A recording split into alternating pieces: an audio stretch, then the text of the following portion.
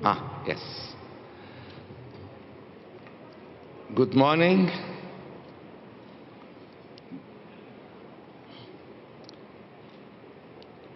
Good morning, dear colleagues.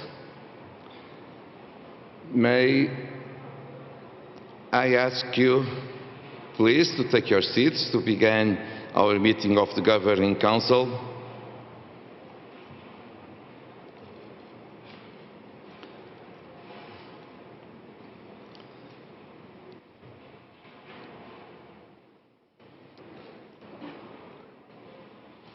Just one more minute.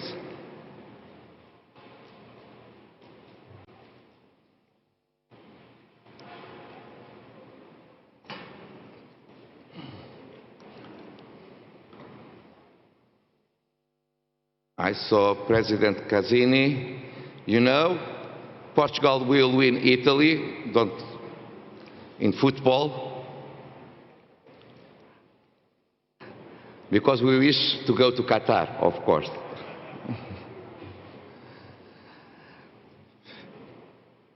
Distinguished members of the Governing Council of IPU, dear colleagues, very good morning.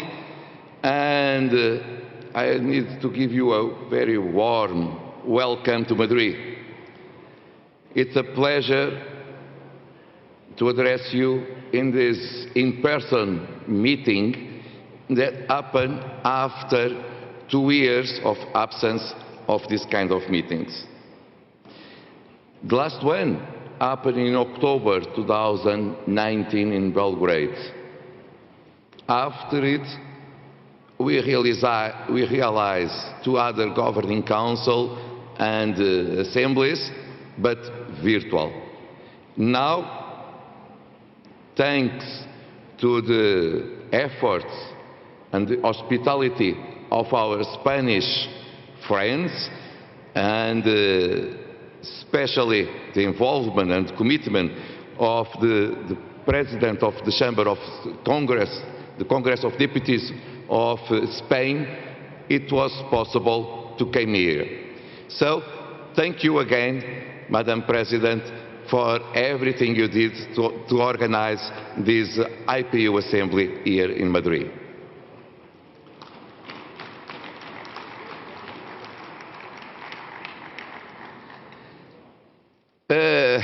As you see, dear colleagues, I need to say another thing. We have some measures to ensure that we will have a healthy meeting, not just social distance, the COVID tests that we needed to do, and other measures are taken to guarantee that we will have a safe meeting. Allow me to say also one special thanks to each one of you, because you had the courage to leave your country and to came to the IPU, showing to all of us and showing to your countries and showing to the world that not just the parliaments didn't stop their work inside their own countries, but also that IPU is alive, working in these horrible times of pandemic. And please, if we achieve it with all the efforts of the Spanish authorities, with all your efforts, now we should take this opportunity of being together to mark the occasion, and so with very important results. Therefore, we should assure that the Madrid Assembly will be one of the most memorable in-person IPU assemblies in our history. Not just because it always should be, but special because it happened after so long time of absence of in-meeting persons. But we know we'd never forget that during these near 2 years, a lot of people suffer. We have the increasing of poverty, the increase of inequalities. We had economical and social crisis, but especially a healthy crisis. And more than 5 million of persons pass away. Also, parliamentarians in many countries, colleagues of IPU, never will be with us again in person after what they suffer with this pandemic. And so I will ask you to observe 1 minute of silence in their memory.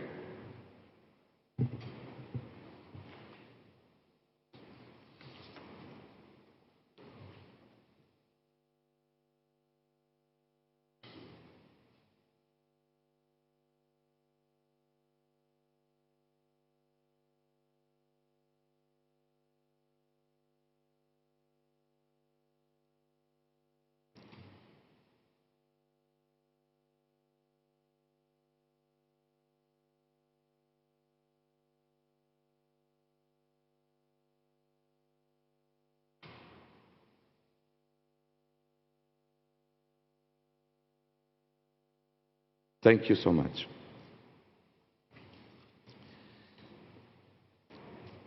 Dear colleagues, we have a very huge agenda, and we will work a lot during the next few days. But one institution should always to respect the people that serve the institution. If we wish to a future, we need also to respect our memories and to respect the people that serve us. 1 year ago, I was elected in a context of COVID-19 pandemic during an online assembly. And on that time, we had the opportunity to say thank you to the President Gabriela Cuevas Barron. But myself and the Executive Committee thought that it was not enough. We should say something more in person. That's why we invite Madame Gabriela Cuevas Barron to come to Madrid as well. Gabriela, tú has sido una presidente. Gabriela, you have been a president that we will never forget. Your energy,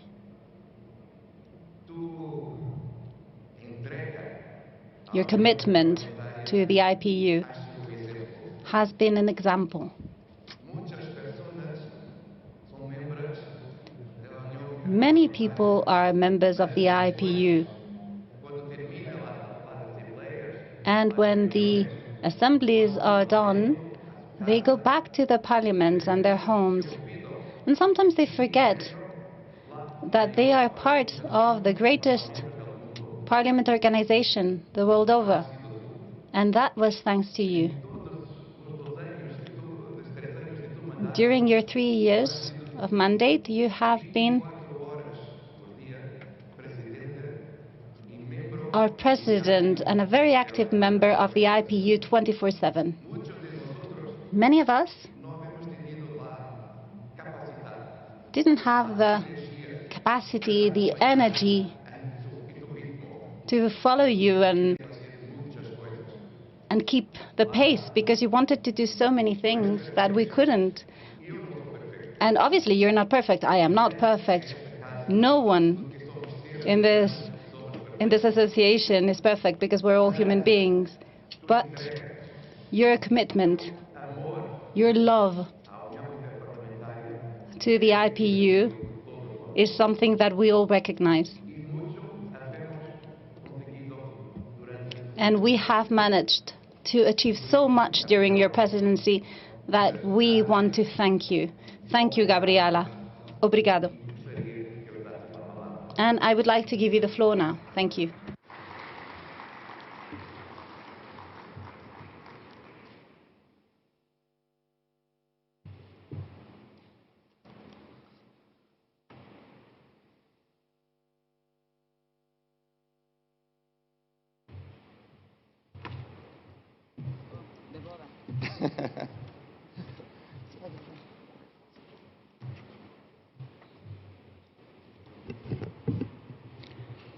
Muito obrigada. Muchas gracias, señor presidente. Thank you so much, Mr. President of the IPU. Dear speakers of Parliament, members of Parliament, Secretary General, friends of the IPU, presiding the Inter-Parliamentary Union has been one of the most important challenges and the biggest honor of all my life. And you made that happen. Thank you. Merci beaucoup. Muchas gracias. Muito obrigada. Together, we decided to change the IPU. We decided to renew our organization. We made a more democratic Inter-Parliamentary Union. We sent more and more decisions to the members. Now, the geopolitical groups are entitled to take much more decisions than before. We made a more inclusive organization. You elected me as the youngest member of Parliament to preside the Inter-Parliamentary Union, and only the second woman in all IPU history. So that was a commitment for having more women in national parliaments, for having more women at the Inter-Parliamentary Union, and of course, to speak up for more gender quotas, because we deserve more inclusive parliaments, and we deserve an even more inclusive organization. And the same applies to youth. Half of the total world's population is under 30 years old, but we are not seeing that proportion at the national parliaments or at the IPU. And I would like to congratulate the organization, because IPU has been always speaking in favor of youth. There are new campaigns, and that's the way to go. We need more inclusive democracies. We build a more transparent IPU, because transparency is not only about publishing data and numbers. Transparency is about accountability. Transparency is about speaking straight to the members. Transparency means that we are in the same team, so we should have always the same information. We have a more efficient IPU. We did more with less resources. We have a more dynamic organization. And yes, as President Pacheco was saying, we were fully committed to the IPU, but I'm sure that now IPU has to do even more. We built a more relevant organization. IPU was present at the most important multilateral processes. We were more relevant at the national countries, at the national parliaments, at the national governments. We built a more innovative IPU. We made a lot of celebrations around the 143rd IPU anniversary. We published a book with all the national histories related to the organization. We had more workshops, the leadership seminar, the quintet meeting. At the UN, our most important partnership, we made 2 resolutions, very important ones. Those resolutions reflected the importance of parliamentarism, the importance of a multilateralism that is including the representatives of the people. The UN Charter says, we, the united people of the United Nations. And here we are, parliamentarians, women and men, from different ages, different religions, different latitudes. Here we are, representing the people of all different nations. We also worked very hard at country level. One of the most important commitments has been to translate international commitments into local realities, into solutions for the people that we represent and trusted on us. We were also very present at many meetings. I had the honor to be in more than 50 countries, to meet with more than 30 heads of state and government, of course, to meet with a lot of speakers, parliamentarians, UN agencies, civil society, and we created a lot of different mechanisms to be in close coordination with you. We had the Speakers' Dialogue. We had also the Speakers' Summit, many mechanisms with women parliamentarians and with the Forum of Young Parliamentarians. We are also closer to those regional and thematic parliamentary organizations because we understand that IPU is the oldest, the most relevant, the most important parliamentary organization, but we are also a platform for cooperation with other parliamentary efforts. I would like to thank to all of you. I would like to thank, of course, to my country, to Mexico. Yes, this is one of the most beautiful national dresses in Mexico. Today, I represent my country, and I am thankful to Mexico. I am also very thankful to my own geopolitical group, the Latin American and the Caribbean group. Because, yes, even that there is a principle of rotation at the IPU, and we had some competition at GRULAC, we were always brothers and sisters. We created the partnership. We created the solidarity that supported my presidency during the most challenging moments. I would like to thank also to the other geopolitical groups, because you were very active, because I could always attend to your meetings, not only for accountability purposes, but also to get the most important feedback, to understand your concerns, your ideas, proposals, new ideas for the IPU. I would like to thank also to the members of the Executive Committee, those who worked very, very hard in numerous meetings, first in person and during the last months, virtually, which is not easy, by the way, because we know that building understanding is not easy. Different languages, different cultures, different ideas. And virtually, that becomes even more challenging. Within the Executive Committee, I would like to thank especially to the two vice presidents that I had the pleasure to work with, to Mr. Kosachev and to Mr. Chen. Thank you very much for your patience, your good advice, your solidarity, and of course, the hard work that we shared during these 3 years.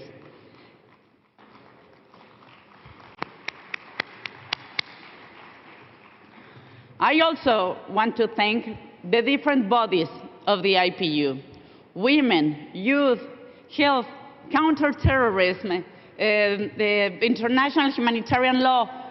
Well, IPU is full of work, so I'm sorry if I am forgetting one of those groups, but thank you very much, because you were never tired. You were always willing to work for the organization. And of course, I would like to thank all the countries that opened the doors for my visits. I know it was exhausting and sometimes demanding, but the best way to translate international commitments into national solutions is if we are able to implement them at the country level. And of course, I would like to thank, and I would like to ask you for a big applause to the IPU Secretariat. Without them, all this work, I'm sure, couldn't be possible. So thank you very much to all the IPU Secretariat for your commitment and hard work. Dear colleagues, our world is in crisis. Perhaps for some of us, things are getting easier because we are able to get a vaccine, or we are able to get access to health services. But for many countries, crises are always becoming bigger and deeper. The world is going through, of course, the health crisis that we already know. But there is also climate change, inequality, hunger, poverty. There is also violence against women and girls. We have also an very big economic challenge. We are always saying that we need to build back better. But allow me to say that I don't believe in building back only, even if we believe that's better. We need to rebuild our planet in a more comprehensive way. First, we need to understand as parliamentarians that we need to place people at the center of our decision. It is not about GDP. It is about well-being. It is not about numbers. It's about quality of life. It's about quality to education, access to healthcare. It is about having a roof and food for their children. That is a commitment that we have to make when we think about building back better, to think about people, not about numbers. Of course, there is a very important responsibility for parliamentarians, because it is up to us to decide if this is going to be the generation that changes the planet for good, or if this is the generation that is the last one to destroy the planet. Climate change is not waiting for us to take decisions or to meditate if it is about science. That's a fact. Our planet is changing, and we need to rescue that planet because there is no planet B. There is no plan B. We need to understand that inequality, hunger, poverty is killing people every single day. We need to understand that immigrants, refugees, IDPs are people with names and families, and they are waiting for our help and support. As parliamentarians, there are very important powers. The first one is to legislate. There are still 2.5 billion of women and girls who are still being discriminated by their national laws. What are you waiting for to change those laws, to make a really equal planet? There are also laws that are still discriminating by nationality and leaving thousands of people in a statelessness condition. We are also dedicated to budget allocation. And if something is not well placed in budget, that's not a priority. True love is only shown in budget. If it is not reflected there, it's only political narrative. So please, parliamentarians, take a look to your budget. Perhaps because now part of my brain is dedicated to universal healthcare. And I believe that's something that we can guarantee through budgets. If you allocate more budget to health services, then the next pandemic is not going to be as cruel as this one. We're also responsible of accountability, of oversight. We need to work with governments, but at the same time, to hold them accountable. And finally, we are people's representatives. We cannot forget that. We need to understand the mandate that we received. Allow me to conclude. The governments of the world are reaching very important agreements at the United Nations. But when they are at New York or Geneva, it is only about the majority who is reflected in governments. Sometimes those delegations, most of the times, are not including the opposition, are not including different voices. But here, at the IPU, here is the true plurality of every nation. Here are the voices of all the people of all the world. Here, you can be that bridge that is capable to change the planet, that bridge that can translate the 2030 agenda and all the SDGs into a more equal planet. You are the generation that can put an end to climate change and save the planet. You are the generation that can end this pandemic, making vaccines accessible to all, and medication and medical treatments to every people in every nation. This is the generation that has to make a decision. It is up to you. It is up to each one of you to decide how are you going to translate the IPU commitments into national changes. I would like to ask you my final request, because I asked for too much during the last 3 years as IPU president. I would like to ask you to keep strengthening the IPU. This is a beautiful organization. I'm sure that Mr. Duarte Pacheco is going to make a very important work at the IPU. I'm sure that his commitment to the organization is going to be reflected in very important achievements. But IPU is only going to be as big as its members want it to be. You have to support the organization. And second, please be that generation that changes this planet. This is the only one that we have, and as people representatives, I'm sure that 46,000 parliamentarians can make that change really happen. Thank you so much for this invitation, President Pacheco. Thank you very much to all of you for giving me the greatest honor of my life. Thank you, merci beaucoup, muchas gracias, muito obrigado, çok teşekkürler. Thank you so much.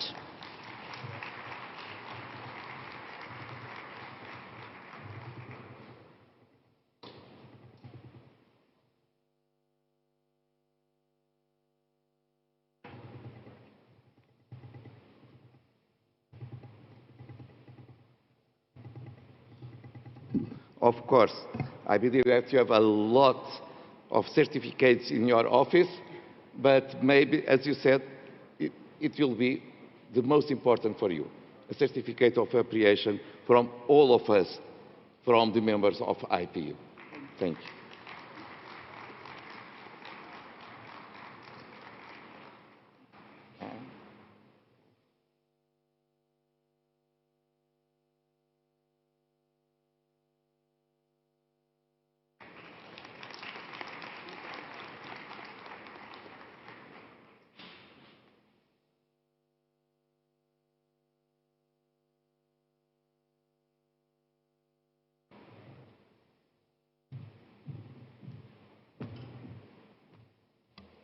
Thank you so much, President Gabriela Cuevas.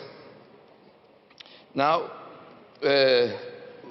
we need to go to our agenda. And allow me to say, if it's possible, to adopt the agenda. No objections. The agenda is distributed to all of you. No objections. The agenda is approved. Thank you so much. The point 2 is the summary records of our last session. Also the documents were sent to all of you. We didn't receive any comments before the assembly. I will ask if we may approve the summary records. No objection, they are approved. Now, we should elect the President of the 143rd Assembly of IPU that will begin very soon. I ask the floor if there is any proposal. I see the Morocco delegation. Please, you have the floor, dear colleague. Shukran, Sayyid Rais. Thank you so much, Mr. President. On behalf of the Moroccan delegation, I would like to thank you so much, to extend my thanks to Spain for the excellent organization, for the hosting. and especially on the occasion of the 143rd IPU Assembly. And this is why I would like to suggest that the presidency of this assembly goes to the Speaker of the Spanish Parliament. Thank you so much, Mr. Speaker. One proposal. I ask if other countries. Uruguay. Buenos días. Good morning. Good morning, Mr. Chairman, Mr. President. I'd like to take the occasion to greet you and welcome you in this new stage. Before giving the floor to my dear colleagues and parliamentarians, I'd like to convey our satisfaction and our pride to be once again in a face-to-face IPU assembly after 2 years, after 2 very difficult years, 2 years which have been painful. And we are very satisfied to be here. Before tabling our proposal, would like to congratulate and celebrate the Parliament of Spain and its authorities for this very warm hospitality, and would like to congratulate them for the great organization that they've put together in record time. Our proposal from Uruguay and the group of Latin American and Caribbean countries, our proposal is to support Morocco's proposal, so that the responsibility of chairing this assembly is in the hands of Maricel Batet, the President of the Congress of Deputies of Spain, who delivered a very warm welcome speech yesterday, which we positively welcome, and we would like to support this proposal. We hope that she will be able to chair an assembly that will be historical, memorable, and that will, as she mentioned in her speech, change the planet for good. So from Uruguay and GRULAC, our geopolitical team, we would like to support Morocco's proposal and to have the President of the Congress of Spain chair this assembly. Thank you. Muchas gracias. Thank you very much. For your proposal. Dear colleagues, we are in conditions to decide. We have one proposal of Morocco's, supported as well with our colleagues from Uruguay, representing not just Uruguay, but, as they said, all the countries of GRULAC, to elect our host, the Speaker, Maricel Batet, as President of the Assembly here in Madrid. I will ask if we may, by applause, accept this proposal.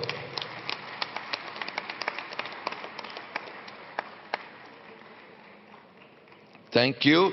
So, it's elected, and I will ask our President of the Assembly, the Speaker of the Congress of Spain, Maricel Batet, if you wish to rise to take the floor. Muito obrigada. Thank you very much, Mr. President.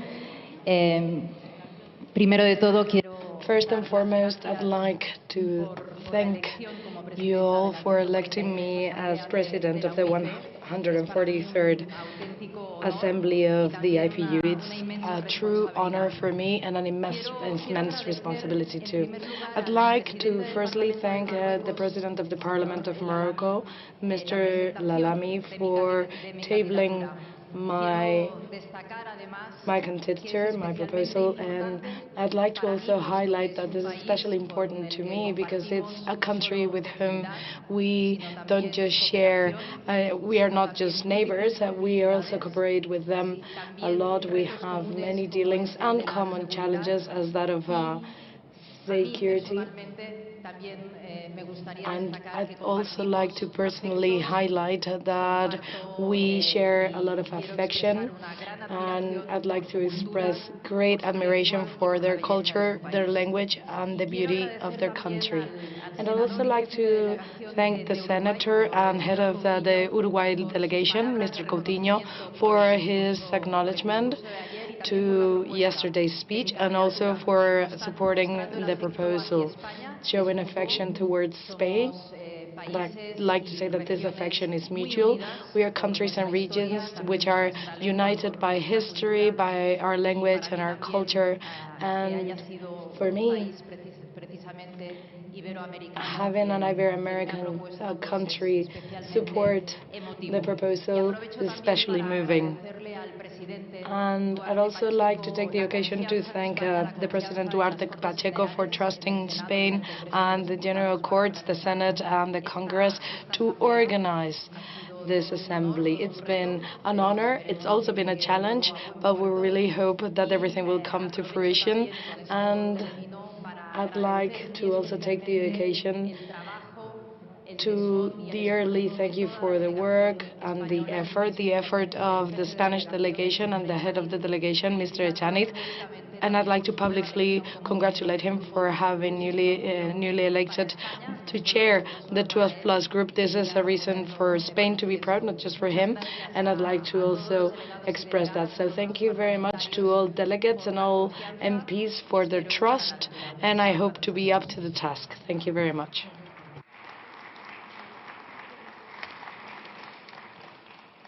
Thank you, Madam Speaker. It's an honor for us to have you as President of the Assembly.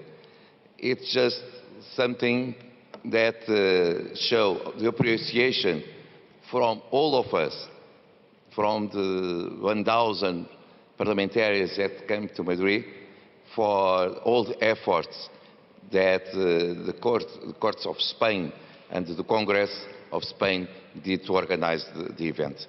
It will be one appreciation, a way to show you our appreciation as well. Thank you so much.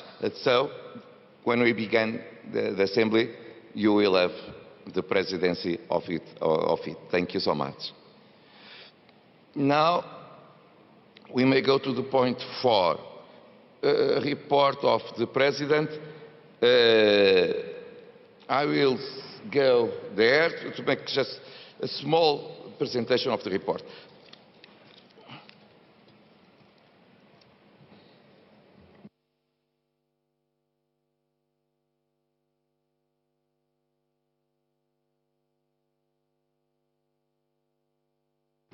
Dear colleagues, this is one obligation to come back and to report to all of you what I have done during the last 6 months. Allow me to say, I think that is one obligation, but I don't wish to be boring.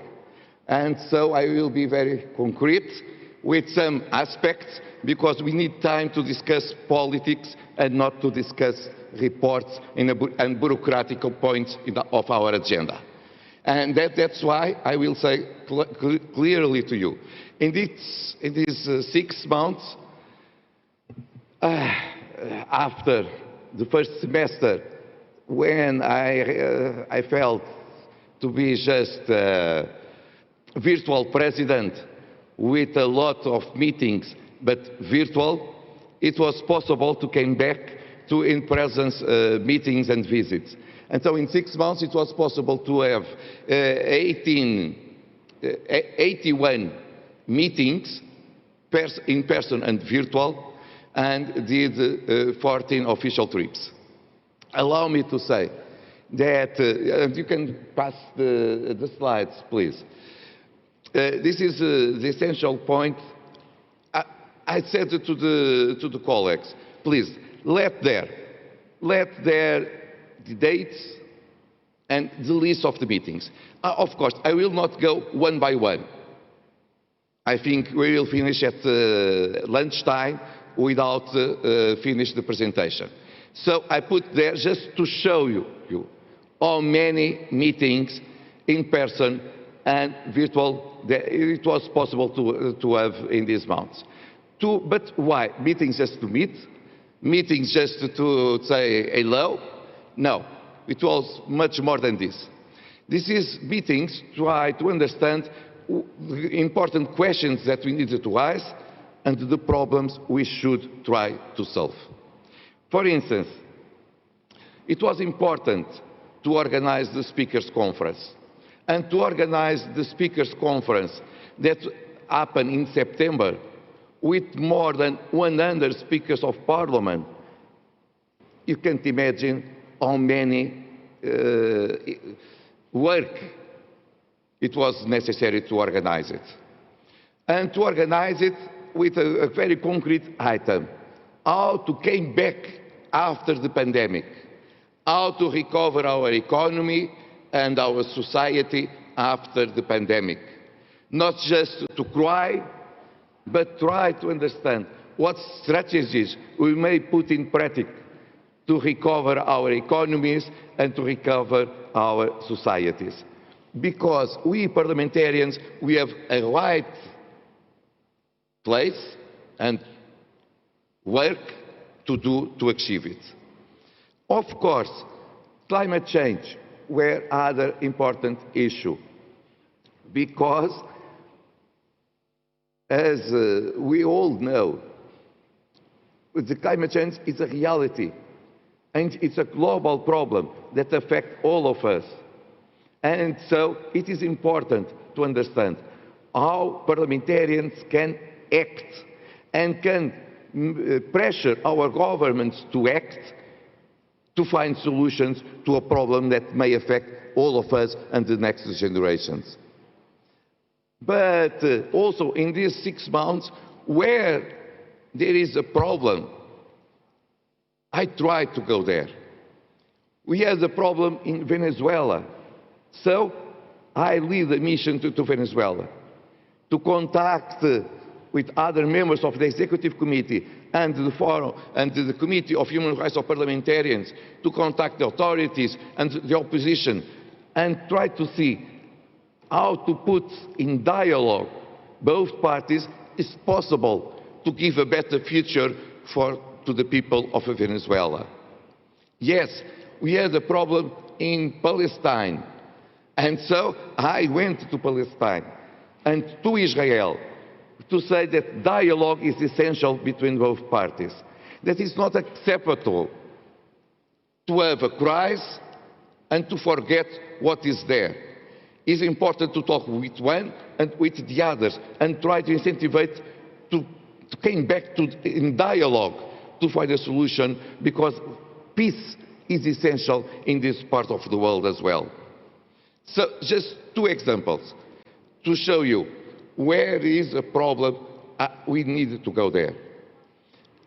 Finally, to say, I try always to defend democracy, the human rights and the state of law. And of course, parliaments and parliamentarians. So when happen a coup d'etat or when attack to the parliaments, I make public statements against it and showing solidarity with our colleagues. In Myanmar, in Afghanistan, to give 2 examples, in Mali, in so many countries of the world. Because if we are parliamentarians, we should defend our colleagues. We don't care if they came to the right or they came to the left. If they are a country of the north or a country of the south, we should always defend democracy. If they were elected, we should defend our colleagues every day. And this is our job as well. So it was what I did in these 6 months. But of course, a lot more should we be to the future. One of the questions essentially is to achieve the universality of IPU. And so it is important to address the 14 countries of the United Nations that still absent of a membership of IPU. 12 countries from the Caribbean and from the Pacific, Liberia and United States of America. It's important to have all them inside IPU. If we wish to have a complete representation of the world, we should try to have all countries that are represented at the United Nations also inside IPU because they have their own parliaments. Only this way we will be completely universal organization. Maybe next year we will have some results after all these contacts. And so I will let you with just a small video and with Portuguese music that show you all the contacts that was possible to realize during the last 6 months. Thank you so much.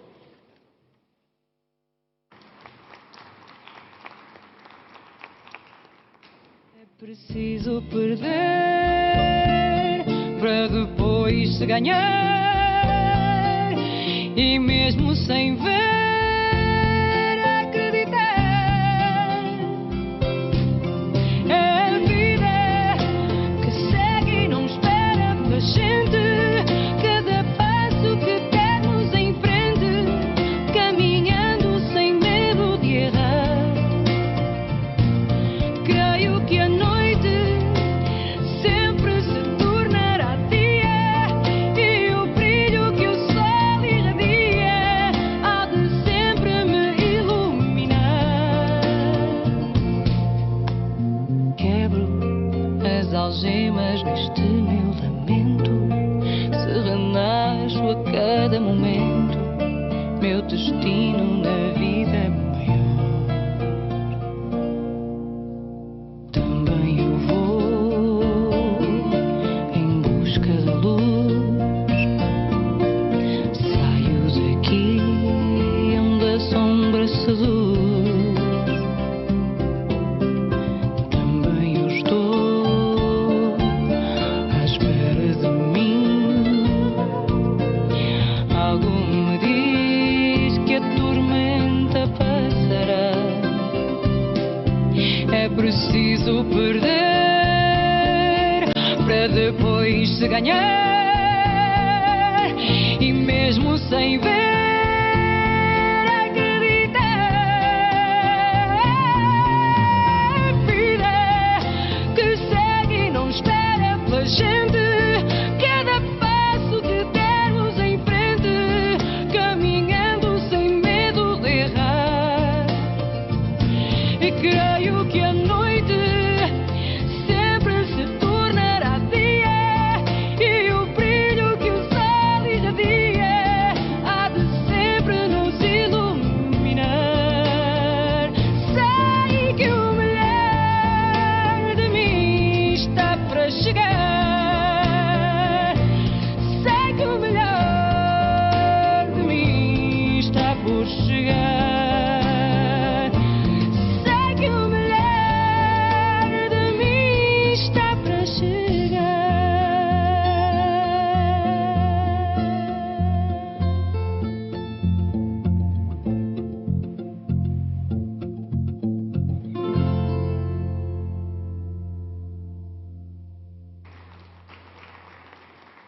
É preciso perder. Thank you so much. Para depois se ganhar. Just a small composition of all these events. But of course I will be able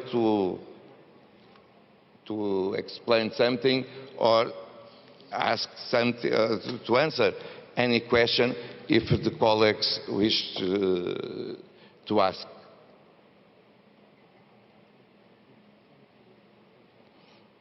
No? Okay, thank you. Thank you. Thank you so much for your attention to what we did. And now I will present a small point about the Executive Committee report and always try to be run off time, so I will just to say, the committee executive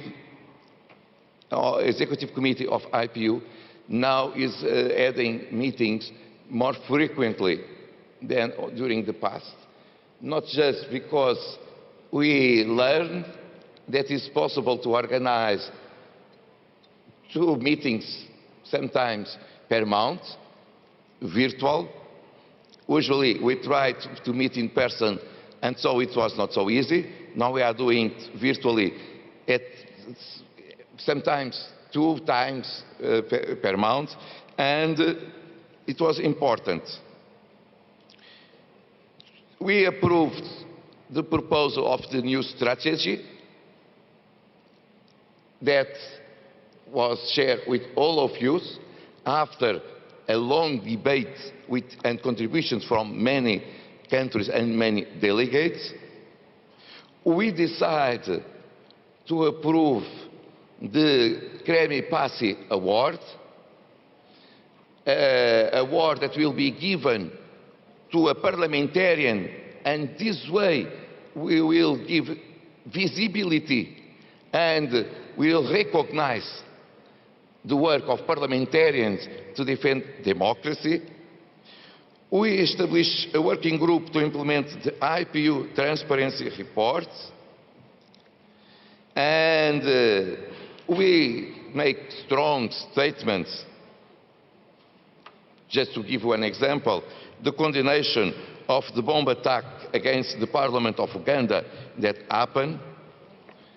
We accept the availability of the Secretary General to serve as the Secretary General for one more term. And finally, we discuss something that I thought it should be important to emphasize here now. Dear colleagues, sometimes we saw that elected members to different bodies of IPU, elected by you in all geopolitical groups, saying that the support of their own parliaments to achieve different positions. When we came to the reality, and also here in Madrid, these people, these colleagues, are not members of their delegations to the Assembly. It's something strange and something that is not possible to accept. We discussed it also in the Executive Committee, because if the country A proposes one member of Parliament to be in one position at the Executive Committee, at the Board of Women Parliamentarians, or as President of a standing committee, for instance, how 6 months after it, one delegation came without this parliamentarian, something that is not easy to understand. And we discussed it at the Executive Committee, and we decided to urge you, all of you, to include in your delegations the members that you decide. It's something strange, but this is the way that you decide to propose to different positions in IPU, because otherwise they are elected, but they are not attending the meetings, and they are not in the possibility to exercise their own positions. Please, it's something that is important to avoid for future. And I will ask if we can formal approval the decisions that I present now. No one asked the floor. Thank you so much. They are approved. I will give the floor to the Secretary General to the interim report. Or do you prefer to go on because we have a lot, we are hurried. So, okay, the Secretary General is available to present the report a little bit later because we are without time. And so, if you agree, all, we may go to the point 6, the adoption of the new IPU strategy 2022-2026.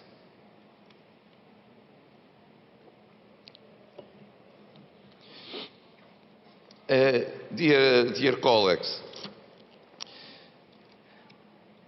it is one obligation to approve a new strategy to the organization, first of all.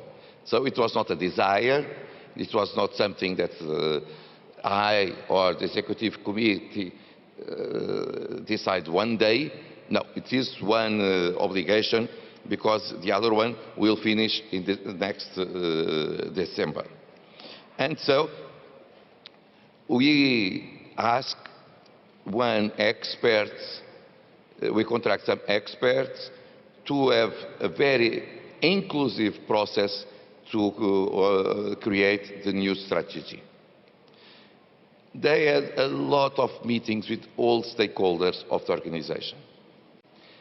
Share of geopolitical groups, with the chair of standing committees, with the staff, with the president, with members of the executive committee, many delegations and so on. And so we try to have a new strategy that can be flexible because we never know the future, but that will give us guidelines to act for the next 5 years.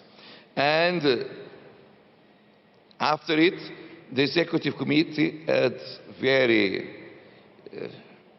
hard, may I say, discussions because, of course, we received the draft document, we discussed for ourselves for 2 or 3 meetings, and finally we finalized the document and it was shared to all delegations asking comments. After it, we received comments from many delegations. And we try to incorporate in the text the recommendations and comments that we received. And finally, we have one text that is possible to assume as the new strategy of the organization. I will ask Ms. Marton Tonfi to make a small presentation as consultant, and I believe that many of you at the meeting with her during all this process. Thank you very much, Mr. President. Good morning, and it's a pleasure and an honor to be with all of you. Mr. President, thank you very much for your support throughout this process, and thanks also to the Executive Committee members who are present, who have shepherded this process, as well as the Secretary General and the Secretariat. As you well know, it's been about almost a year that we've been working on the elaboration of this strategy, and so it's nice to come to this moment. If I could ask our tech team to put the presentation on the screen, that would be wonderful. As we're waiting, Mr. President, you asked me to be brief and succinct, and while that's a challenge for a consultant, I will do my best, about 5 minutes. Thank you for the slides. Next slide, please. As you'll see on the slide, the next slide, please. Yeah, there we go. This process began about a year ago with an assessment of the impact over this strategic period, so the 2017 to 2021 period. It then moved to consultations, which many of you took part in. It was actually the most extensive consultative process in the IPU's history. Over 900 of you from over 100 countries participated. Thank you for your time and ideas. And then finally, all of that feedback was led into the document that you have in front of you through the elaboration of different strategic models, which the Executive Committee discussed, refined, and which is what you have received and where we are today. That was then on the next slide, please. As you see, it has 5 strategic objectives. I won't go into each of them, but just to say what they are. If you haven't yet had the chance to read the document, I encourage you to do so. The first strategic objective is building effective and empowered parliaments, then promoting inclusive and representative parliaments, supporting resilient and innovative parliaments, catalyzing collective parliamentary action, and strengthening the IPU's accountability. If we go to the next slide, please. How this all works together, the 5 strategic objectives that I just mentioned are on the bottom of your screen. All of those lead into the center orange bubble, parliamentary ecosystems for democracy for everyone. And just a word on that, when we talk about ecosystems, what we mean is a move away from looking at parliaments in isolation towards a more integrated systems level view of parliaments. And then all of that leads to the 4 light blue boxes that you see on the top of the screen. They're listed there in alphabetical order, and they are climate change, democracy, human rights, gender equality, peace and security, and sustainable development for all. So how the picture works together is the 5 bottom bubbles are the IPU's action and impact, so where the IPU makes a difference in the world. And then the top 4 priority areas are parliamentary action and impact. And I'll just say a brief word about each of those in turn. In terms of climate change, we know from Glasgow that action is needed. Former President Cuevas Barón also reminded us of that, and that is one of the priorities for this period.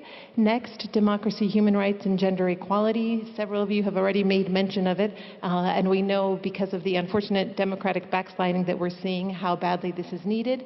Next, peace and security, which is one of the key stalwarts of this organization.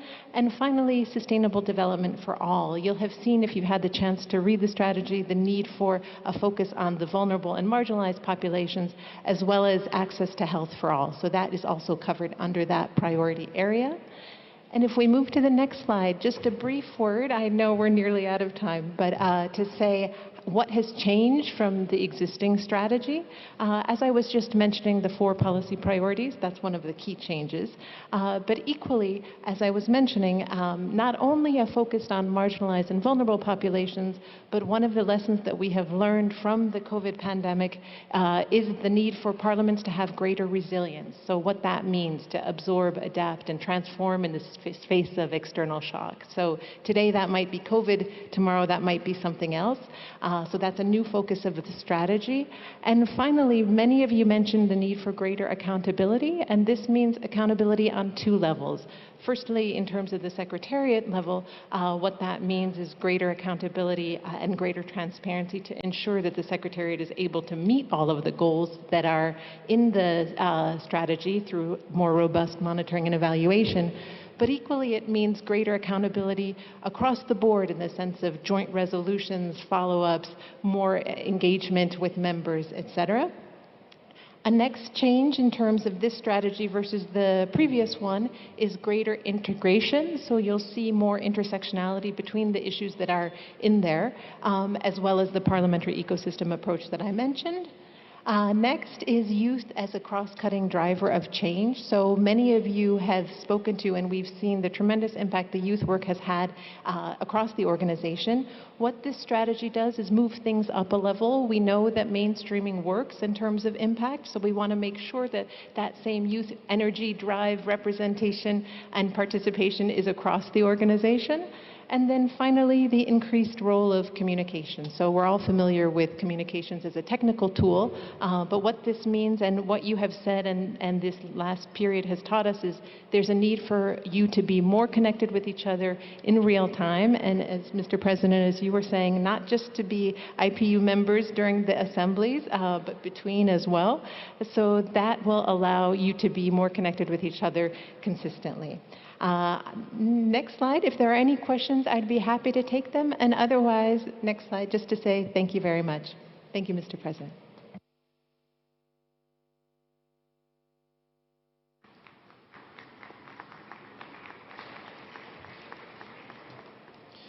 Thank you. Thank you so much, dear colleagues. Also, so this document was shared with all of you. As I said, we received the comments. We tried to introduce them inside our final text.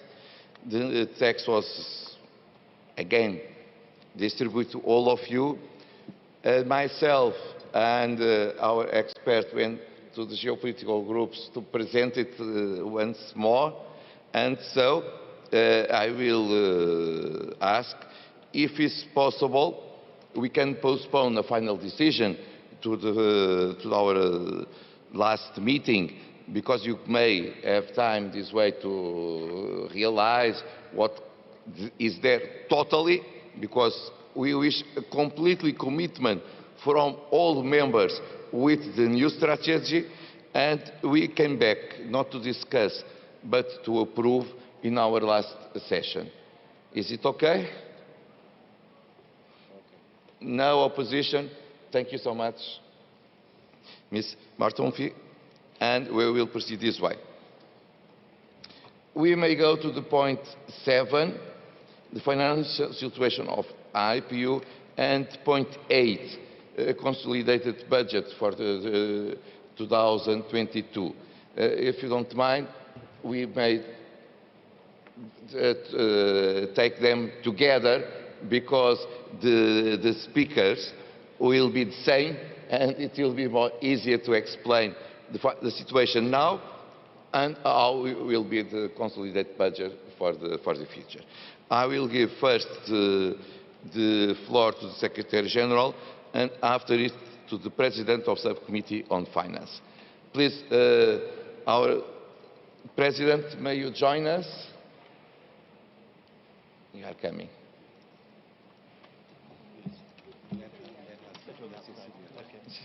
Cecilia.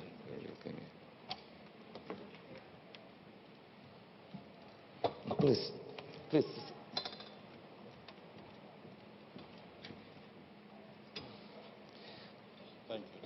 Thank you. So, Secretary General, please. Thank you very much, Mr. President.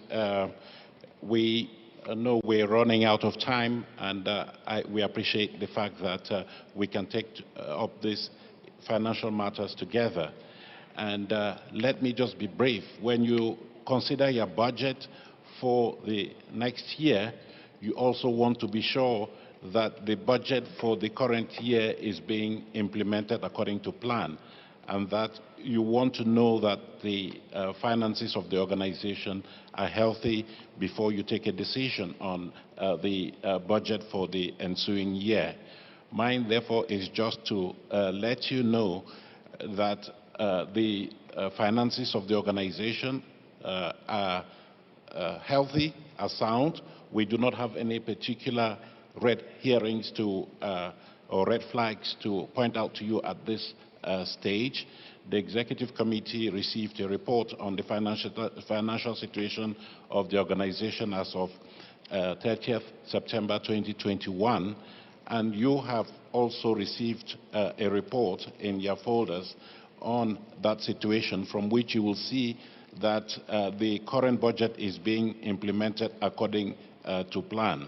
We do not foresee any particular problems by the end of the year. I would just like to draw attention to a matter of concern that the Executive Committee discussed at length, and it concerns the amount of unpaid contributions to the core budget of the organization. In that document that I have referred to, at the end of it, you have an annex with a list of unpaid contributions as at 10th November. The list there is very long indeed, and I think I speak for the President and the Executive Committee that the message is we should do everything to make sure that the funds that are supposed to be paid by member parliaments on account of their contribution to the budget of the organization are paid in a very timely fashion. Let me, however, report some good news in this regard. Since the report was presented, a number of countries that are listed there as not having paid their contributions have made payments to the Secretariat. This is the case of South Sudan, which, according to that list, was owing a total of 34,000 Swiss francs.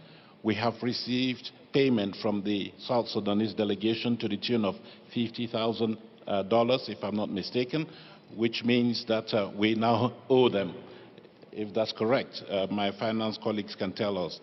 We have also received part payment from the Central African Republic, which therefore removes them from the list of countries that whose full membership rights would have been suspended under Article 5.3 of the statutes. Lastly, we have received an indication that the outstanding contribution by the Parliament of the Comoro Islands will be paid in the very near future. If that were the case, then they would not be subject to Article 5.3 of the statutes. But generally, there is a lot of money that is being owed by members, and we would be very grateful if payment could be made. We have spent a lot of time reaching out to those parliaments to understand the reasons for not paying and identifying ways in which we can help for them to pay. And so we're following up on this. Mr. President, when you had the meeting with the chairs of the geopolitical groups, you also brought this matter to their attention.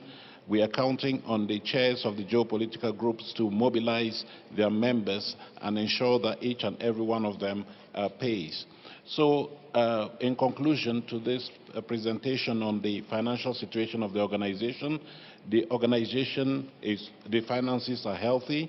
We have enough resources to tide us over to rainy days.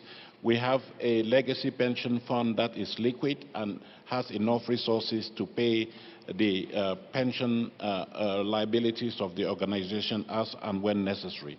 So, Mr. President, I believe you want to give the floor to the chair of the Subcommittee on Finance to present the budget for 2022.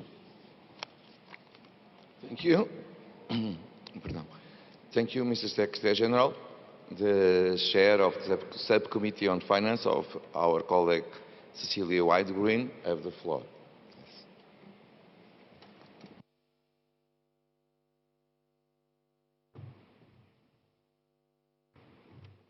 Mr. President, Mr. Secretary General, colleagues, members of Parliament, dear guests, ladies and gentlemen. We are gathered here finally, though in the middle of a pandemic, to put the future of the IPU in focus. We are starting a new strategy for the next coming years. But starting a new strategy is really nothing if the finances and the budget is not strong and in good health.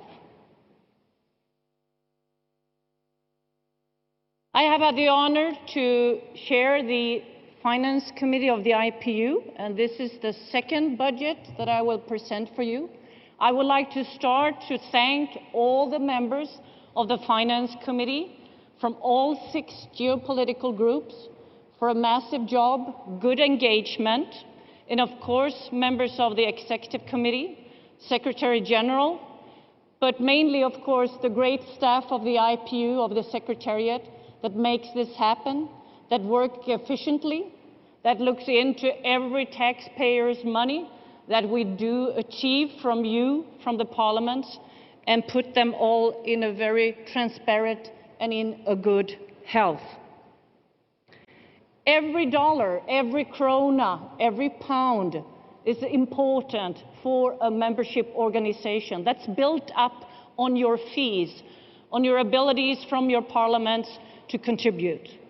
We are very thankful for that.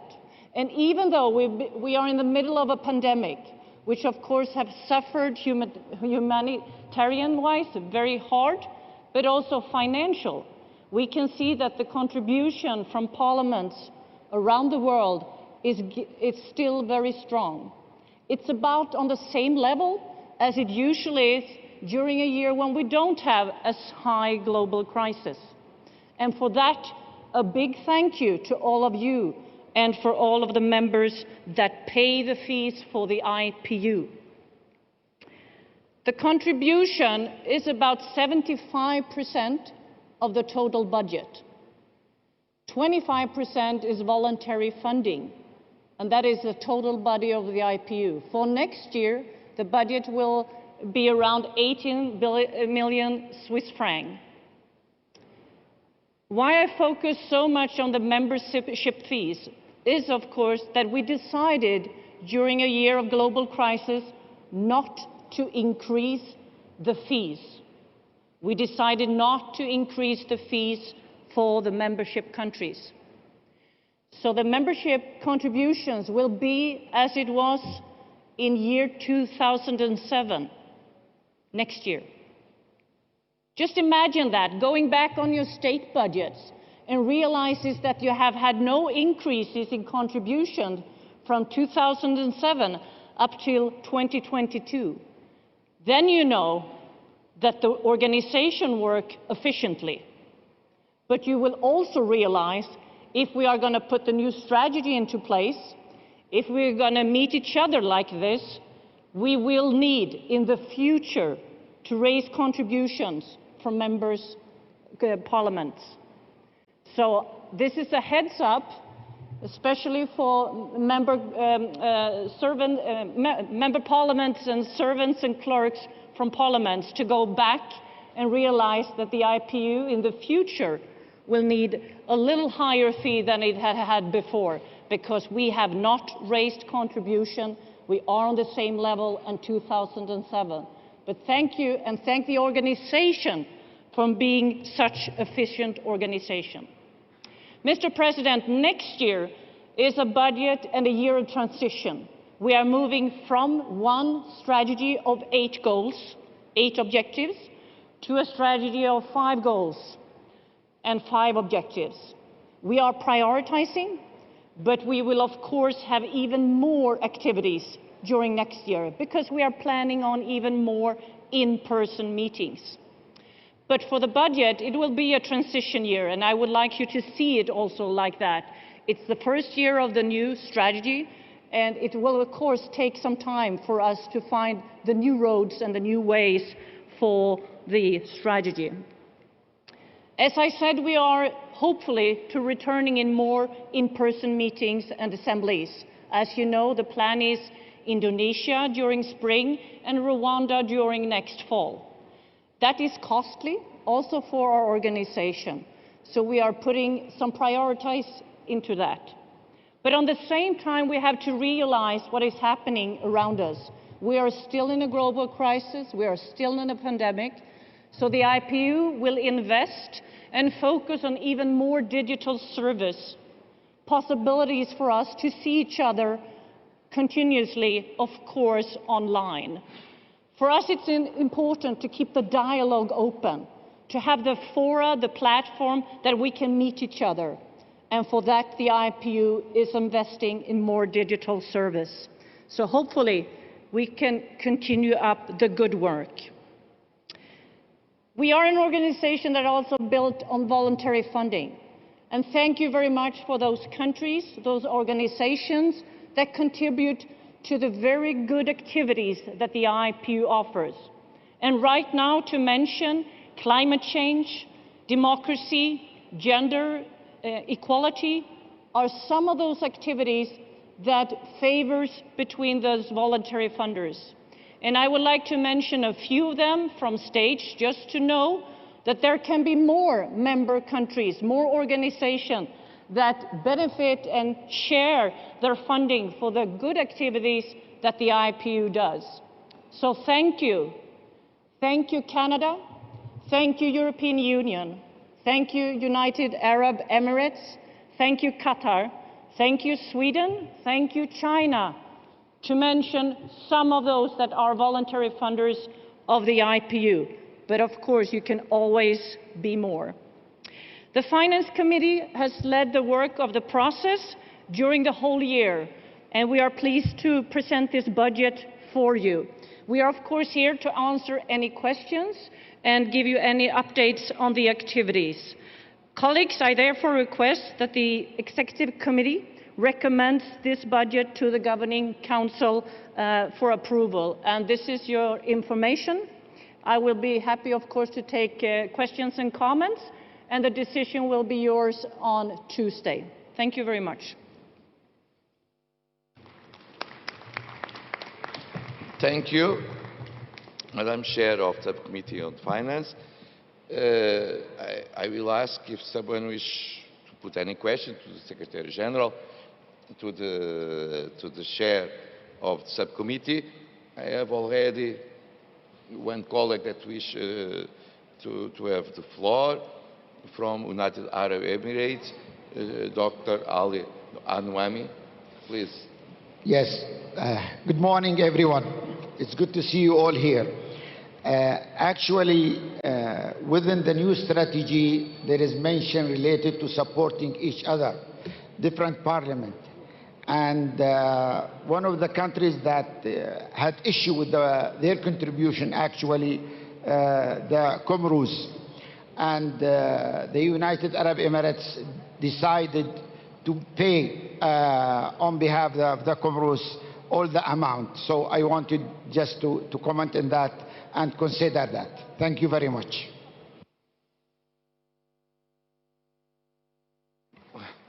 Thank you so much for your contribution. Of course, it is one example of solidarity in our organization. Thank you, United Arab Emirates. I will give the floor to the Secretary General. Thank you very much. We do indeed appreciate the contribution of the United Arab Emirates. Mr. President, you and your colleagues, when discussing voluntary funding, have also raised this modality as one that can be used to show solidarity between those who have more resources and those that do not have. Because at the end of the day, you want to foster dialogue between parliamentarians, irrespective of their level of resources. So we appreciate that. I would also like to add to the list that the chair of the Subcommittee on Finance, Cecilia Wedege, gave you of donors, so that you can acknowledge the contribution of countries that may have very limited resources but are committed to the work of the organization. We have Bangladesh that has contributed to our program on countering terrorism. We have Angola that has contributed a substantial amount of money to our work on promoting maternal, newborn and child health. We have Benin that has contributed an amount to support our work in countering terrorism. We have Micronesia that also provides support to us, first of all, for migration, and now they have provided additional resources for governance and peace and security. We would like for you to acknowledge this contribution from countries that apparently do not have huge amounts of resources, but who are dedicated to the organization. We also receive support in kind to strengthen the capacity of the Secretariat of the IPU, and we do have ongoing support from the Republic of Korea. We want to acknowledge the secondment arrangement that we have with the Republic of Korea that sends senior staff to the IPU, and this has been happening for more than 10 years now. We also have to recognize the contribution of the Parliament of Austria, who have recently seconded senior staff to the IPU, including one at ambassadorial level, who is helping us with running our office in Vienna that maintains relations with the United Nations. We would like to acknowledge that contribution. I don't know if Ambassador Brenner is here. She is the permanent representative of the IPU in the United Nations in Vienna, and she comes to us from the Austrian Parliament. And during this assembly, we also have a staff member who is helping with our communications work here to make sure that what you're doing here is highly visible to the external world. So, Mr. President, I just wanted to place that on record to show that the resources that are coming in from a broad base of donors. Thank you. Thank you. Thank you, dear Secretary General. So, I don't see other countries and colleagues that wish to rise. Allow me to say three. First, to say thank you to our colleague Cecilia White-Green and all members of the Subcommittee on Finance for their commitment to accompany all the financial situation of the IPU, and now to prepare a budget in accordance with the new strategy. Thank you so much. Of course, thank you to the Secretariat and to the financial directors of the IPU, because if we are in this situation, a lot of work is done by you specifically. Thank you so much. And just not to say just kind things, but something that is not that we need to think.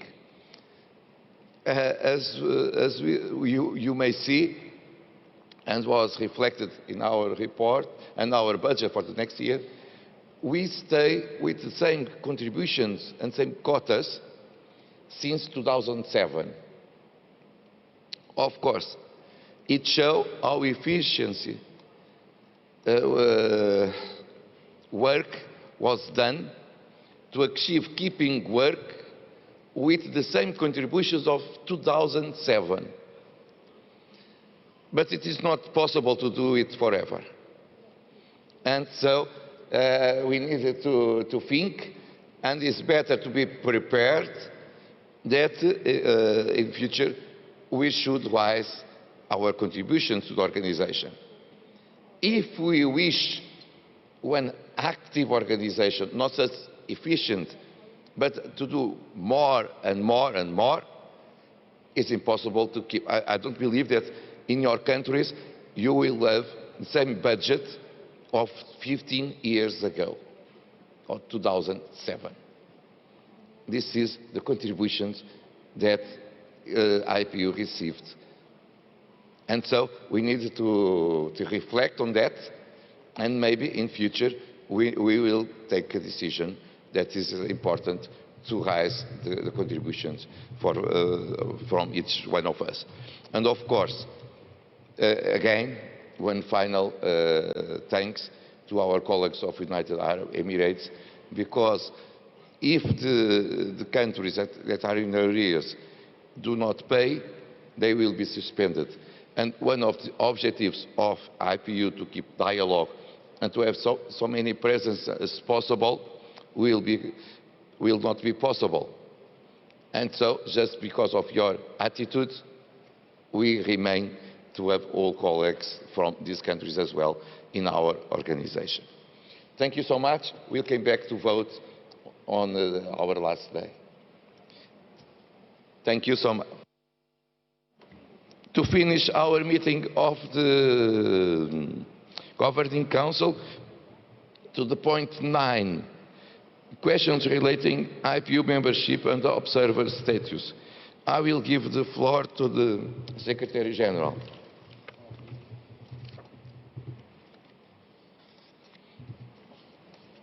Mr. President, thank you very much.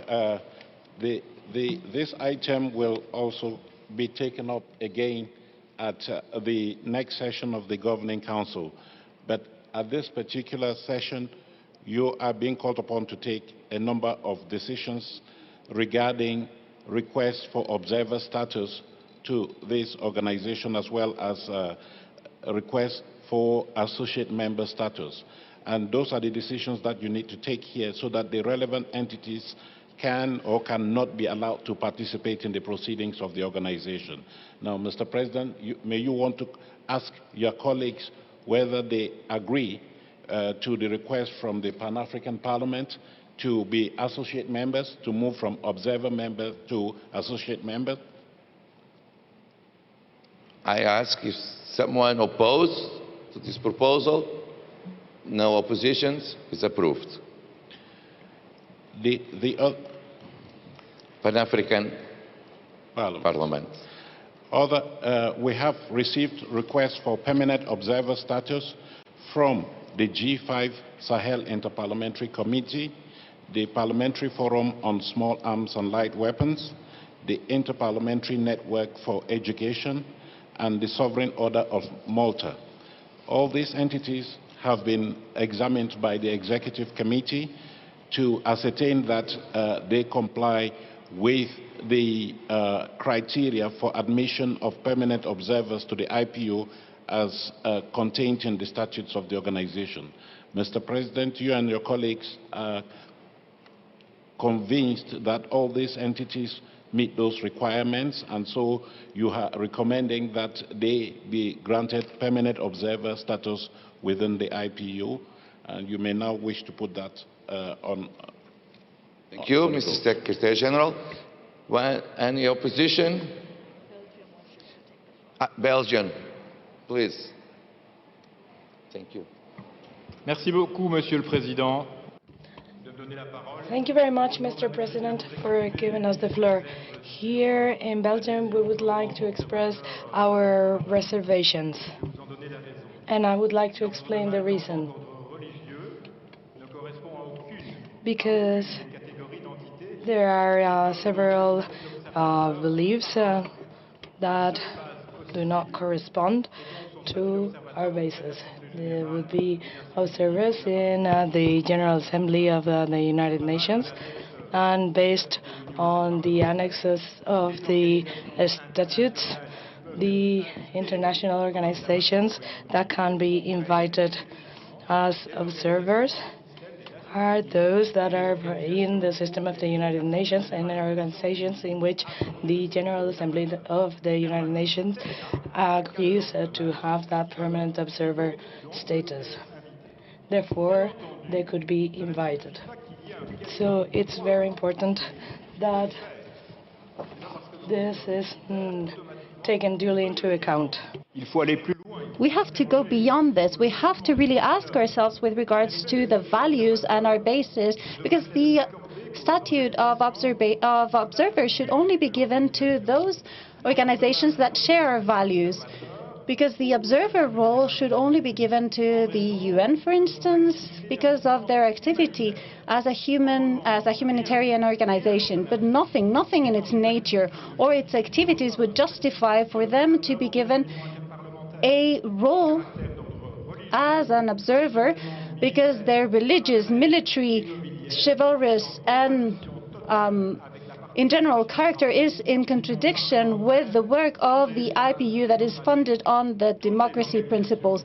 All organizations that have the observer statute before the UN don't have really the values to be given the role of observer at the IPU that is usually reserved to regional and non-governmental organizations for the defense of human rights. So, over the basis of what we just said, the application for this observer statute for the Order of Malta should be rejected, and we consider that that should be included in the minutes of our assembly. Thank you very much for listening. Okay, dear colleague, we will take note of your reservation. I see that President Casini asked the floor. Please, Mr. President. Grazie Presidente Pacheco. Thank you, President Pacheco. To be honest, incomprensibile questo intervento del collega belga. I don't understand the intervention of our Belgian colleague. Di essere considerato osservatore nella nostra organizzazione. The Order of un privilegio che la domanda sia stata. The Order of Malta is really providing us with a privilege with their application. It's just like United Nations that have accepted the statute of observer for the Order of Malta, and that is why I understand that it would be a pity that we don't follow the same line. This is a philanthropic order that has acquired, in many cases, prizes and awards for the activity that they do at a 360-degree level. I do not understand the reason why a country that should know very well the value, the moral value of the Order of Malta. That has nothing to do with religious values. None of us here have really talked about our religious faith, and obviously this religion covers all the different religion options. We have Islamic, Protestant, Catholics and Hebrews, but that does not mean that we cannot and should not recognize the value, the moral value, the value of solidarity and philanthropy that is at the basis of the Order of Malta. So I propose that this proposal is accepted as it has been asked by the Presidency. Okay. I see that Malta asked the floor as well. We will not open a discussion. We took note of the reservation of the Belgian delegation, of course. It is our duty. But I was in... Thank you. Where is Malta? Here it is, Malta, President. Thank you very much. I would like to share and agree with the comments of Senator Casini from Italy. And actually, I cannot understand the logic behind the Belgian observation in criticizing and objecting to the observer status of the Sovereign Order of Malta. The Sovereign Order of Malta has got also observer status in the United Nations, and it has more than diplomatic relations over 90 countries, including countries that also, as their religion is not Catholic religion, Islamic religion, because this is an order nothing to do with religion. It's a philanthropic order. It's an order that has got also a seat as a headquarters in Rome, and has got also the Grand Master at the head of this order, the title of like a president of a country. Of course, according to international law, this order is completely the only order accepted with the United Nations. So when we talk about the qualification, recommendation, whether we should accept as observer status within the IPU the Sovereign Order of Malta, we are completely in line to go ahead. Thank you, Mr. Chair. Thank you, Mr. Speaker. I will give 1 second time and we will finish the discussion to our colleagues from Belgium. Merci, Monsieur le Président, de me rendre la parole. Thank you, Mr. President, for giving me the floor again. I didn't really think I would be having to ask again, but after the arrogance of my Italian colleagues' intervention, I have to repeat what we believe in Belgium. In Belgium, we do not share the values of the Order of Malta. It is a religious order that has a position with regards to the rights of women that we cannot share. And we have information according which the Order of Malta in Belgium is actually involved in corruption cases with MPs. So I think that we in Belgium, after having done an in-depth study of the situation, because it is not just a fantasy of ours, we have decided to show our reservation. So I wanted to remind our Italian colleague that they should be a bit less arrogant against a country that, as they are, is a founding member of the European Union. Thank you very much. Please, we will not open a debate.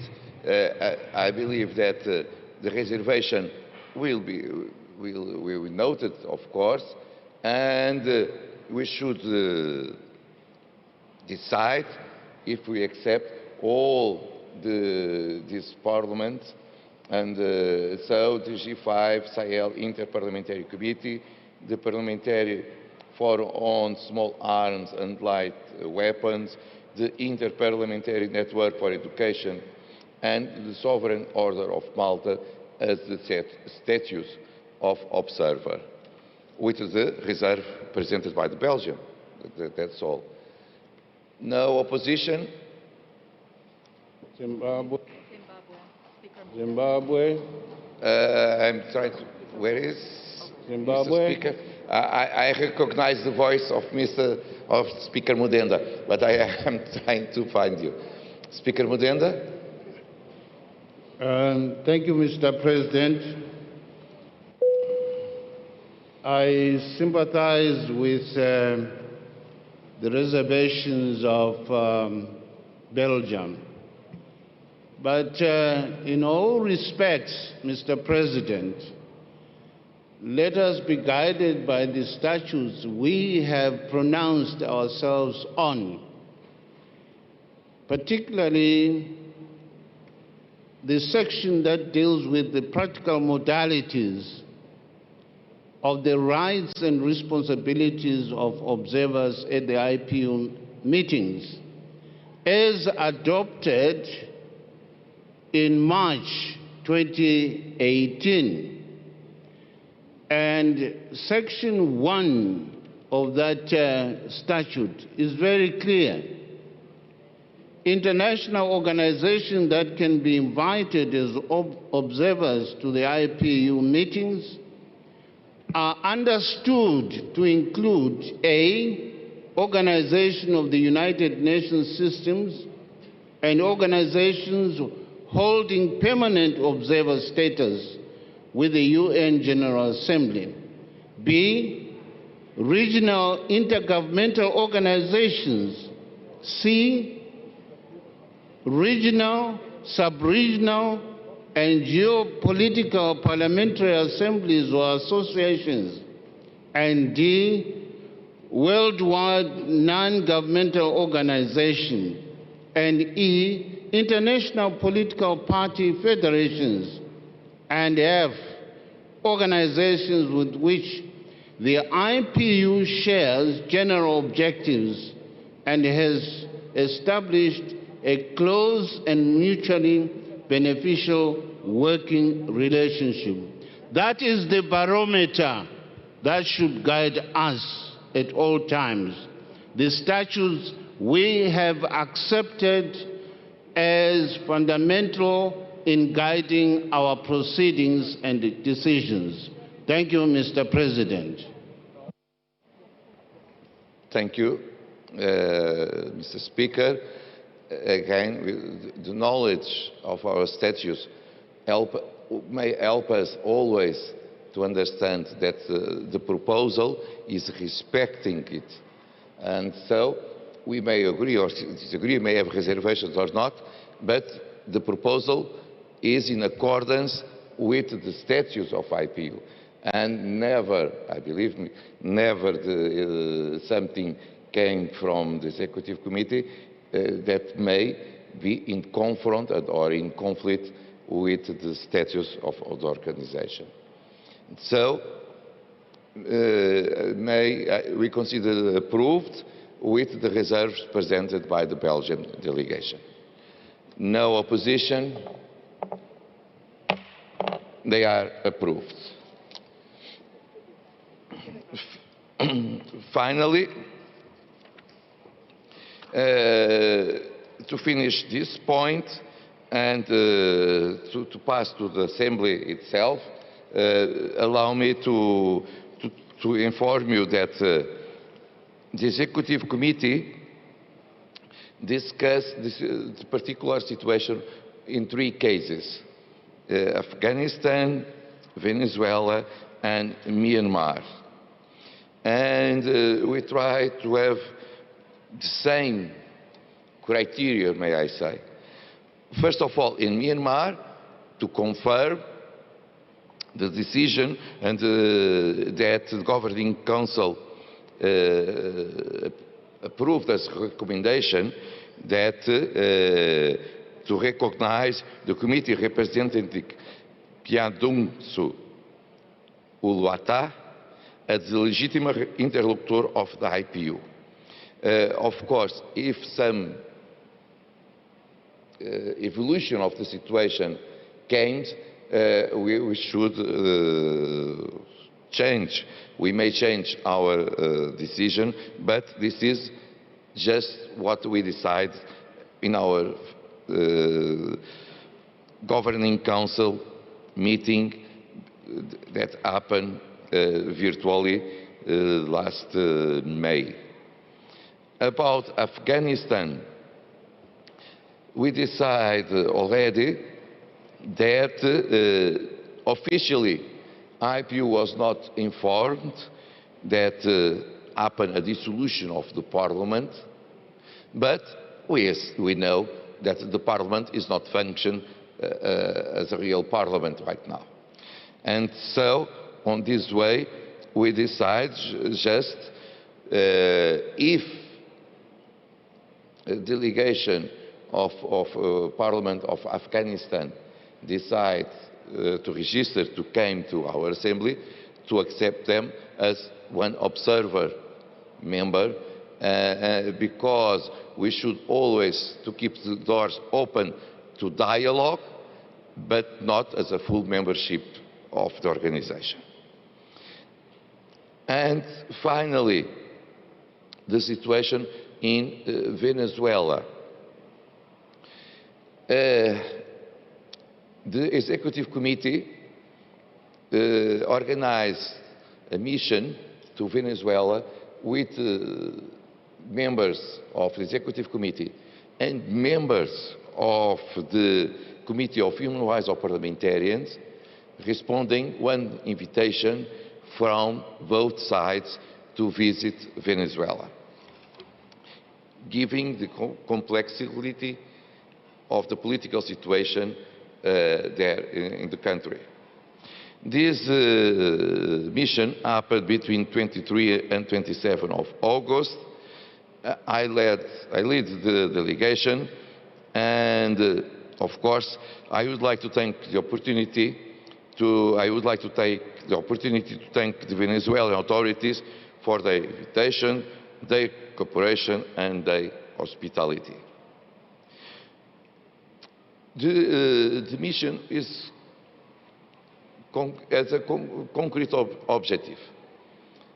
We received letters from the Assembly of 2015 and 2020 saying that they are the legitimate representatives of the people of Venezuela. And we need to decide in accordance with our statutes. This is the most important point, as Speaker Mudenda from Zimbabwe and member of the Executive Committee raised a few minutes ago. We should rule all our decisions by our statutes and not by our political ideas or feelings. And so, after the mission, we prepared a report that was shared with the Executive Committee and was also endorsed by the Executive Committee during our last meeting. In this report, it is very easy. The 2015 Assembly, they say, we, in accordance with the Constitution of Venezuela, we expand our term for more 1 year, so we are in functions, and we should represent the people of Venezuela.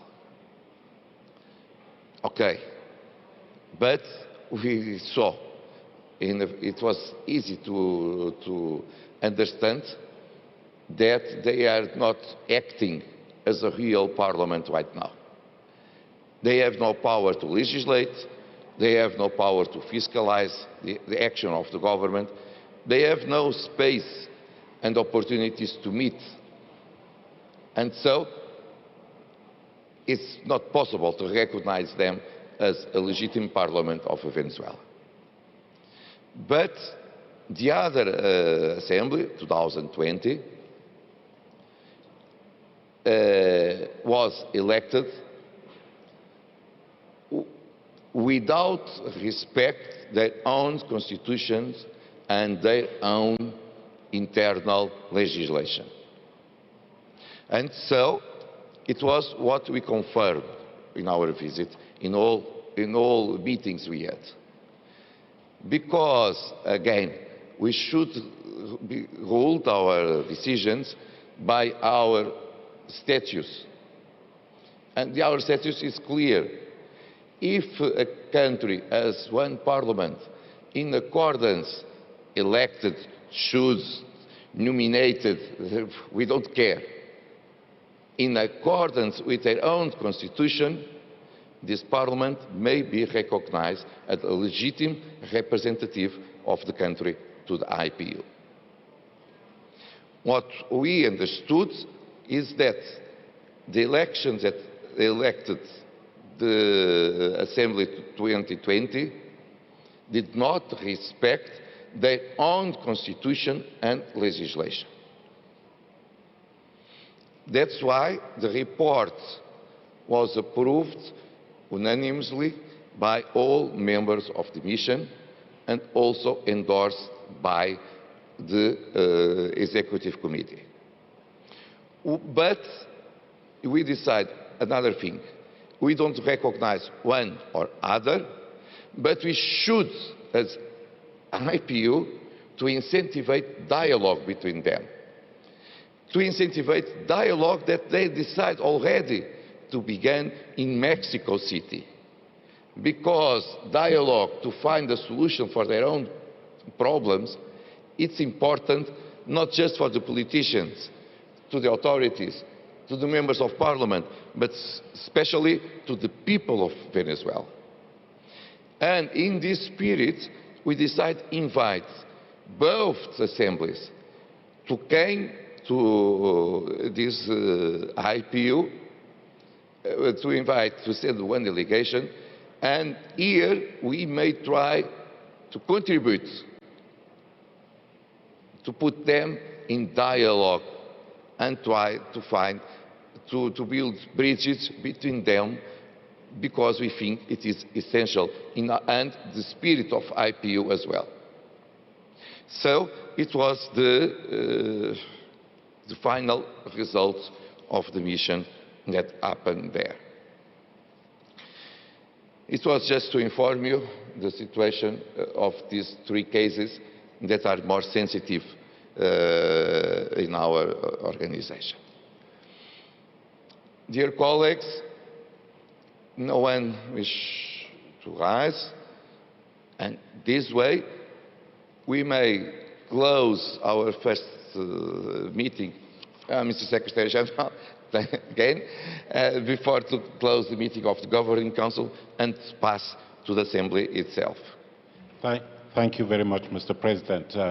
The rules require that we make a procedural announcement before you adjourn the sitting. Please, Mr. Secretary General. Thank you very much, and that is very much in line with the spirit of Mr. Modenda. We need to stick to the rules. So, according to the rules, we need to announce the quorum for the Governing Council, and we do that at the end of the first sitting of the Governing Council. And this is in conformity with Rule 34.2 of the Governing Council, which states that for each session, the quorum shall be established on the basis of the number of council members effectively participating in the first meeting. That is this one. The quorum shall be announced by the Secretary General, and that is what I am pleased to do now. So at the beginning of this session, we had a total of 156 members of the Governing Council present. And so on the basis of that, the quorum for any deliberations of the organization to be valid would be 79. So please, 79. And this is the quorum that we'll use for the entire deliberations of the Governing Council. Thank you, Mr. President. Thank you. So we respect our status since the beginning until the end of the Governing Council. So thank you for your cooperation, dear colleagues. We finish the meeting of the Governing Council, and in 5 minutes we will begin the meeting of the Assembly. Of course, I will ask the President of the Assembly of IPU to come and to have the share and the lead of our works. Thank you.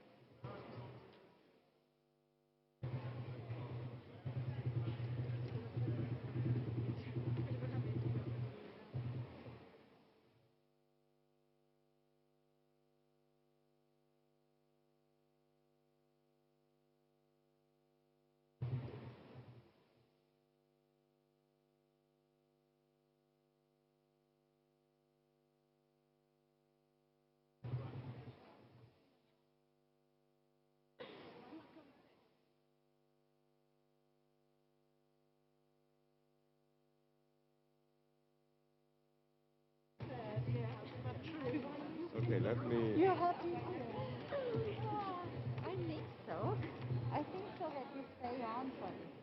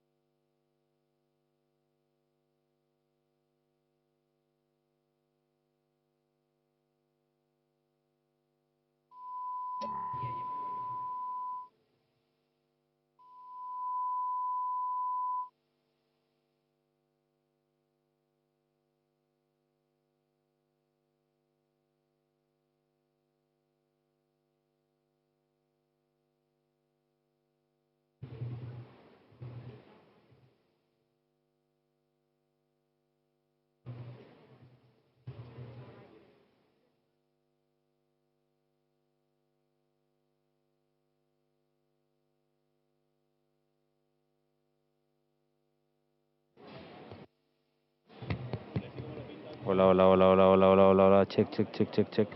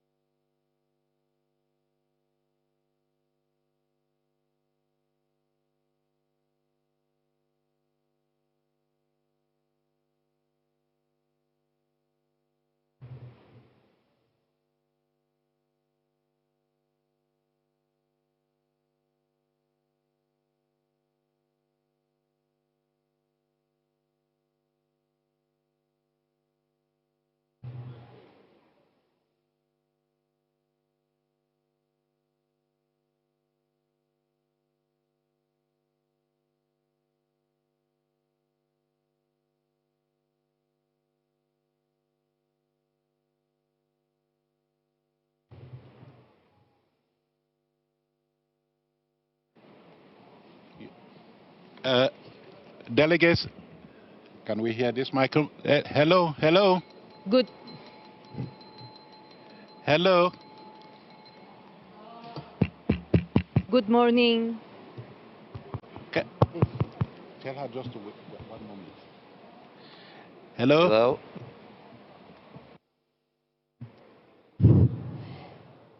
Good morning again. We are going to start the session. If you want to take your seats, thank you.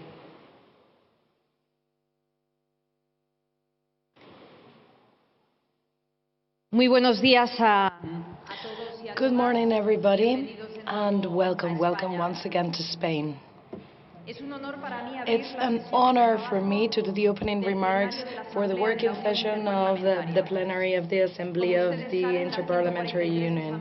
As you know, the 143rd Assembly is going to discuss the contemporary challenges for democracy, overcoming the division and building a community. Democracies and their key institutions, parliaments, have had to face diverse challenges throughout its very long history. Today, real dangers don't come from revolutionary changes due to alternative systems, but rather the opposite. There's very few countries now that don't want to legitimize their definition as democracies and that don't have as their center an institution that embodies the formal characteristics of parliaments. But we cannot conclude that this is the end of risks that democracies have to face, unfortunately. The last development in many countries show that given the fact that there's not many alternative models, and the dangers for our parliamentary democracies arise from the internal challenges which are challenging the system, which is based on political pluralism, the representation through parties, open discussion, and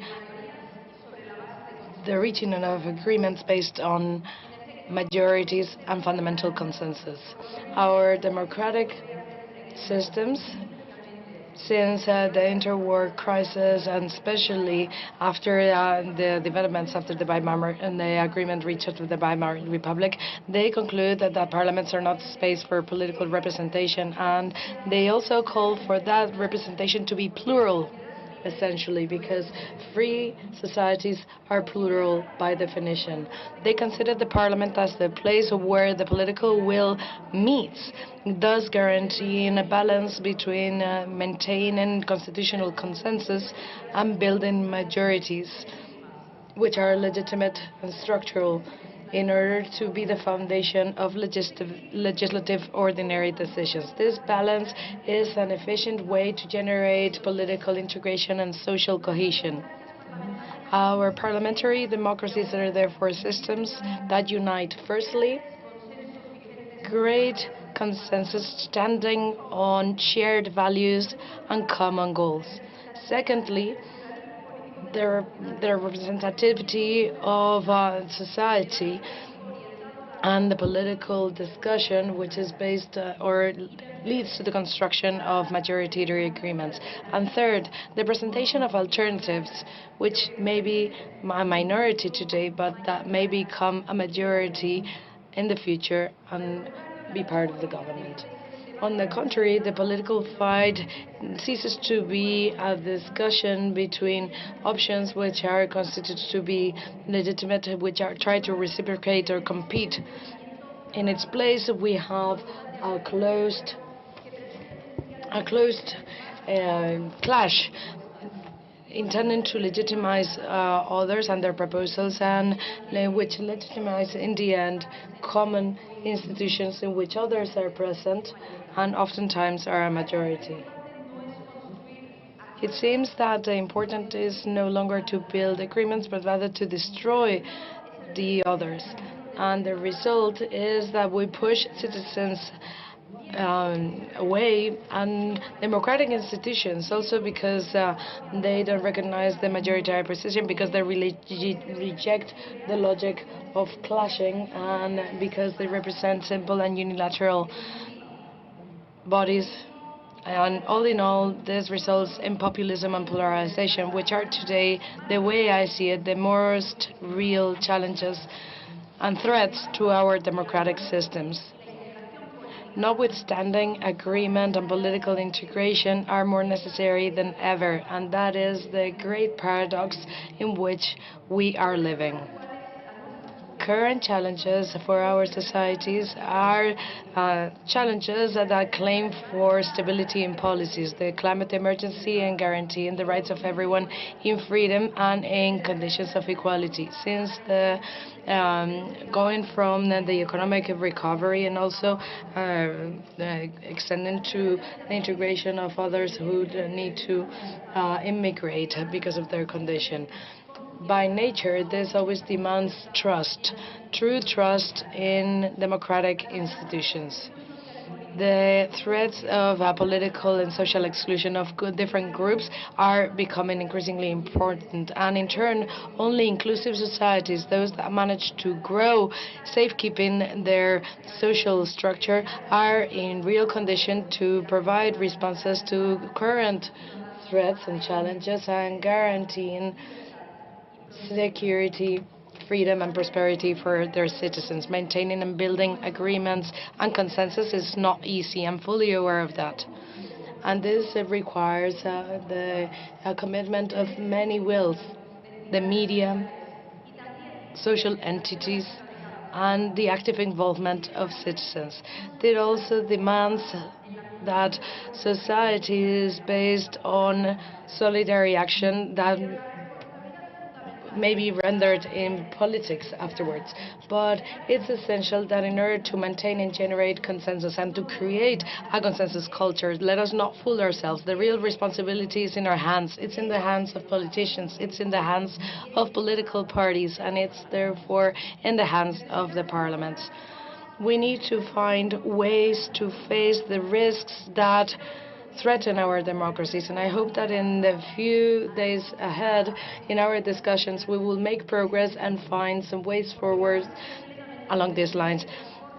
Personally, I'm fully convinced that the way to go ahead is to foster agreements, to guarantee that we maintain essential consensus and that we recognize political legitimacy of alternative positions to ours. To wrap up, and in order to actually abide by what I just mentioned, and hopefully you will be brief too, I'd like to mention some ideas that are based on my understanding of recent situations. Firstly, institutions and parliaments foster agreements in ways which are more effective than extra-parliamentary discussions. It is greatly useful in order to subscribe and reinforce the agreements that we have achieved, that institutions work as they should, and therefore representative democracy must be more alive, more active, and stronger than ever before. Additionally, honest and efficient policies needs to start a starting point, the knowledge of reality. First, we need to know reality, and we can only get to do that through respecting scientific consensus that shed light on it and the possibilities of changing it too. Science presents conclusions which should be the base of political consensus, and knowing them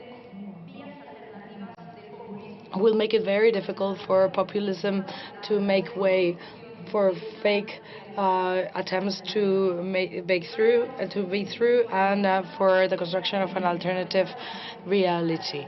Having science as consensus as a base is key for political consensus. Let us not forget that consensus is also built with respect to law. Laws may change, indeed, but as long as they are in place, institutions, and especially politicians, must respect it. And we must avoid delegitimizing it, and we need to be careful to always abide by the law, and this should be an example to all institutions, judicial institutions, executive powers, and also parliamentary institutions. And this is also built based on respect to politics, recognizing that political positions can be arguable and there's always alternatives. But this is something that is applicable to our ideas and others. Politics is the way to decide on the discrepancy of the effects of those decisions, but without ever legitimizing others' positions. There is no politics where there's only certainty. Therein, there shall only be errors or imposed wills without a dialogue. Therefore, that would be anti-politics. So, all in all, I'm convinced that the future calls for plural parliaments, but also parliaments that work from respect to each other, towards others, recognizing legitimacy and recognizing majorities and opposition which stem from popular will, from elections, and most importantly, with a will to reach agreements. Hopefully, the discussion that we are going to have in these days will serve as example and driver to go along those lines. To wrap up, dear colleagues, when public institutions are weakened, democratic power weakens. And that means that we strengthen non-democratic powers. Thank you very much.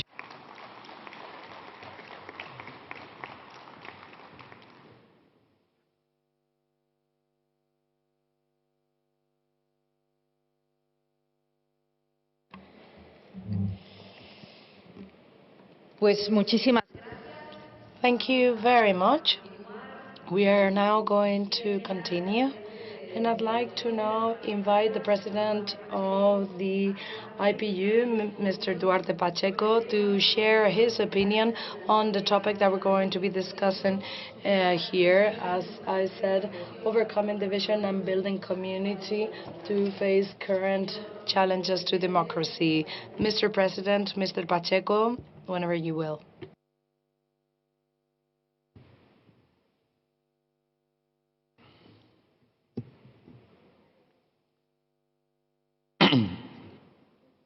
Madam Speaker, Senhora Presidente, es un prazer receber la palabra de usted. Dear colleagues, Madam Speaker, President of the Assembly of IPU, we are beginning our general debate. We should be very concrete. Allow me to express that it's important to achieve 3 objectives and at least to talk about 4 items. First of all, hear from all members, special young people, young MPs, different opinions about this matter. Second, study the problem but also wait for concrete solutions. I always say that we parliamentarians are experts to raise problems, but we should also to appoint solutions. And the third objective, to listen each other and learn from different experiences and best practices that may be found all over the world. Of course, all our debates, all our discussion will be expressed in our outcome document that is prepared and will be prepared during the next few days.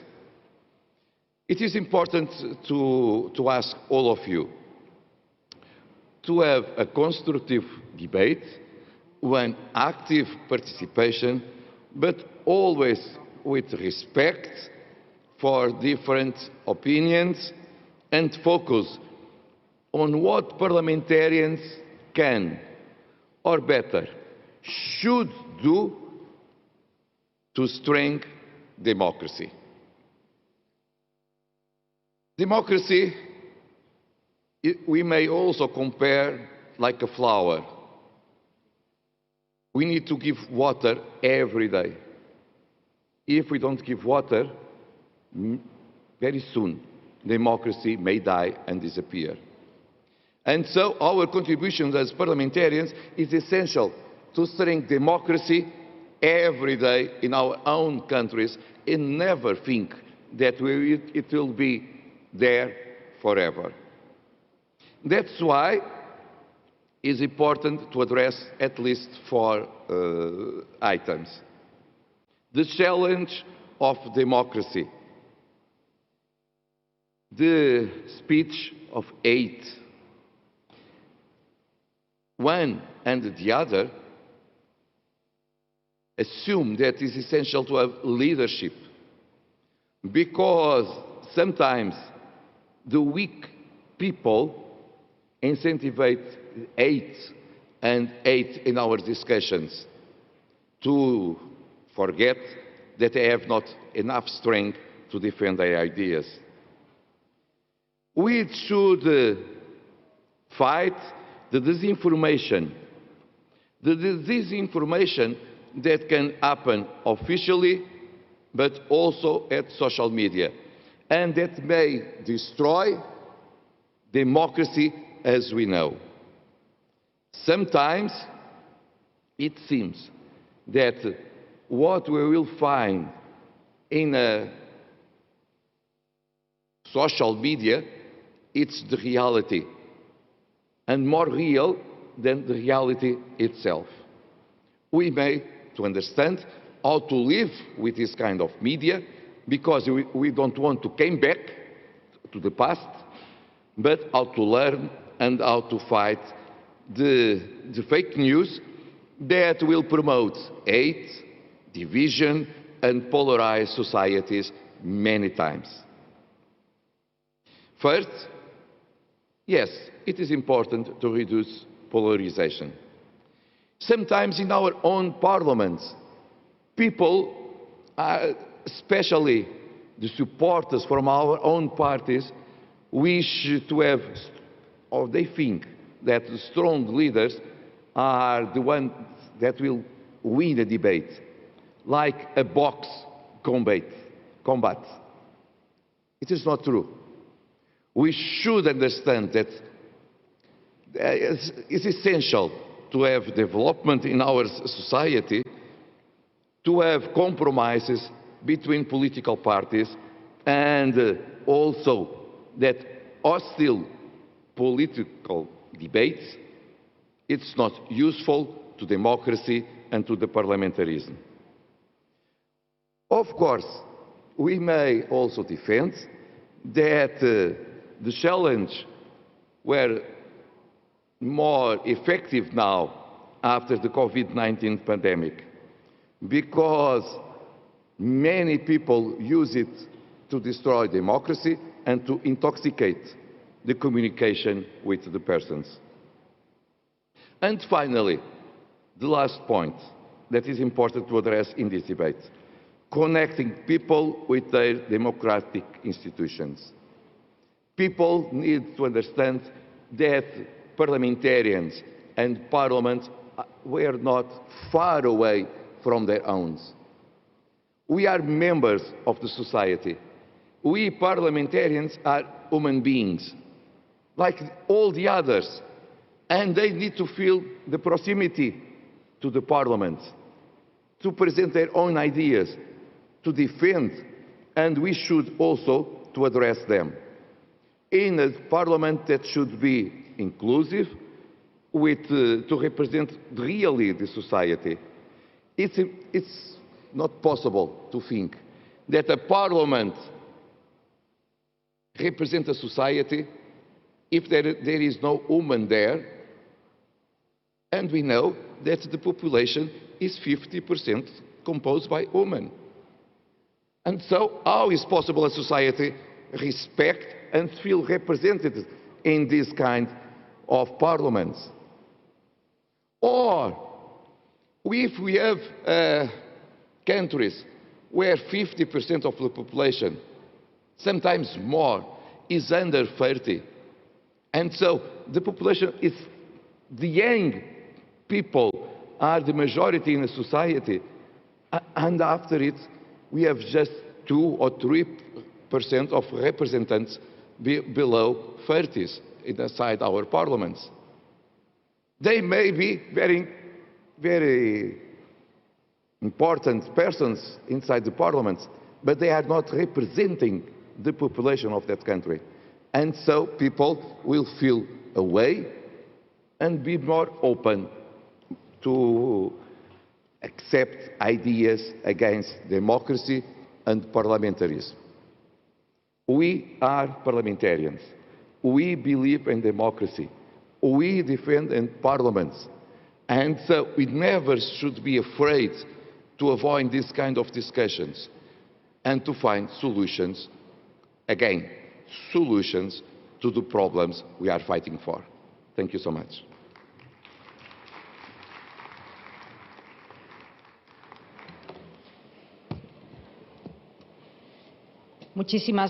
Thank you very much, President Pacheco, for your contributions and your reflections. It's a pleasure for me to now introduce our main speaker for this session, Mr. Danilo Turk, President of Club de Madrid, which unites leaders across the globe to represent the values of democracy. He's a former president of Slovenia and General Secretary of the United Nations for Economic Affairs, and he has great experience and knowledge. It's for us a pleasure that he has accepted our invitation to participate in this assembly. I am sure that his contribution and his reflections will be essential for the subsequent discussions held in this assembly. Mr. Turk, you have the floor.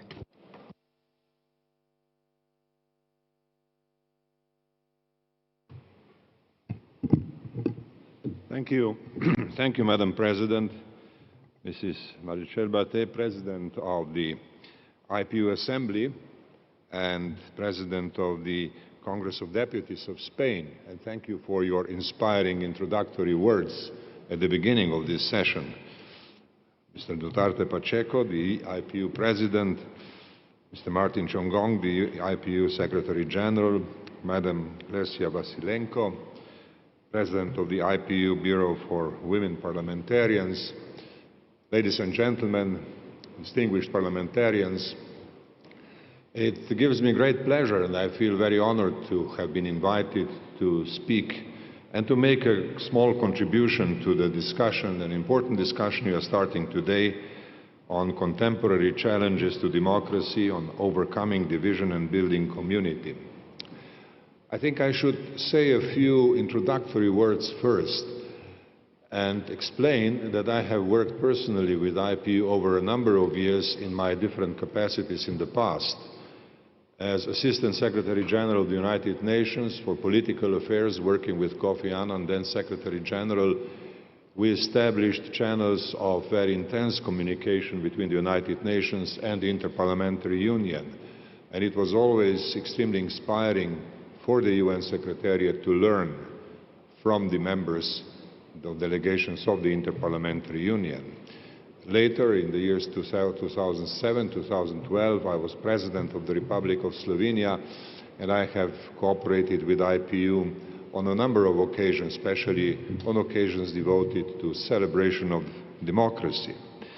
And today I am speaking at this August Assembly as President of the Club de Madrid, World Leadership Alliance, the organization of about 120 former presidents and prime ministers who have been democratically elected and who have finished their work as holders of public office and are now gathering to discuss various important issues of today and make recommendations and suggestions. 20 years ago, in the city of Madrid, 20 former presidents came together under the leadership of then former President Cardoso of Brazil. And that is how this organization was started. And for 20 years, the Club de Madrid has been promoting democracy as one of the essential qualities of not only national politics, but also international cooperation. We live in a world where global problems require global solutions. But global solutions require solid platforms. And democracy is a platform of fundamental importance for all states of the world to be able to communicate constructively, creatively, and seek and find global solutions.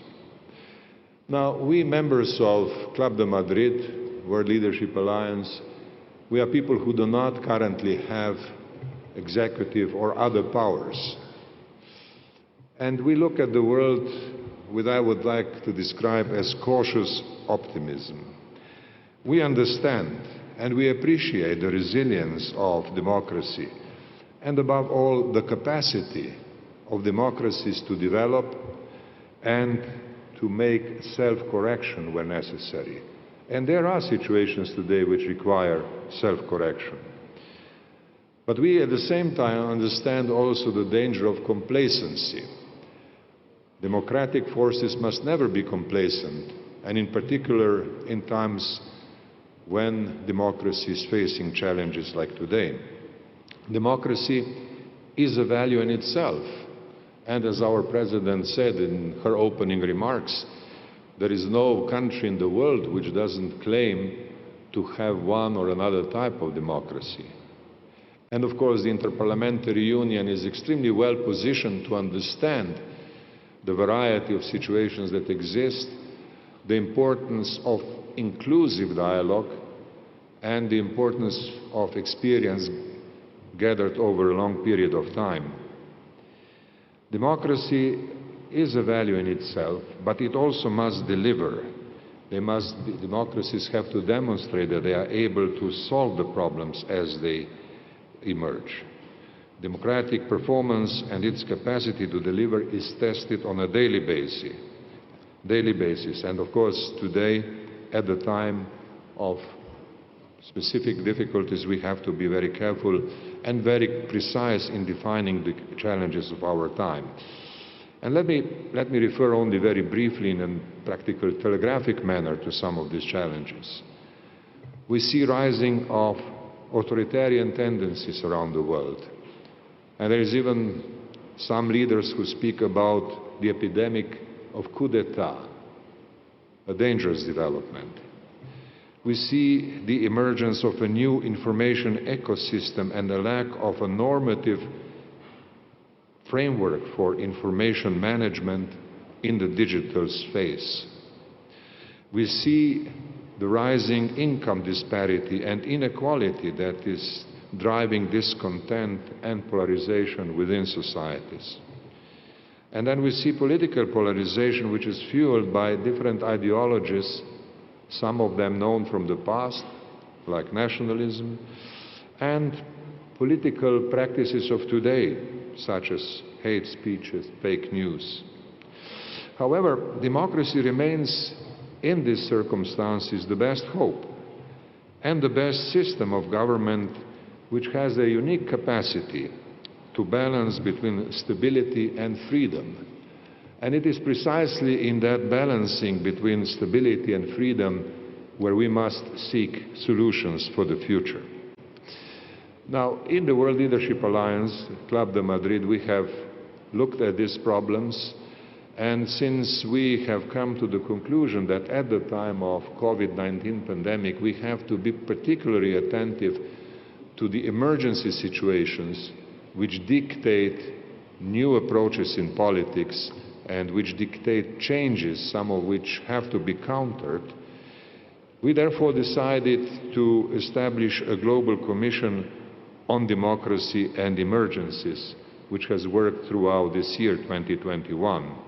And we were very pleased to have your Secretary General, Mr. Martin Chongong, a member of this global commission, who brought into our deliberations the vast and varied experience of the Inter-Parliamentary Union. Now, the Global Commission has been working throughout the year and will soon present its report. And that report will be available to the parliamentarians and, of course, to the Inter-Parliamentary Union. But I would like to say a few words about our thinking at this stage and what is likely to emerge as some of our key recommendations. We have decided at the beginning of work of the Commission that there are three cornerstones of democratic resilience which have to be looked at in the times of emergency. First, the mechanisms of democracy, the hardware of democracy, and fundamental rights, number one.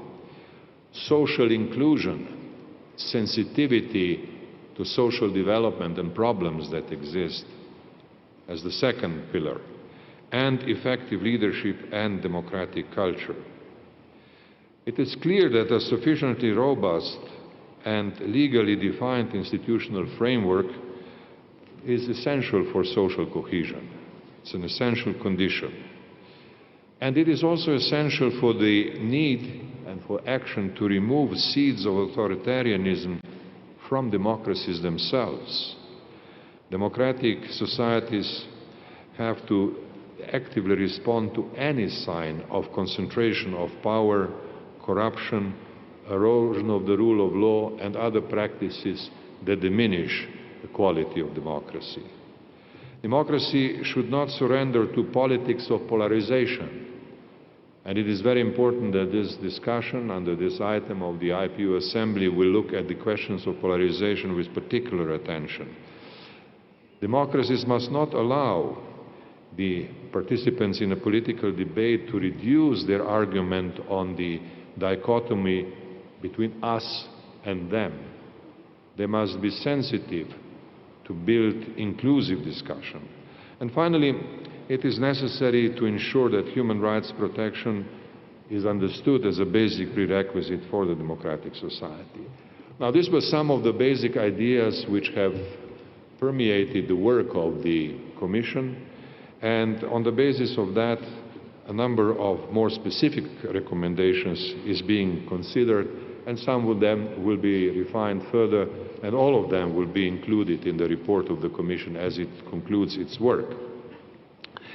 We have noticed that parliaments have been obviously central and have demonstrated their central role at the time of COVID-19 emergency as well, and that they have shown important adaptability to the situation caused by the pandemic, and that there were very positive examples of increased efficiency, transparency, inclusion, and innovation. And I hope that this Assembly will bring these practices to the fore in the discussion that we are starting today.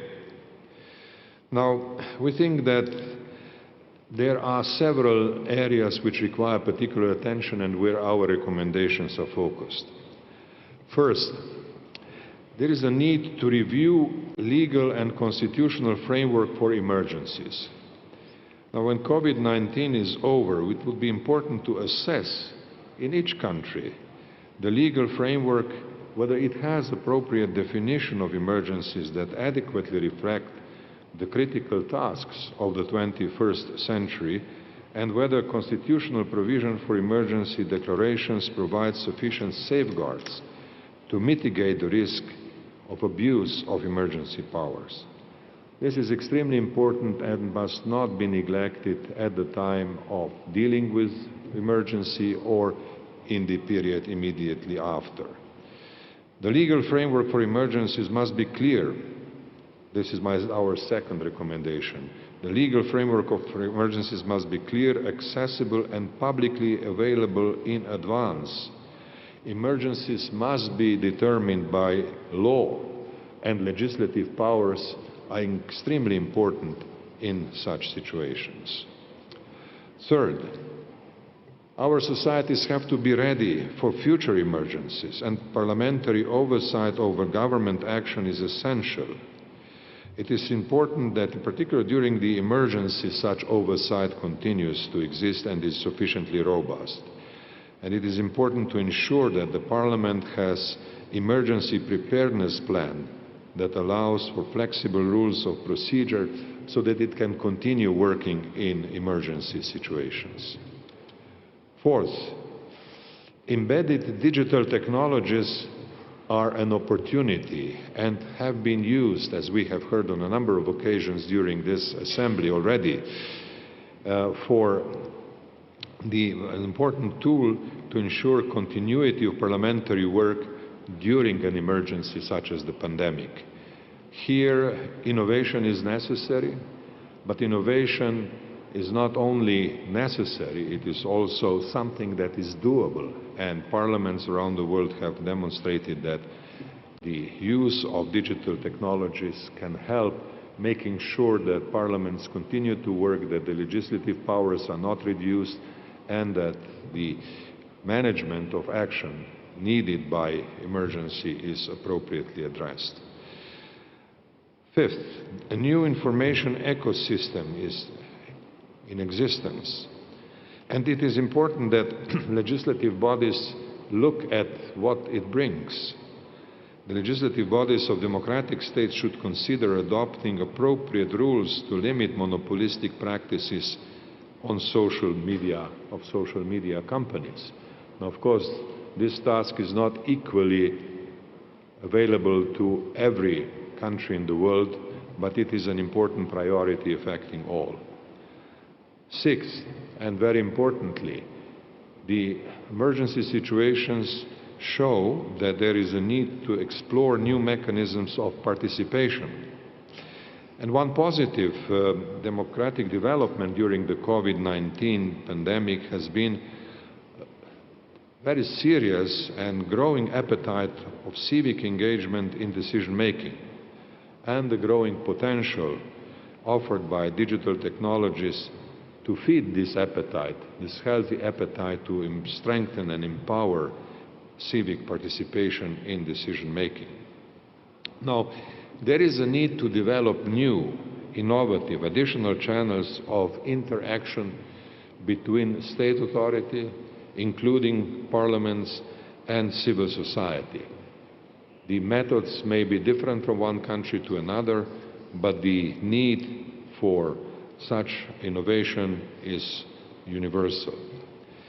To achieve a participatory democracy and inclusive representation, it is essential, it is critical to enable the role of women, youth, and other actors who have not been sufficiently represented so far to be given an appropriate role.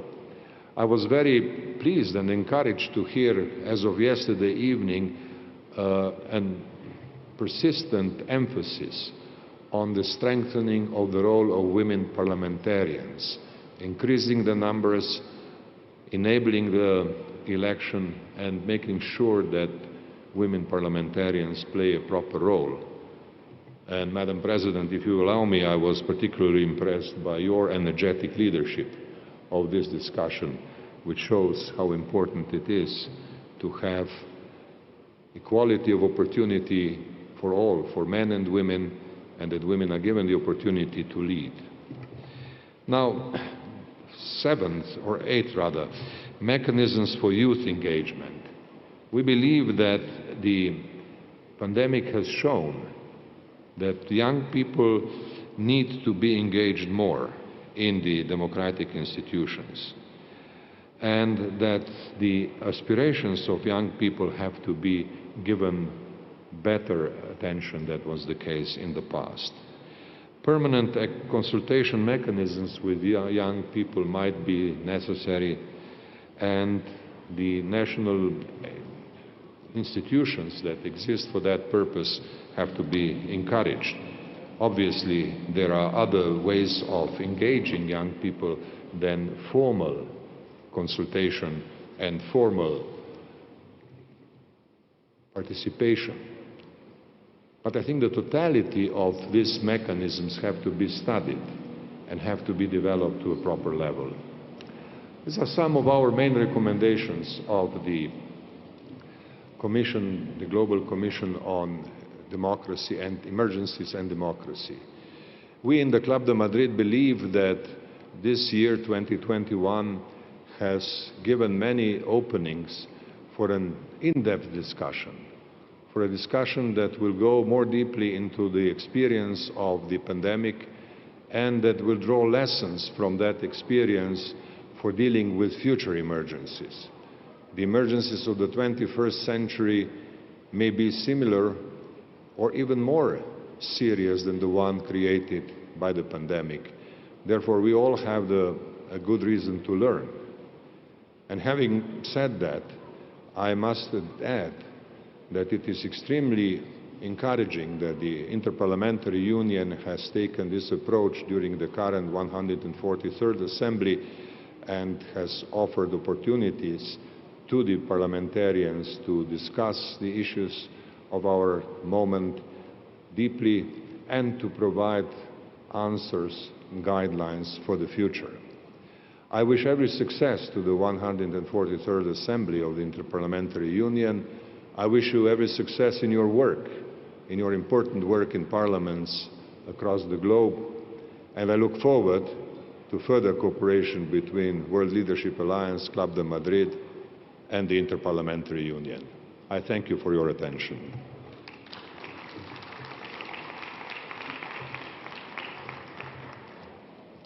Muchísimas gracias, señor.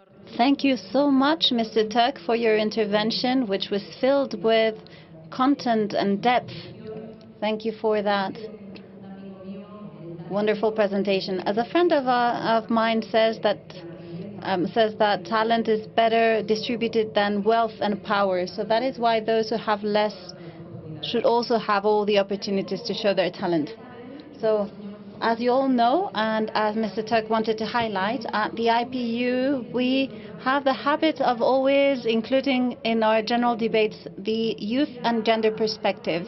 And I would like to start by inviting the president of the work group for women MPs, Ms. Vasilenko, to take the floor. Thank you so much.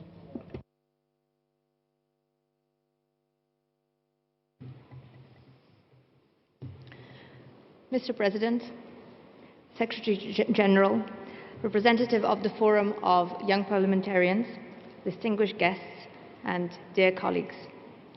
I am also equally pleased to be part of this opening of the general debate on the current challenges facing democracy, overcoming division, and building a better tomorrow.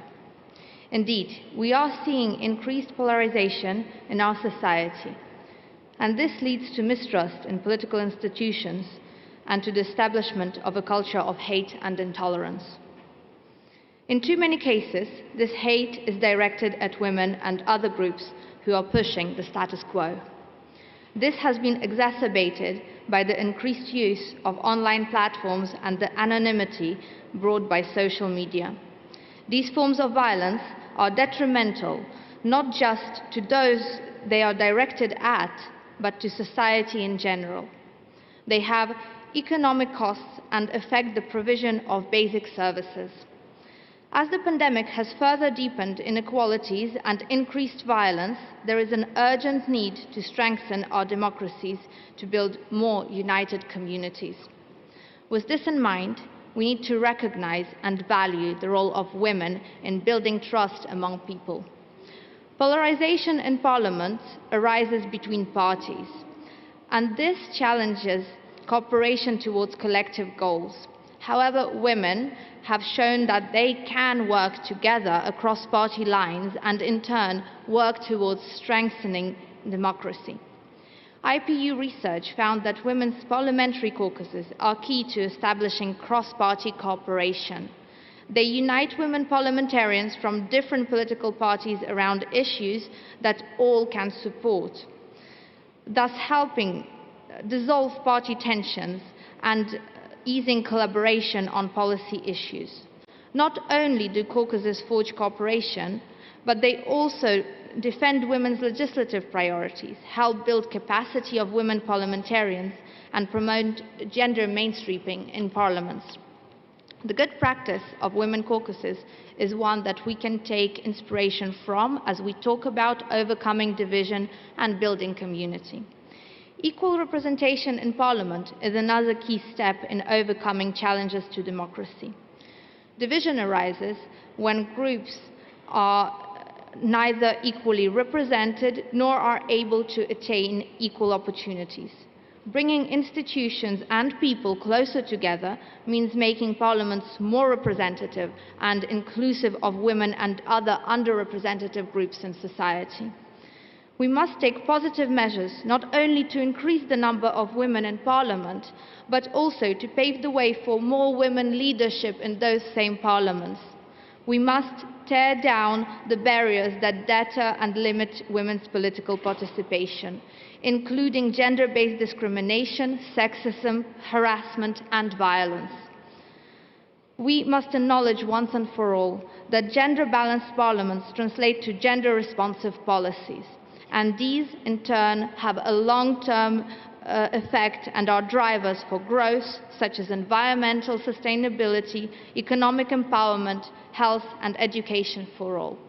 Dear colleagues, as we begin our general debate, let us remember that as parliamentarians, we can and must enhance the role of political parties to be champions of gender equality and inclusive politics and policies.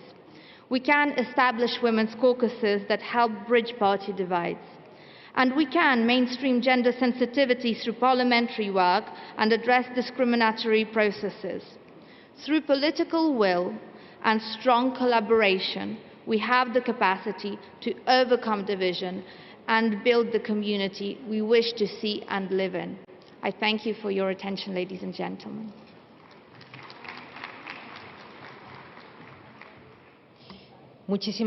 Thank you so much for your contribution, Ms. Basilenko. And we will now connect with a video of the President of the Young MPs Forum, Ms. Albatar from Egypt, who will be now sharing a few words with the plenary session. Mr. President, Mr. Secretary General, dear guests, dear colleagues, I am honored to address you today as the President of the Forum of Young Parliamentarians. Young MPs convened during the Assembly as unprecedented issues caused by the pandemic, challenging our economies, shaking our societies, and preventing governing structures from delivering in the interest of all people. These trends have been worsened by the growing affront to the democracy as we know it. Young men and women in our societies are specifically affected. Young people may be deprived of their right to lead in building a resilient, prosperous, and just future. This may be further compounded by disruptions in education systems, employment, entrepreneurship opportunities, health, and social environment, but above all, in the access to governing institutions. It is no coincidence that so many MPs are leaving at this IPU assembly into challenges to the democracy and exploring solutions to overcome division. The young MPs are with you in your efforts and ready to make their contributions. From the Conference of Young MPs back in April to the 142nd Virtual IPU Assembly in May, to the World Speakers Conference in Vienna in September, young MPs have made their voices heard and impressed upon the importance of youth participation in the democratic process. In recalling our ambitious resolution on youth participation in the democratic process, one can be reassured by the progress of parliaments has made in its implementation. Many parliaments have taken measures to open up to the young generation. Also, mechanisms have been set in place to integrate youth perspectives in parliamentary work. However, a lot still needs to be done to ensure that young people take their place in the political world. Dear colleagues, in a changing world, democracy must endure and evolve. This can only be driven by youth-responsive institutions and inclusive parliaments. We need more young men and women to be in the driving seat and participate in the political decision-making process, both in parliament and government. The IPU and the young MPs have been working so hard to take forward a new chapter on youth participation and empowerment. One new action that I am pleased to announce today is the Empowerment Series. Very soon we will be hosting series of regular empowerment workshops for the young MPs to build their knowledge and skills. Another action was I Say Yes to Youth in Parliaments. This campaign has found a lot of support, actually impressive support, from a lot of change makers around the world. These actions are very important because they strengthen the intergenerational solidarity. When youth are left out, they feel that they are disengaged and they lose the trust in their institutions to speak for them. And of course, that will widen the generational division and increase the polarization. Bringing more youth to the decision-making table and empowering them can break this vicious cycle. It allows young people to feel confident that they can concretely contribute to the public policy for good of the people of all ages and future generations. It is one of the most powerful ways to strengthen the resilience of democracy for all. The young MPs are ready to make their voices heard and put their ideas and visions forward to help you in your efforts to ensure better and resilient future. Thank you for your attention, and I look forward to working with you all. Muchas gracias. Thank you. Thank you so much, Ms. Albazar, for sharing with us some of their thoughts.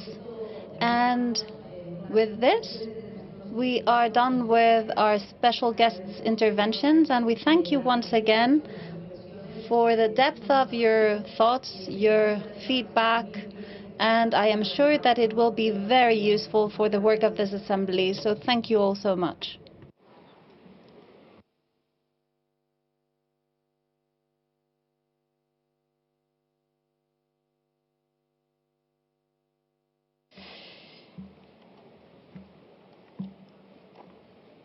Muy bien, Okay, thank you so much, dear colleagues, dear delegates. Let's begin. As you all know, point 2 of today's agenda is considering the petitions for some emergency issues to be included in today's agenda. I wanted to remind all delegations that we will consider point 2 of the agenda today at 5 o'clock.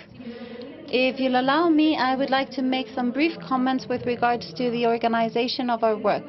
First of all, as we usually do, we will start with a list of speakers in the general debate with the different speakers from the different houses of parliament. It is a great honor for us to have so many delegations present here today from the world over in this IPU's assembly. I would like to confirm that the procedures have been respected and the order of speakers, presidents and first vice presidents has been done following the usual procedure. You will be able to find the list at the whole. Considering that there is such a high presentation in the assembly, the the Council has decided to provide you with 6 minutes, which will be the time allotted to each delegation. 7 minutes for each delegation that is headed by a president or a speaker of the House. Young parliamentaries who have registered in the general debate will have 2 minutes, 2 additional minutes. And the permanent observers will have a maximum of 3 minutes each. I would like to ask all the delegations to please bear that in mind when they do take the floor, and whenever possible, please respect the time that has been given to you. Considering the measures, the COVID health measures that have been established for your safety, we ask all delegations to please take the floor from their seats.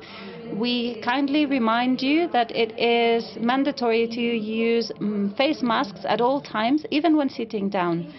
And I would also like to inform you of the fact that although some delegations still have not registered to ask for the floor, we will keep the speakers list open until tomorrow, Sunday, 28th November, at noon. So you have time to register.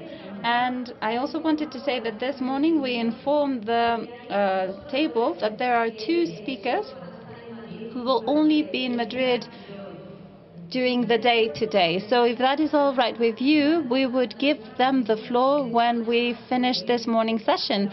So that would be around 1.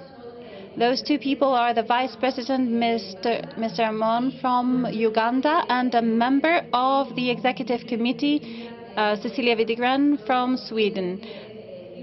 They both have to leave this assembly and go back to their countries due to reasons that we all very well know. I would like to know if the assembly approves this decision. If there are no objections, we can then consider this decision approved by the assembly. I would also like to remind the delegations that they have the right to design one of the members as Vice President of the Assembly. So I invite all delegations that haven't done so yet to communicate the name of their candidate to the Secretariat of the IPU. It will be a pleasure for me in the next few days to share the presidency with one of those Vice Presidents during the general debate. And finally, Excellencies, dear delegates, I would like to inform you that in order to facilitate the task of the Assembly, there are members of the Secretariat who will be happy to send me messages, to me or the Secretariat of the IPU.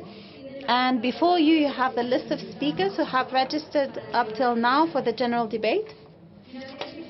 I wanted to ask all delegates to please respect the time that was given. I said so a few minutes ago, so that all delegates who have registered and to intervene may do so within the time available for the general debate. And we will now start giving the floor. The first speaker for this general debate will be the President, Ms. Gafarova from Azerbaijan. Madam Chair, Excellencies, ladies and gentlemen. First of all, on behalf of the Milli Majlis of the Republic of Azerbaijan, I wish to cordially greet all the parliamentary delegations attending this assembly and hope that discussion within this framework will contribute further to the strengthening of the role of Parliament as a whole and our cooperation. Dear colleagues, the period that we are passing through right now with its acute challenges puts a heavy burden on global community. Even so-called established democracies struggle to cope and sometimes fail in dealing with the problems. COVID-19, along with the worsening economic conditions, aggravates the situation, which unfortunately leads to further polarization of societies and growing disbelief in political systems. A subtle line between freedom of expression and disinformation faces the risk of being erased altogether. In those circumstances, the functioning of national parliaments needs to be thoroughly elaborated. I believe that these parliaments that look at the issue not only through legislative framework, but also from a broader perspective, have a chance to overcome divides and build bridges within societies. The Parliament should strengthen their role as a focal point of concerted efforts of elected representatives of the government and civil society. More importantly, these efforts should not only cover the Parliament, but spread to the whole political system and embrace all of the society. The situation with disinformation demands strong legislative efforts from our parliaments in order to further strengthen freedom of expression and eliminate disinformation and its dangerous consequences. Ladies and gentlemen, the world community was unprepared to current difficulties that have also derived from the pandemic and took a while to find necessary responses to the situation. Now we need to be prepared for the next steps and focus more on the post-COVID recovery phase in order to better face future possible challenges. President of the Republic of Azerbaijan, His Excellency Mr. Ilham Aliyev, has already put forward an initiative by suggesting to establish a United Nations high-level panel on global recovery from the COVID-19 that would focus on preparing recommendations on global measures for post-pandemic period. In line with this initiative, I believe we as a parliamentarians should also proceed to debates on post-pandemic period in the near future. Dear colleagues, I would like to emphasize my firm belief that promotion of peace and security is a highly important tool for development of democracy, protection of human rights, and ensuring sustainable development. In this sense, the liberation of 20% of Azerbaijan's internationally recognized territories from Armenian occupations that lasted for 30 years enabled us to start the large-scale restoration programs in these territories. These works will enable more than 1 million of our IDPs to return their homes. Trilateral statement of 10th November 2020, signed by the leaders of Azerbaijan, Armenia, and Russia, put an end to the conflict between Armenia and Azerbaijan. Now there is a need to start working on a peace agreement and the process of delimitation and demarcation of the border with Armenia on a mutual recognition of sovereignty and territorial integrity of each other. Azerbaijan has repeatedly showed readiness to normalize its relation with Armenia and made several proposals. We hope that the most recent meeting between the leaders of Azerbaijan and Armenia just yesterday on 26 November will bring tangible results and lead to signing of peace agreement and restoration of all communications in the region. Ladies and gentlemen, in line with our strong support and commitment to inter-parliamentary cooperation, Azerbaijan, as the chair of the non-aligned movement, has put forward the initiative to develop parliamentary dimension of the movement. Inaugural meeting of the parliamentary network of the non-aligned movement will be held on 28 November, tomorrow, on the sidelines of this highly respected assembly. Expansion and deepening of relations between the parliamentarians of the movement will serve the global efforts aimed at strengthening peace, democracy, and sustainable development, which also conform to the principles promoted by Inter-Parliamentary Union. Thank you for your attention.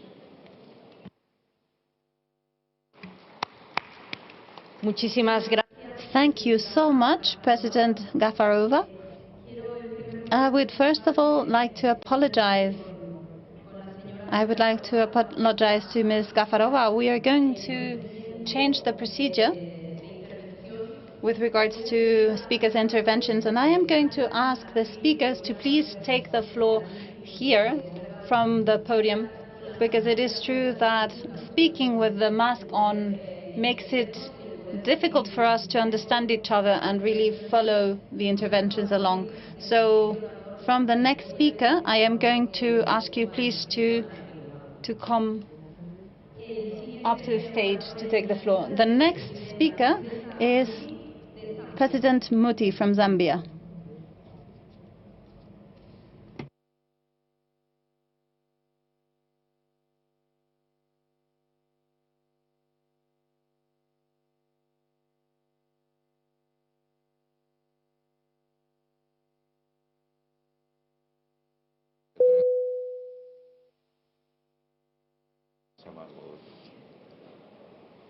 Parece que no se encuentra. It seems that...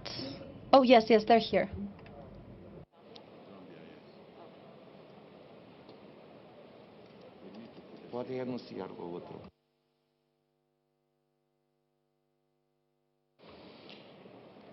El siguiente orador. The next speaker will be from Serbia, President Dacic, in case they want to get ready.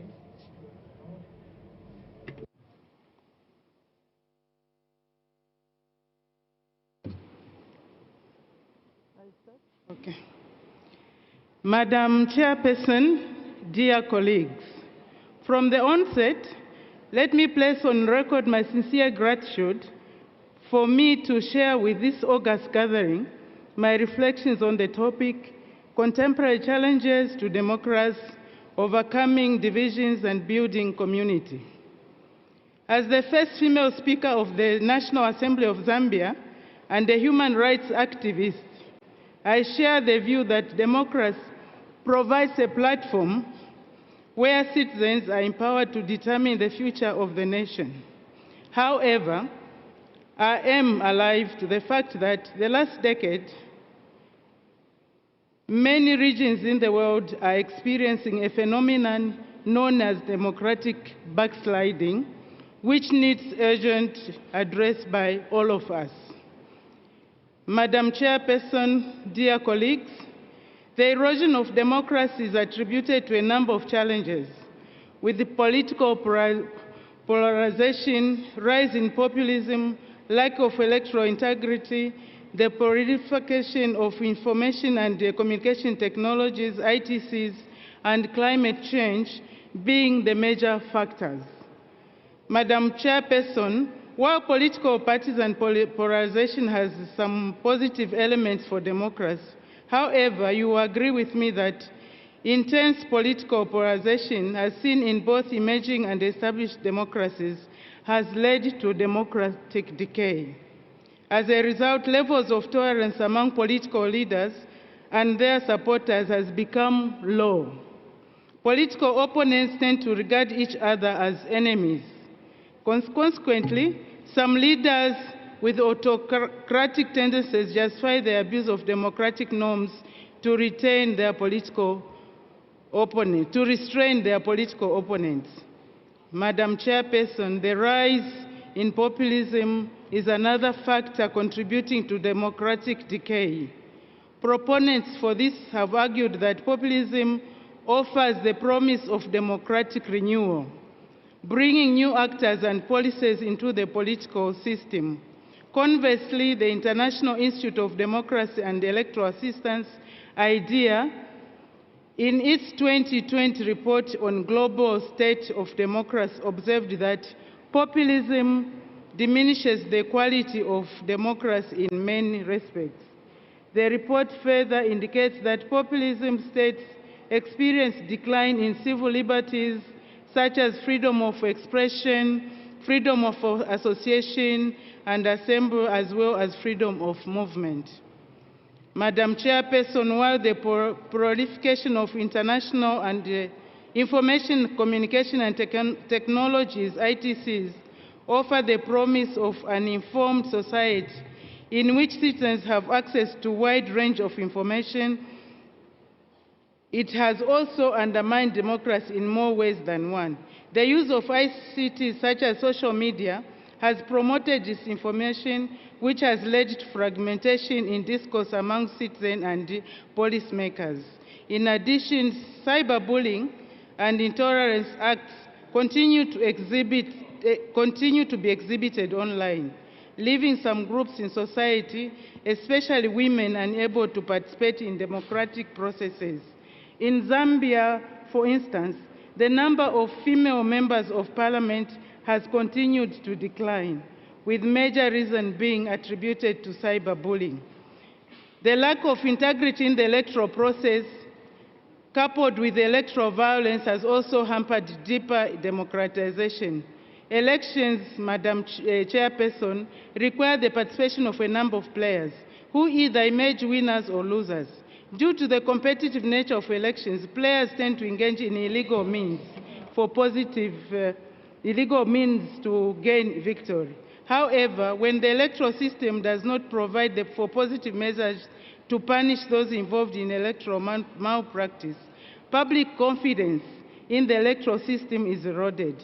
This has the potential to result not only in post-electoral violence, but also disunity among communities. There is therefore need for store electoral integrity anchored and enforceable legal provisions. Climate change has had a compounding effect on all other aspects of democratic process. Events such as famine, scarcity of food, and rise of food prices are known to lead to social unrest and political instability, and can deepen income inequalities and lead to democratic breakdown, particularly in fragile and emerging democracies with weak state institutions. In order to address the highlighted challenges, there is need for all actors and stakeholders to play their role. Parliament should provide a strong and robust legal framework that promotes democracy and national unity. For example, in 2016, the Zambian Parliament amended the Constitution to, among other things, strengthen democracy and promote unity. Madam Chairperson, parliamentary oversight ensures that the executive is held accountable for its action and all omissions insofar as democracy and the rule of law is concerned. Therefore, Parliament should strengthen their oversight mechanisms to ensure that they take their positions as the people's representatives, both and not just rubber stamp the actions of the executive.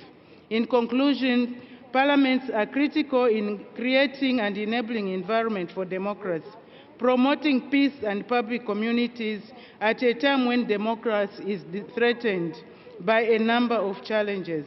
Parliaments remain the panacea for a constitutional mandate to effectively ensure democracy and equity. Being a representative institution, they must accommodate the needs of all the people in the society. Parliaments must also ensure all policies and programs, including budget execution, is done in transparent and equitable manner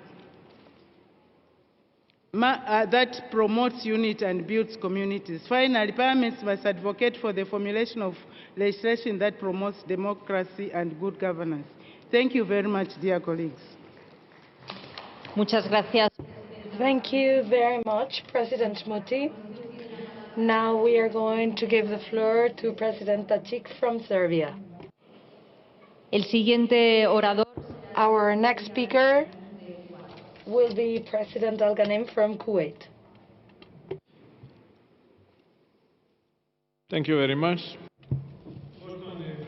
Honorable Chairman, dear colleagues, ladies and gentlemen, on the behalf of the Republic of Serbia and our National Assembly, I thank you for the opportunity to participate in this debate, which we believe is very important for each of our countries individually, but also for our joint work within the Inter-Parliamentary Union as the oldest multilateral political organization in the world.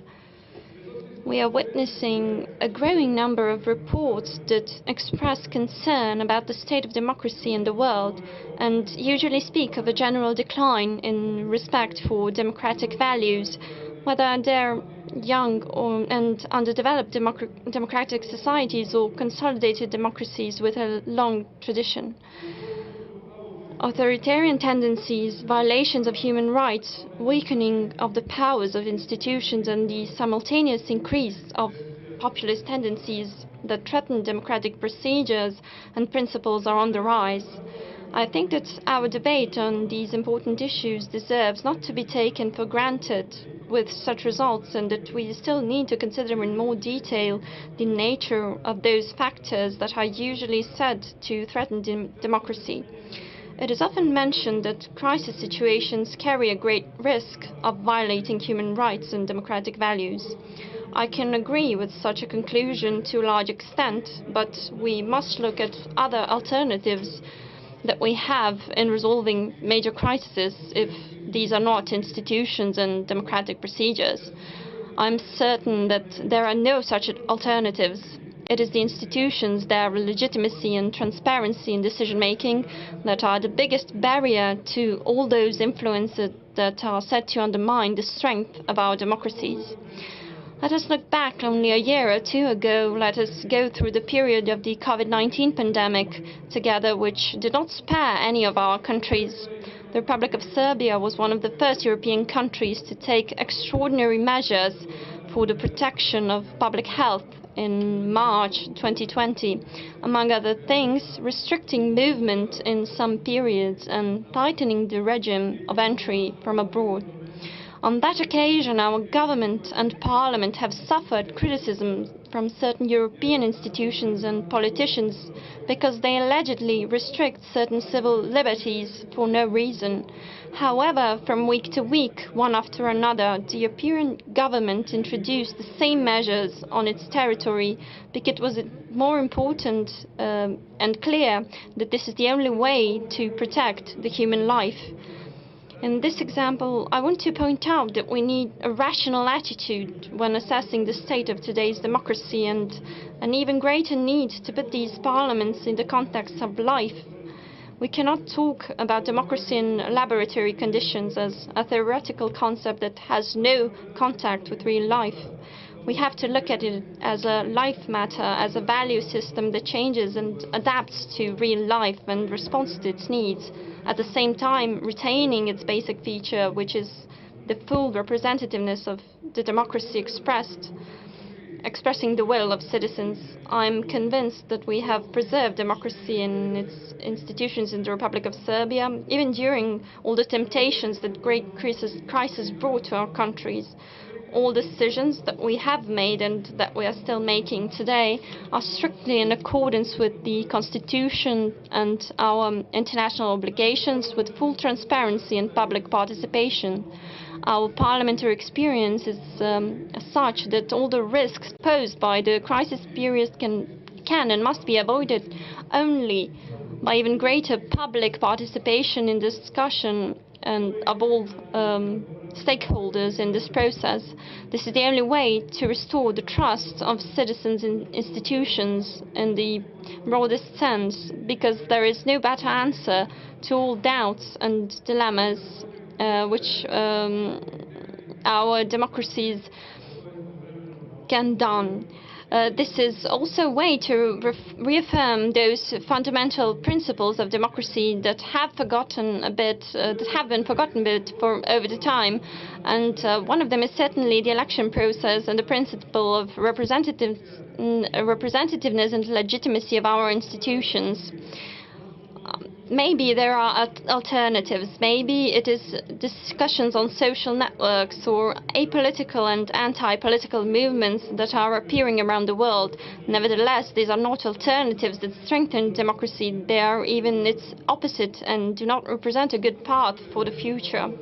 I am deeply convinced that it is our obligation to promote even strongly the role of Parliament, but also of other institutions arising from the representatives' bodies, as the only effective barriers against all undemocratic tendencies to which we are in fact all exposed.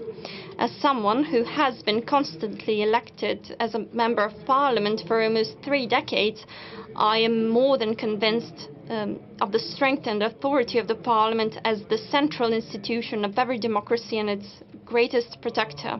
Thank you for all your attention. Thank you very much, President Atik. We would like to now give the floor to President Al Ghanem from Kuwait. And the following speaker will be President Kumbu from Sierra Leone. President Bundu. بسم الله والحمد لله والصلاة والسلام على رسول الله. السيدة ميريتشل باتيت رئيسة In the name of the Prophet, dear Ms.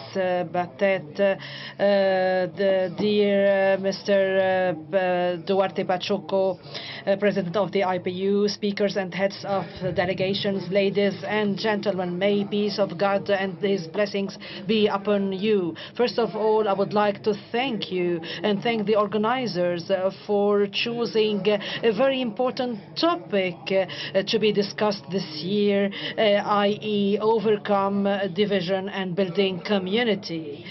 It is noteworthy to praise what has been included in the explanatory note that highlighted the main challenges that are being faced by the democratic system, mainly the division inducing the severe factionalism and the risk of social media disinformation, in addition to other important issues.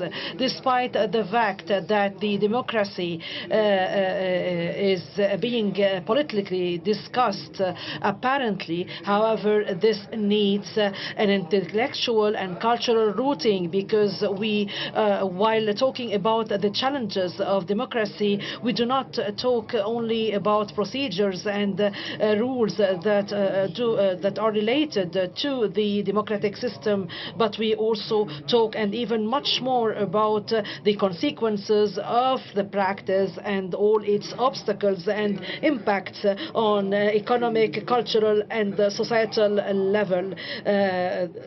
This is why we need to be bold and daring while tackling this important issue, regardless of the sensitivity of this slogan, especially when the criticism of democratic system becomes objective in case it is disrupted. To defy any regime, even if it is more or less democratic, is one of the main and first obstacles of the renovation of democracy. We must not fare while talking about any wrong practice to acknowledge that democracy is a mean, not a purpose. It is a practice and not just a symbol or a slogan. Democracy is a system that was unanimously worldwide agreed upon as the best of any other alternative. However, it's not a sacred system that cannot be corrected, that cannot be rectified whenever in the event of any disrupted and ailing practices. This is why all questions, any questioning must be legitimate and must be possible. What if political alignment and parties polarization, which are getting more and more severe and that are leading to the daily social crack? Do we need more examples from the reality of the Western democratic world? What if the social media, with the pretext of being based on the freedom of opinion, become the theater of intelligence, mercenaries, a criminal conflict full of rumors and disinformation and fueling all the racial, sectarian and confessional conflicts? What if the majority of any democratic regime is based or is being extended to the detriment of the rights of the others that are different? Do I speak about the Zionist entity as an example, or South Africa previously? Of course, I can cite many other examples. What about daily practice in many democratic countries, in many democratic regimes? Of course, we can ask many questions. However, However, we need to deal with not like the traders of slogans do in order to protect the democratic system. We should proceed in a different way. This is why to have this public discussion is a quantum leap, and this is why I call upon the presidency of this session and the IPU and the Secretary General to keep having this discussion on throughout seminars, throughout discussions, throughout webinars, throughout meetings all over the geopolitical groups of the IPU. We at the Kuwaiti Parliament are ready to host any seminar about this topic under the sponsorship of the IPU and with the participation of specialists, intellectuals, politicians, parties, leaders, academia, and many other experts in order to embark on a free and transparent dialogue that would tackle all the structural disruptions of the democratic system. Thank you for your kind attention. Thank you, Spain, the King. Thank you, the King of Spain, the people of Spain, for the very good organization. Thank you. Thank you so much. Thank you very much, President Al-Ghanem, for your suggestions and your proposals. We will now give the floor to President Bundu from Sierra Leone. And the following speaker will be President Kachabibi from Namibia.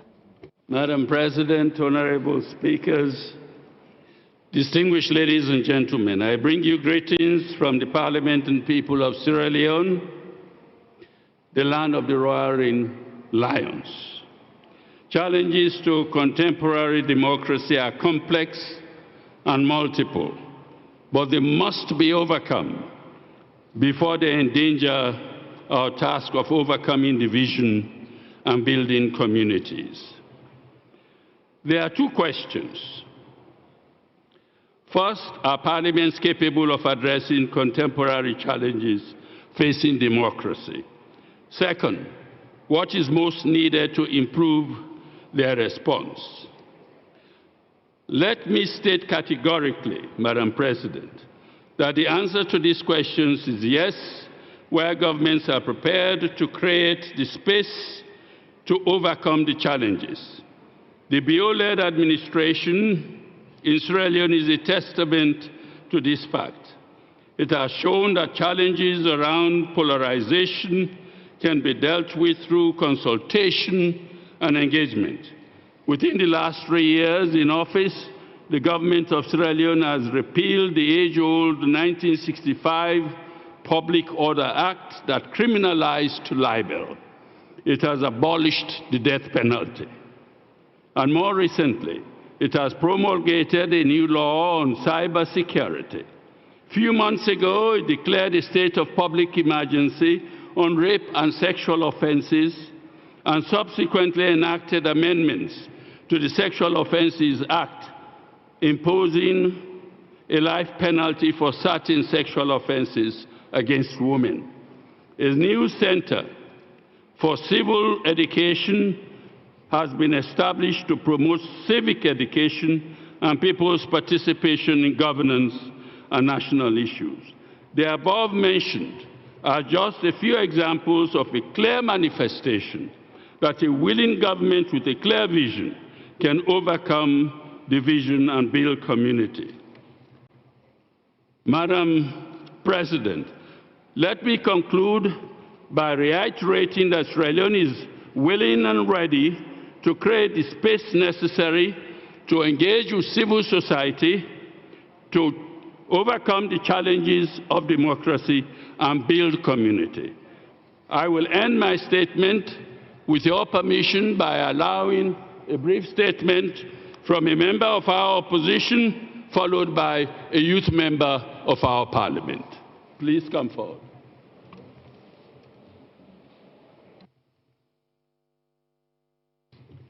Thank you very much, Mr. Speaker.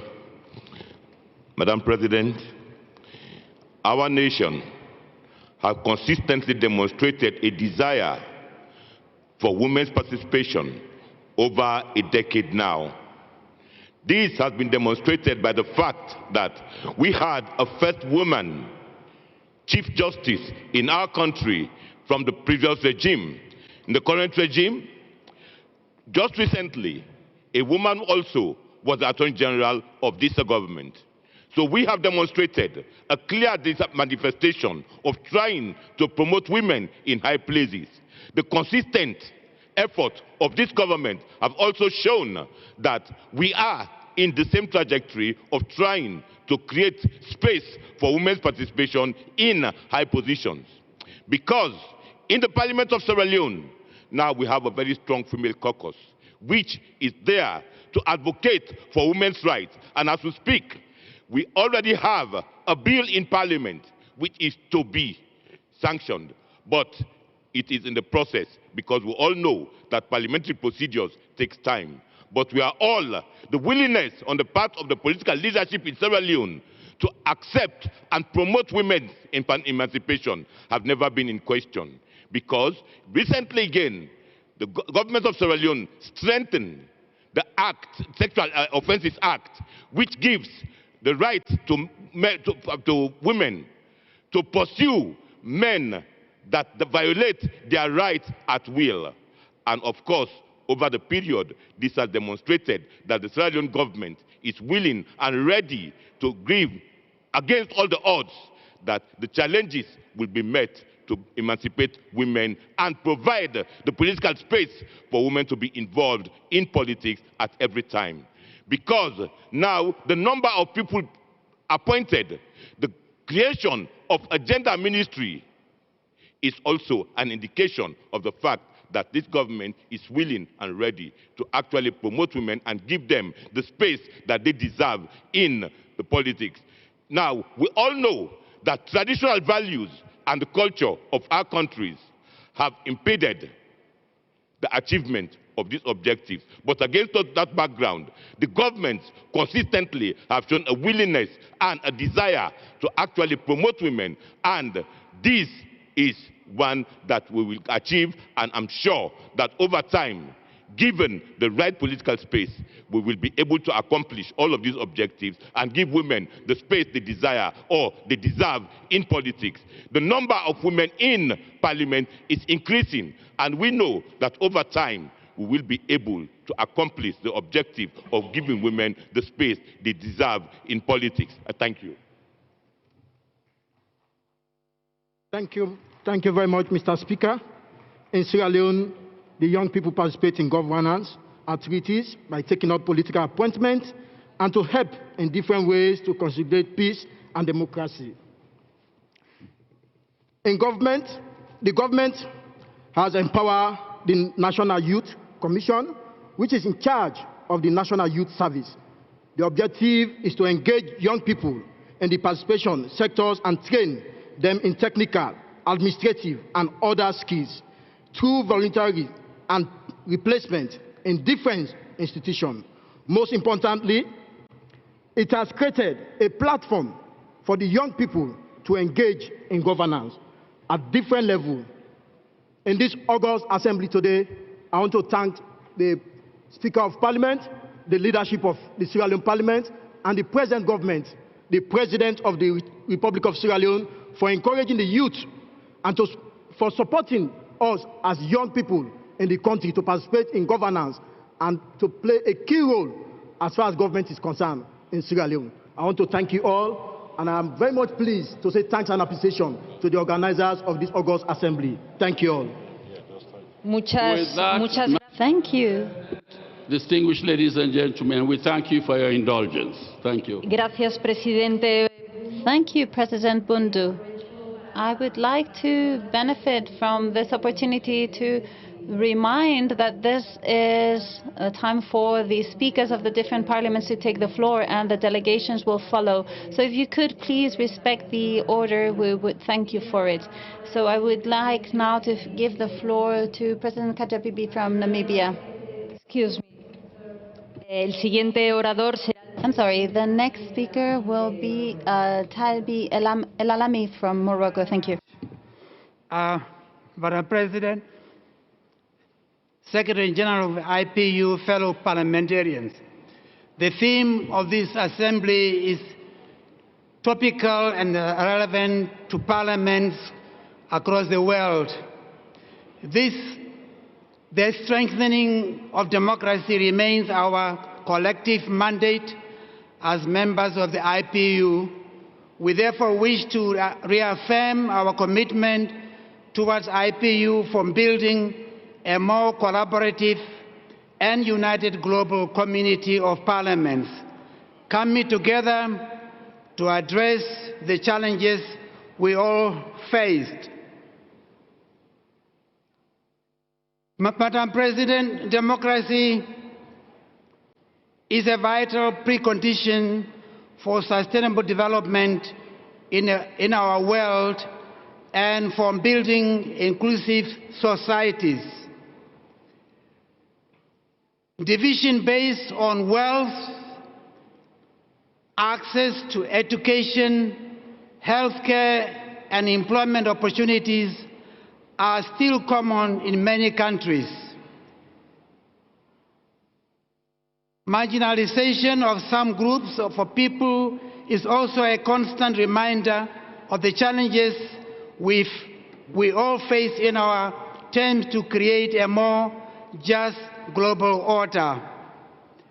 We in Namibia are well aware of the dangers of polarization. Indeed, just over 30 years ago, our nation emerged from the shackles of apartheid, which was one of the highest forms of state-sanctioned polarization the world has ever seen. In 1990, after many years of fighting for freedom and independence, our people emerged victorious in our struggle. We have, in that process, adopted a constitution that established democratic electoral processes and states and institutions of state. The challenges we face today in Namibia are derived from our painful past and from the more common global trends of the present. Although there is much greater equality than 30 years ago, there are still unequal access and opportunity, and the government is committed to addressing these challenges head-on. However, we are also experiencing lower voters' turnout, youth disaffection, and disinformation on social media, and creating levels of violence against women and children. These challenges are common to many countries, as revealed by the recent IPU report. Madam President, the constant flow of unverified information, particularly on social media, does harm to our societies and undermines the credibility of governments and parliaments. It is therefore crucial that we intensify our efforts to be accessible to our citizens and deliver services of parliament and in a more innovative ways. We are cognizant that as a country, we cannot afford to do away with conventional media as a method of engaging our citizens. However, we need to evaluate our ability to effectively render services as we build on accountability and transparency through regular monitoring and evaluating and reporting. To inculcate trust in our political processes and institutions require communication of these processes of review and of work of Parliament. We are therefore developing our website to provide more current information and also welcome citizens who wish to petition Parliament through the website. Madam President, the enhancement of participatory democracy is vital in current times when democracy itself is under challenge. The representation of women and young people is imperative in this regard to protect our democracies. I am pleased to report that women currently constitute 44% of members of Parliament in our National Assembly. This did not come about by happen chance, but was achieved through a political decision taken by the governing party, SWAPO. Other parties represented in our Parliament have not taken the same line, but have increased the participation of women in the parliamentary representation. Currently, 8% of our members of Parliament are under 30 years old, but we are increasing the number of young members of Parliament as well as deputy ministers. In our dedication here at the 143rd IPU Assembly, we are proud to have Africa's youngest sitting members of Parliament, the Honorable Patience Masua, who is 22 years old. Madam President, I cannot conclude without saying something about the COVID-19 pandemic.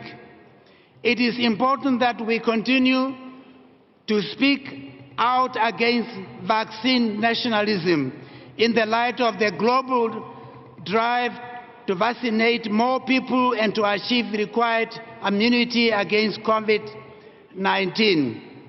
People in the north are already having booster shots, while countries in the south are often struggling to get sufficient vaccine for their people to receive 2 shots as required.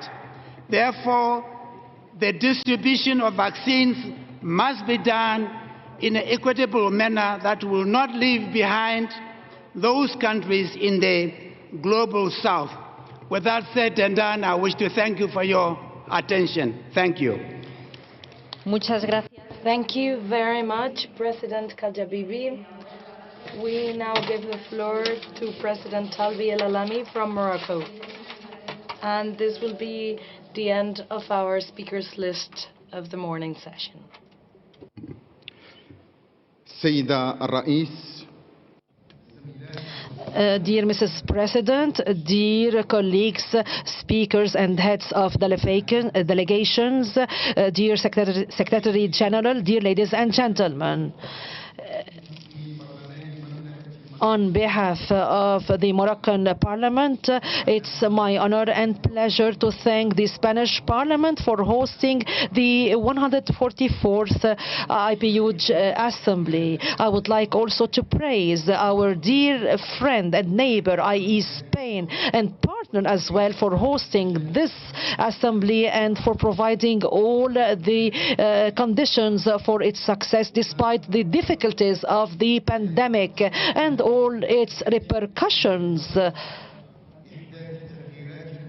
which will surely lead to drastic changes on the political level, on the economic level, also in the employment and priorities.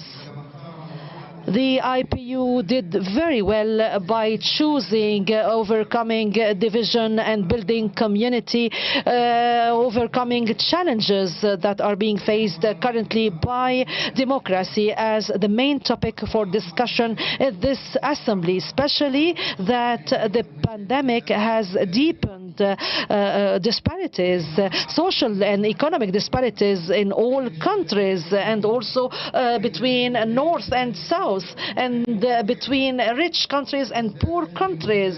Divisions have increased, polarization as well. Criticism has increased in the North and in the South as well.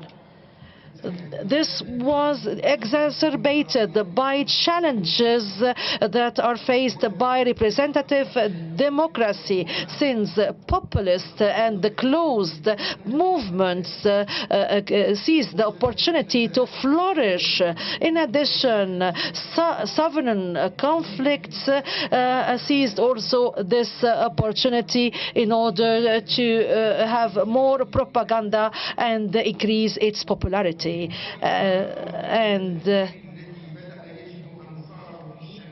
With this new reality in the South and in the North, the feeling of marginalization and exclusion is being fueled, and it is increasing by several communities, especially in the South, with the increase of poverty and the deterioration of basic services and the higher pressure being put on the public spending. What worsened the situation and increased and fueled this feeling, the lack of solidarity worldwide to face the pandemic, especially towards African people, and also in terms of the distribution of vaccines.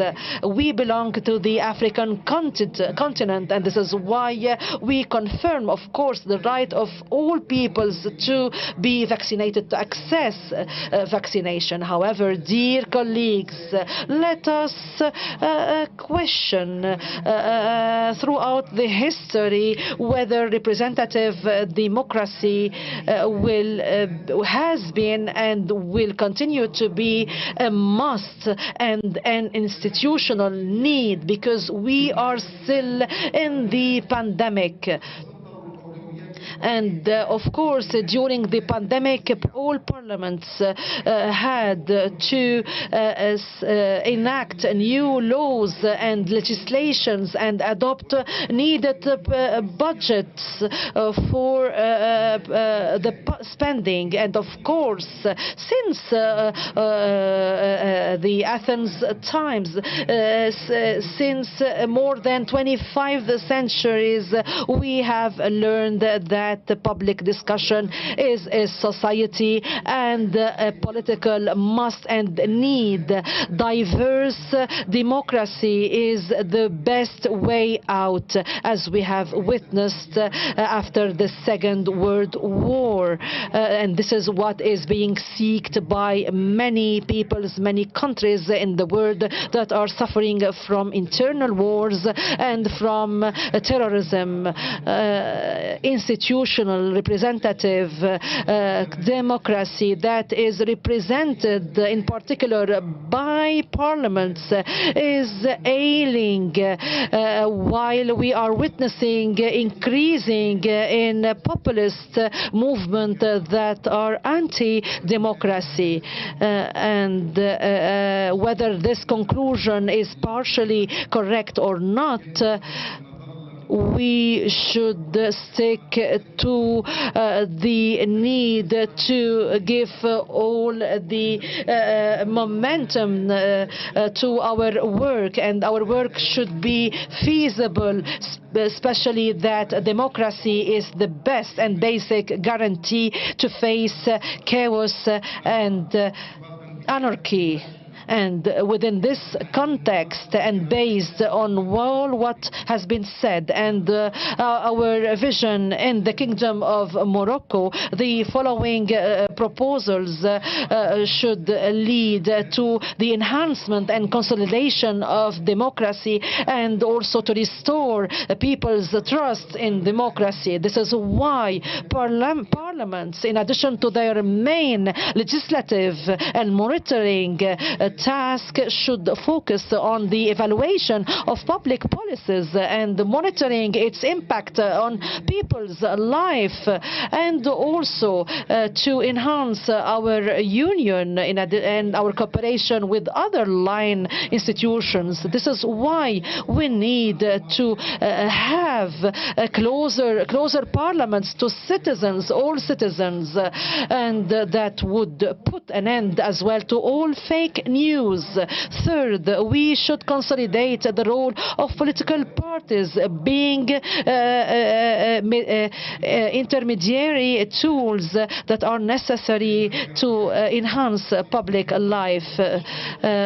Fourth, we should consolidate citizenship and the role of the civil society in order to consolidate and launch further initiatives and let them be the alerting body to remind of the most important issues.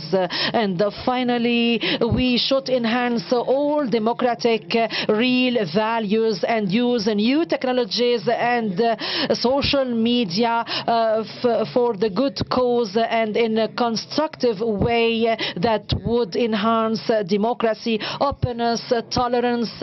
And sixth and finally, all parliaments should also consolidate all the values of participation, democracy, and also education and public space culture.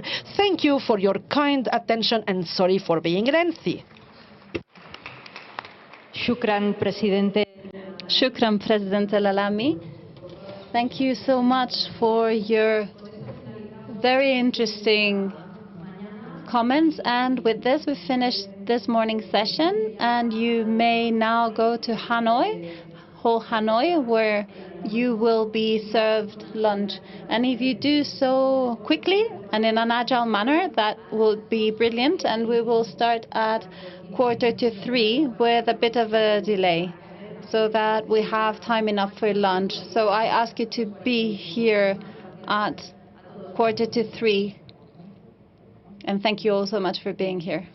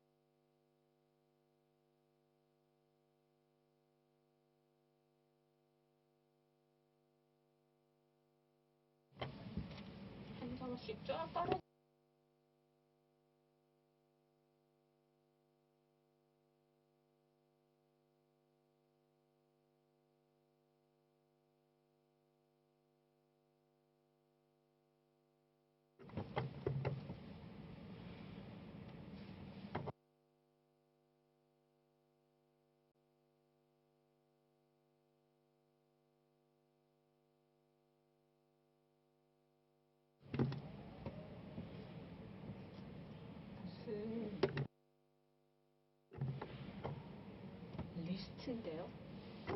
그래요? 봐야겠다.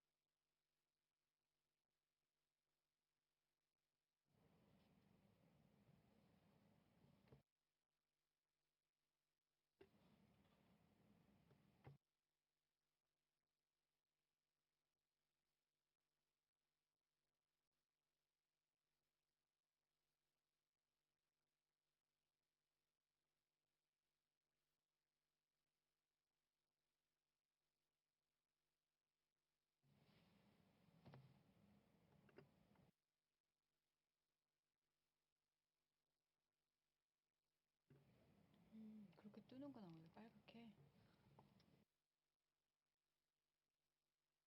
네. 선생님한테 이렇게 인게이지라고 빨갛게 뜨죠.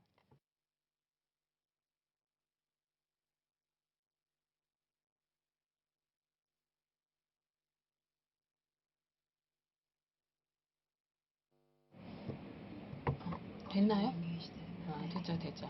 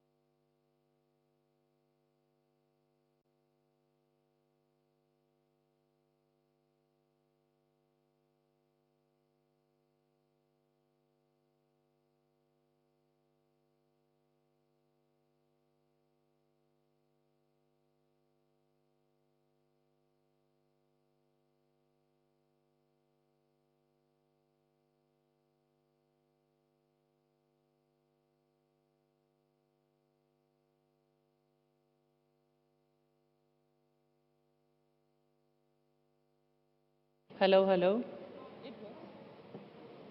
Dear colleagues, dear delegates, we hopefully had something in our stomachs and we are now ready to continue the assembly. So please get your delegates into the room and we will now get started in the assembly. We will soon continue the general debate on democracy, and our first speaker will be the speaker from Uzbekistan. So I invite the speaker from Uzbekistan, please, to the podium. Thank you very much. The floor is yours.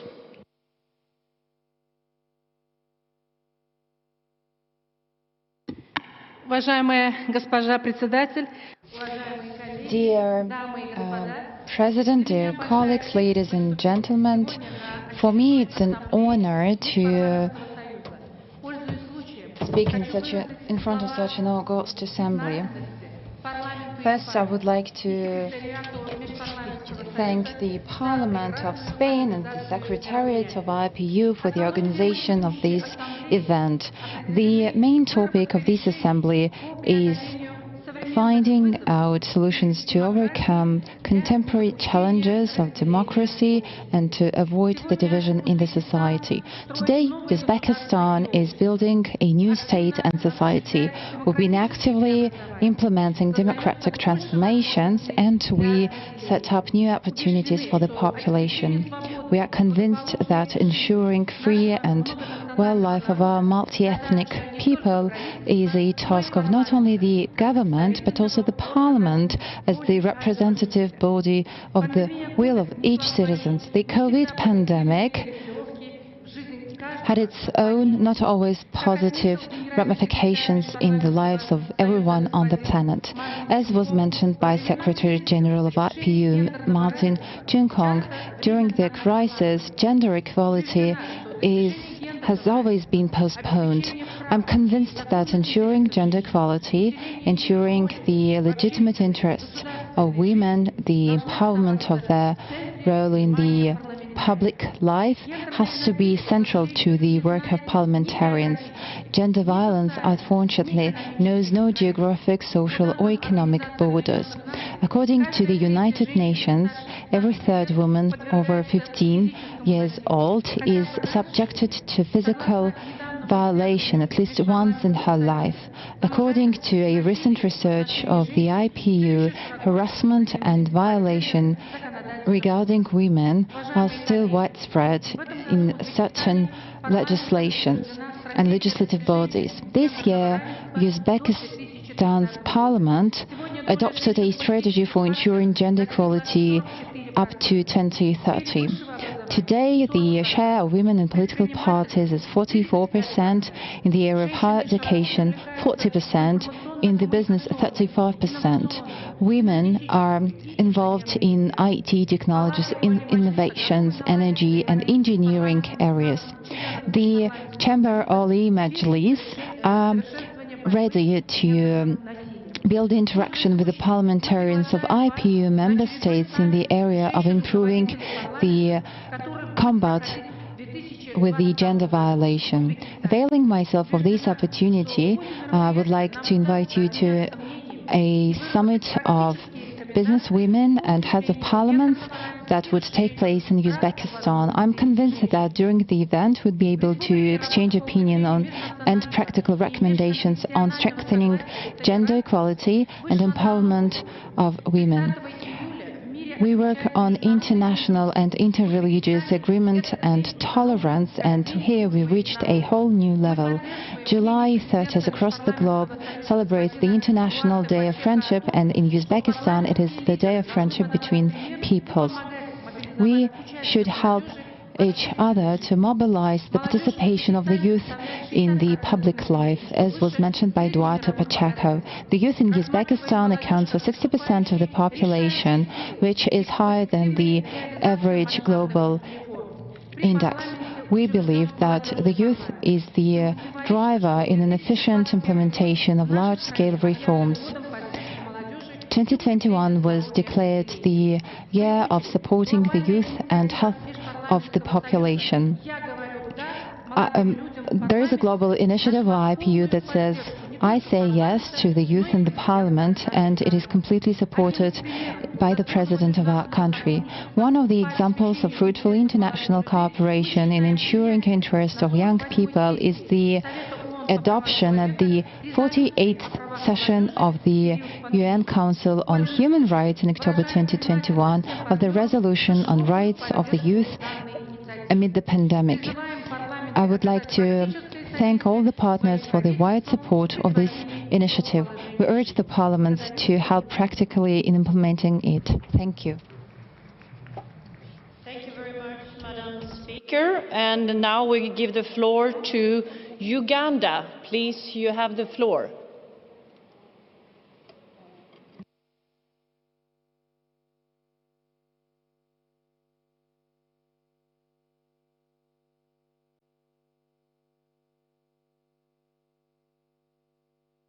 Madam President, distinguished ladies and gentlemen, I want to take this opportunity to greet all of you and thank you for this day. Thank you, the government of Spain, for hosting us to the 143 IPU Assembly. Thank you for choosing this important topic, the contemporary challenges to democracy, overcoming division and building communities. Citizen engagement in politics and public debate is important when it comes to addressing contemporary challenges facing the functioning of democracy. These include political turmoil in terms of populism, weakening of courts, surveillance, financial crimes, and lack of transnational solidarity. Thus, Parliament are expected to entail the views of the public and address their needs so as to build trust in the political system among citizens. The Parliament of Uganda has undertaken several mechanisms through which citizen engagement in parliamentary business can be strengthened. The Parliament of Uganda has also developed a mobile application known as Mungeni.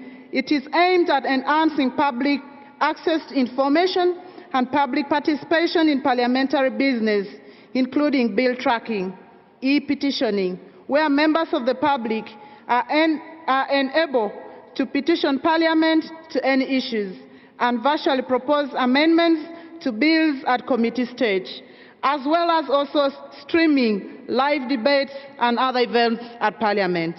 The Ugandan Parliament has also increased its visibility on different social media platforms, which has allowed the Parliament to reach a huge audience, particularly the young people in the country, in a cost-effective manner. And also, we are able to use the social media platforms which Parliament makes their visibility, especially where it uses social media to perform their oversight roles. The members of Parliament have also been able to use this platform with effective channels through which they advocate and raise public awareness on issues requiring urgent attention, and by which to receive public information and feedback. To actively represent the Parliament on social media, it has also helped to counter the flow of disinformation, which often is eroding democratic values, spreading anger and frustration, and diminishing people's trust in the political institutions. Additionally, as the Republic of Uganda, we are currently developing a social media policy to guide all its stakeholders in order to manage social media misuse. Furthermore, we are also enacted laws of Government Act, which establishes frameworks of engagement between the National Parliament and the district local councils. The MPs raise issues on the floor of Parliament for government action, such that engagement of the elected lower level of representative help to promote equitable development among districts, thereby reducing regional development imbalances within a given country.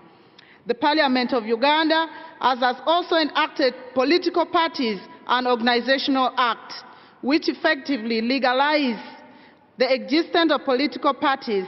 And in this effect, parties became free to organize their delegate conference and party primaries, to open branches, to solicit fundings and to come out with policies and party manifestos. The performance of political parties in Uganda enhanced by a belief with them that there are fair electoral laws and institutional that can ensure free and fair elections. And also, we hold an annual parliamentary week with a major aim of creating awareness on the role of members of parliament to the public.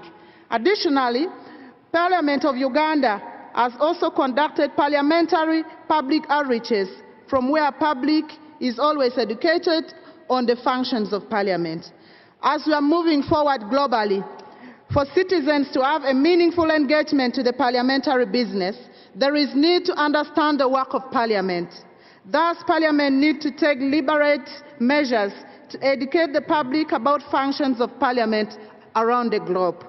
The government should also establish a well-functioning justice system and rule of laws that work for everybody around the globe. Parliaments need to ensure that there is legal framework supporting other central actors in democratic system to play their roles. Independent judicial ruling on party petitioners over repressive laws should also be made by court of laws in order to help political parties in their struggles for opening of political space. There should also be focus on poverty reduction and inclusive representative politics.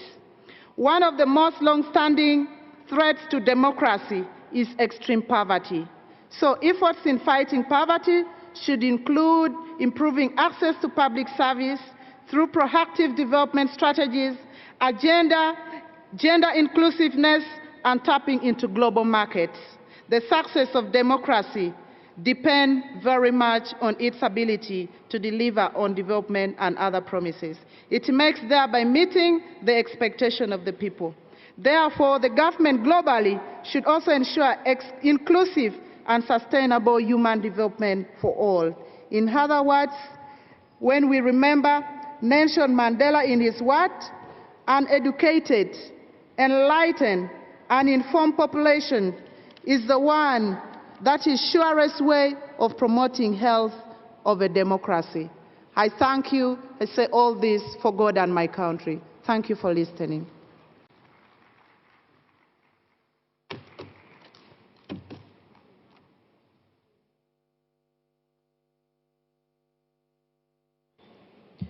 Good afternoon, speakers and members of Parliament.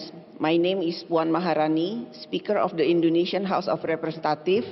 I will serve as the chair of this session. We are going to resume the general debate on contemporary challenges to democracy, overcoming division and building community. We have heard several perspectives from various national parliaments in the morning. We see that we share similarity that we are currently facing numerous challenges to the functional of democracy. Now, we will hear more on national parliaments' experiences in promoting a culture of cooperation and political dialogue to overcome divides, polarization, and building inclusive and equal society. May I remind you that each speaker will be allocated 7 minutes to address the floor. Please come forward to the stage to deliver your statement. From Sweden, please.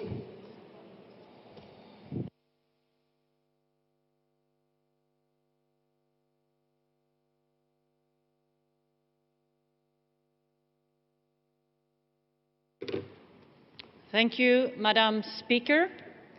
The world is under threat, no doubt about it. We as members of Parliament have a clear mission.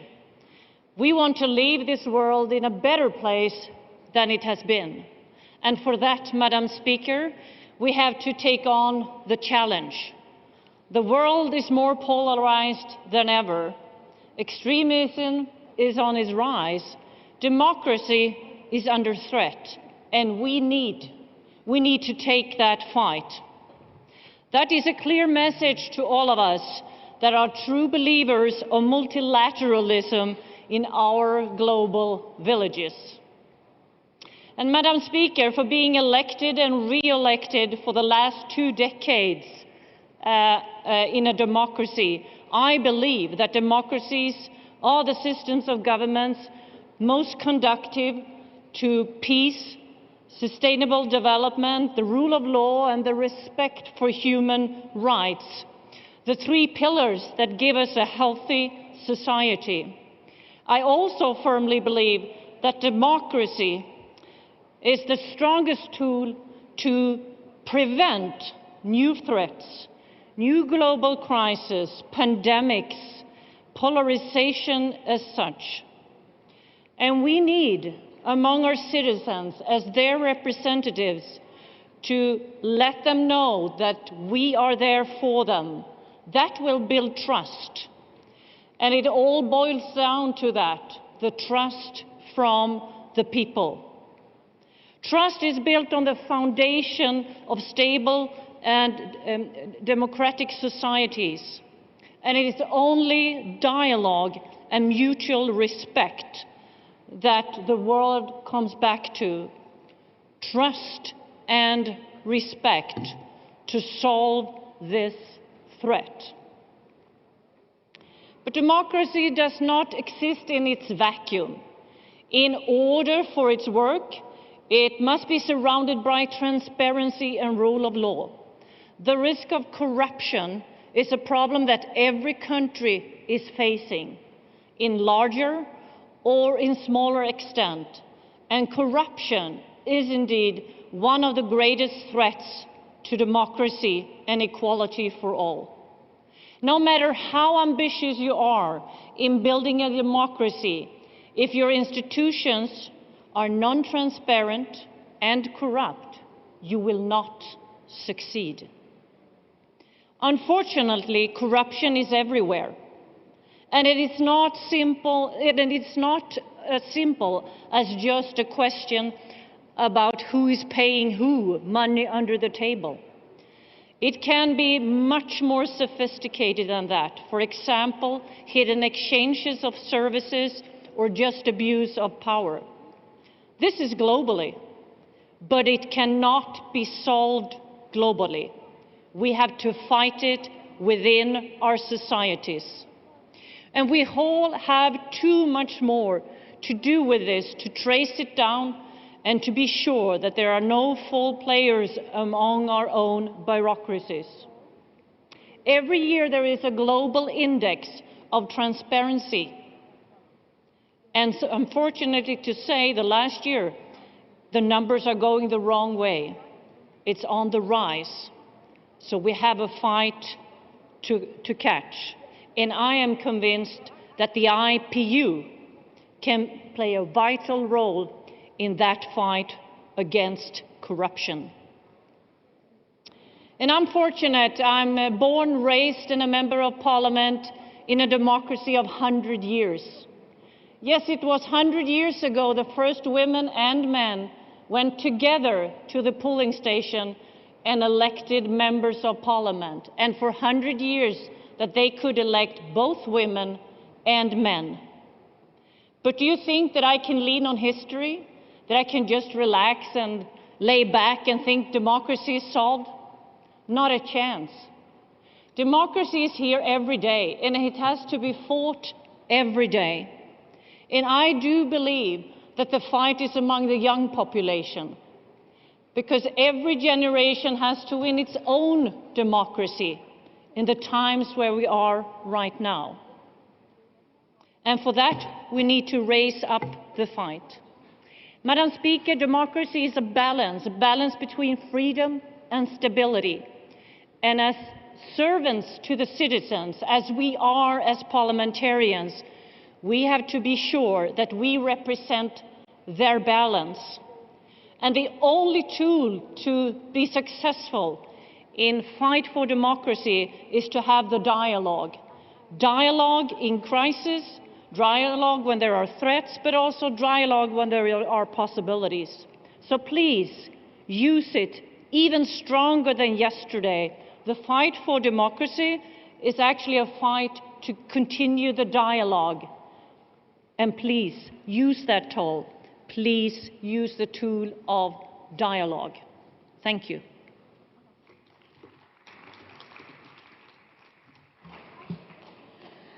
Thank you for sharing your view, Madam.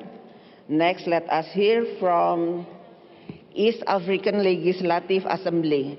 After that, please be prepared, Malta.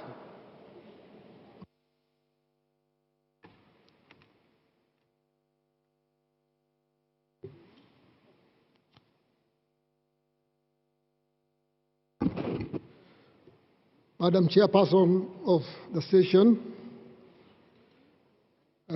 President of IPU, Secretary General of and leaders of IPU, distinguished speakers and honorable members, distinguished delegates,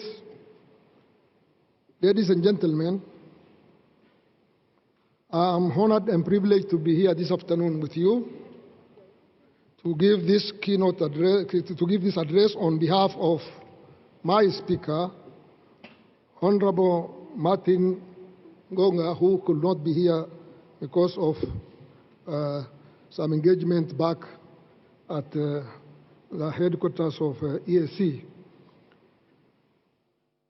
Honorable Chair, I bring to you warm greetings from Honorable Martin Gonga, the Speaker of East African Legislative Assembly, who, due to other engagement, could not join us this afternoon. I also wish to convey his commitments to strengthen cooperation between EAC, YALA, and IPU towards addressing global issues, including those threatening democracy. It gives me a great pleasure to address this distinguished forum of the 143rd session of IPU Assembly on the timely theme, Contemporary Challenges of Democracy, Overcoming Divisions and Building Community. I take this opportunity to sincerely thank the Secretary General of IPU and his team for inviting East African Legislative Assembly to this important assembly and debate. At the onset, I wish to observe that there are many issues that currently affecting the global democracy, recession and democratic backslide in many countries.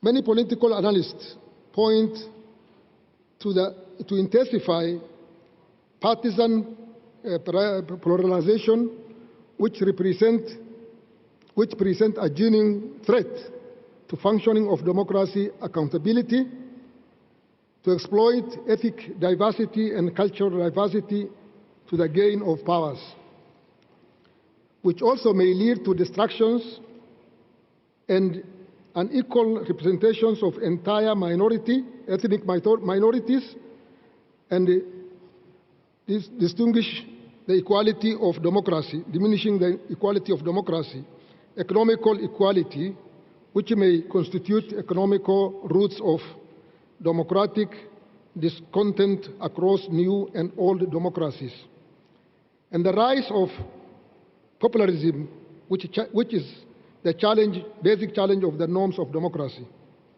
Ladies and gentlemen, most of the above-mentioned challenges to the democracy are caused by misinformation and hate speech. I will therefore focus on my discussion on the question of what role should Parliament play in protecting freedom of expression online, promotion, diversity of views, while also countering disinformation and hate speech. On the one hand, freedom of expression encompasses free speech, freedom of press, the right to petition government, the freedom of political associations, and such constitutes necessary component of democracy, which plays an informal and legitimating function. Freedom of expression is protected by Article 19 of the Universal Declaration of Human Rights, and given legal forces through Article 19 of the International Convent on Civil and political rights, and Article 9 of the African Charter on Human Rights and People's Rights. It is therefore paramount for Parliament, being an icon of democracy, to safeguard the right of freedom of expression. Parliament needs to ensure high standard of freedom of expression for the purpose of enhancing interactions between citizens and legislative powers, that promotes parliamentary openness, transparency, easy access to public information, including electronic communication of Parliament information, accountability, and citizen participation.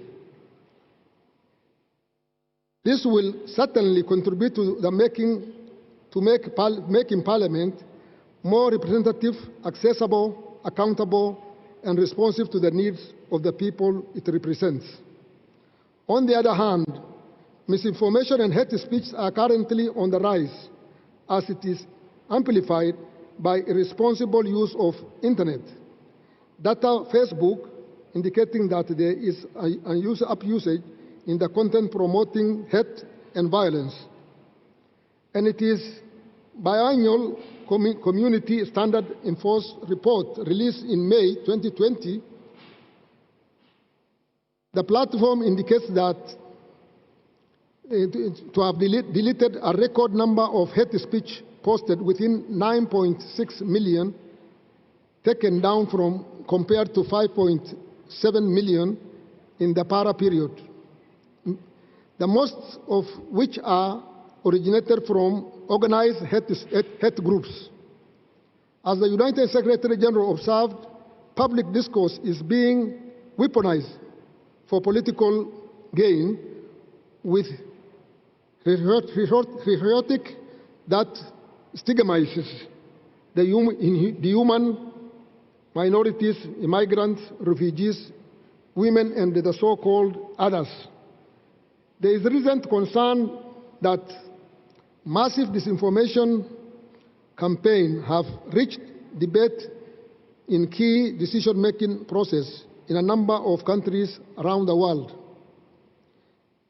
In East African region, we have observed Internet shutdown during major election period, mostly before election results are announced or shortly after they are proclaimed, in fear of electoral misinformation, proclamation of fake results online, and hate speech or mobilize for violent protest against the results.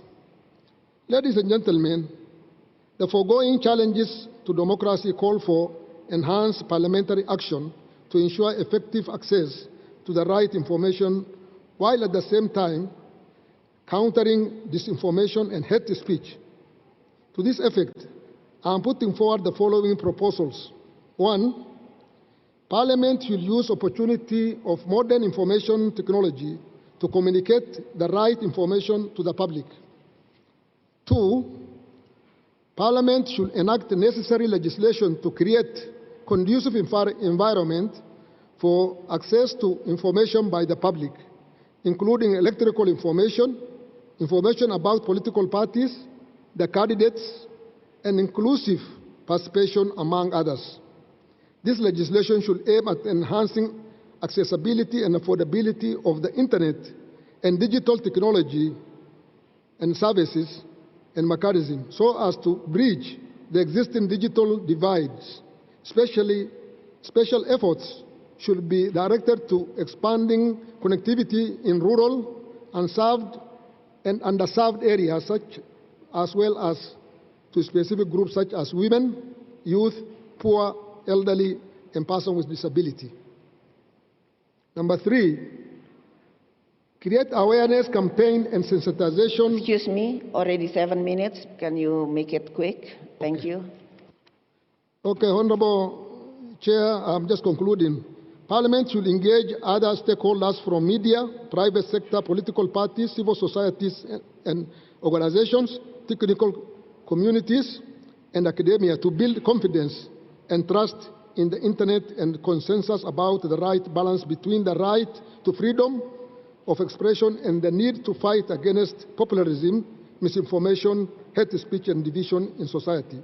Lastly, international cooperation should be enhanced towards safeguarding democracy and addressing the root cause of the current democratic decay in the world.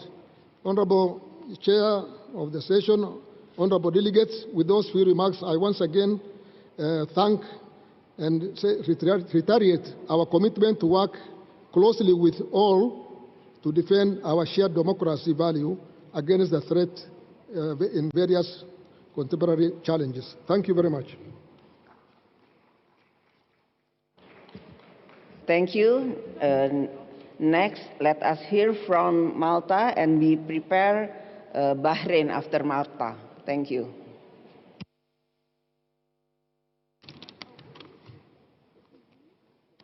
Thank you, Your Excellency, Madam Chair. Good afternoon.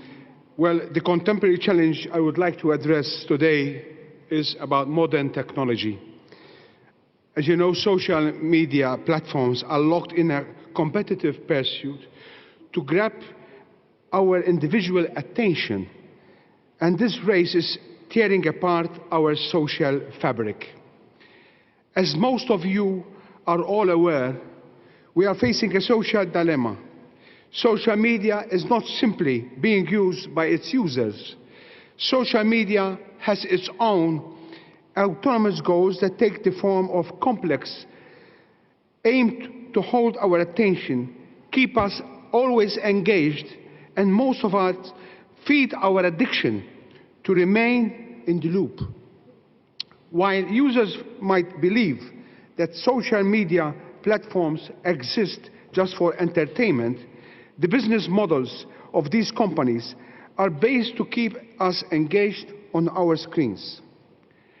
Allowing our self-worth to become predicated on the social media validation loop is not only irresponsible, but also dangerous, especially to most vulnerable people in our societies. The urge to connect with other people is human nature, of course, but it is what makes us human in the first place. Social media platform operationalize this urge for human connection to increase profits. The climate change issue, for example, is a case in point, because this important issue is being also overshadowed, and I emphasize this, overshadowed by the online division that is being fomented by social media users into echo chambers, which validate their opinions, shaping also the climate conversation, the process. Opposing sides gravitate towards other like-minded individuals, commenting more extremist viewpoints. This process keeps users engaged in social media. Thus, we parliamentarians need to rethink on social media before it is too late. Faustian bargains are not the answer. In this respect, parliamentary oversight on governments to monitor the COP26 climate change targets is not enough, Madam Chair, without tackling the larger social dilemma. The point of all this is not to ban or censor social media. No. The social impact of technology cannot be ignored.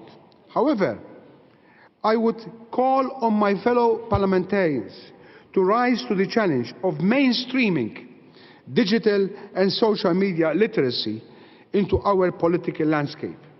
This would not be easy, I know. However, given the competent rights regarding free speech, hate speech, fake speech, fake news, and privacy, it would require a perspicuous vision, expecting these platforms to moderate their billions of users is not feasible. So parliamentarians cannot discuss and cannot even dismiss this regulation. I call on my fellow parliamentarians to consider strongly a legal international law mechanism to efficiently address fake news and hate speech and social media in general. It is, Madam Chair, possible to regulate fake news, yes, in a lawful and legitimate manner, without targeting specific political and geopolitical leanings. Any legal standard concerning fake news must therefore be formal and potentially universal one. We must refrain from creating a precedent where authoritarian regimes can clamp down on legitimate news networks in the name of combating fake news. We have to be careful. So fighting fake news with equally distortive counter-propaganda only creates more confusion and feeds the narrative of fake news. Trust and distrust are both used to deal with the complexity of the information available to us. We should make it easier for audiences to verify the trust vested in media. Transparency in the media's source of capital and funds would strengthen existing safeguards for the independent press. For such transparency to be of use, media and digital literacy must be promoted and information must be accessibly easy. In conclusion, Madam Chair, to promote the value of peace and tolerance across borders, a collective and a systematic change is required in the promise of a more humanly orientated technology. Thank you very much.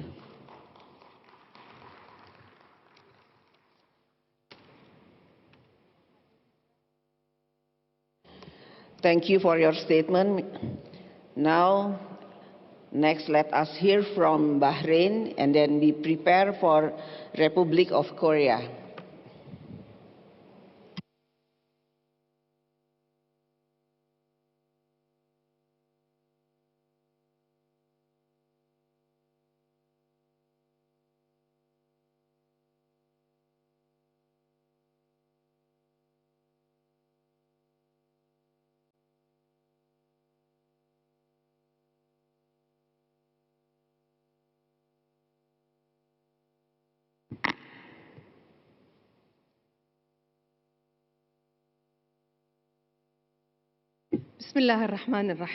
In the name of the most merciful and compassionate, Your Excellencies, speakers and heads of national assemblies, may the peace of God be upon you. It's my utmost pleasure and honor to attend this very high-profile assembly where we are gathering in person after almost 2 years of lockdown. I would like, first of all, to express my thanks and gratitude to our friends in Spain for the generous and excellent welcome, and I wish them full success in their endeavor. Our meeting is taking place where in a time where the pandemic is still putting lots of pressure, lots of fears on our world. Despite all the efforts for the recovery. And of course, we are full of hope to overcome this pandemic. And this is why we are very happy to attend this assembly with this high number of attendees. And of course, we are committed to make further efforts to have a more democratic world where decision-making won't remain in the hands of a few countries, but it will be a participatory process and with further participation of citizens in all policies making and decision making, so as to consolidate democracy as value and practice. Ladies and gentlemen, contemporary challenges being faced by democracy are very complex and multiple, and they require efficient intervention and more efforts by our side. We parliamentarians parliamentarians, as parliaments, given our responsibility to protect the democratic system that is based on thought and on the visions and on the practice, so as to recover the trust in democracy from all citizens, and also to promote citizens' role in public life. These current challenges are not only linked to democracy, but other systems of democracy, hence the need to consolidate the trust or re-establish the trust in democratic institutions, given the deterioration or erosion of democracy. Ladies and gentlemen, throughout their structure, parliaments being the representatives of people and echoing the voice of people should be open in their when treating with the citizens, and by adopting innovative tracks so as to be more effective and faster, especially to recover the true democratic process and to overcome all society divisions throughout discussion and political dialogue mechanisms, and also by helping to reach solutions to all problems and all concerns of societies, and also by providing multi-layered channels to exchange opinions between all political stakeholders, which feeds and consolidates democracy in the society, not only on the theoretical level, but also on the practical level, and also to be able to face all the challenges. Ladies and gentlemen, as much as the very fast technical progress is allowing more and more access to information, the more parliaments should be open and transparent to all citizens. And of course, it is to be praised and to highlight the electronic work of parliaments during the pandemic. And of course, it is noteworthy also to highlight the importance of distributing the tasks and disseminating the culture of democracy and the real values of Parliament. And thanks to these efforts, we have been able to and actually, because we were not really able to do it, fake news have been disseminated recently.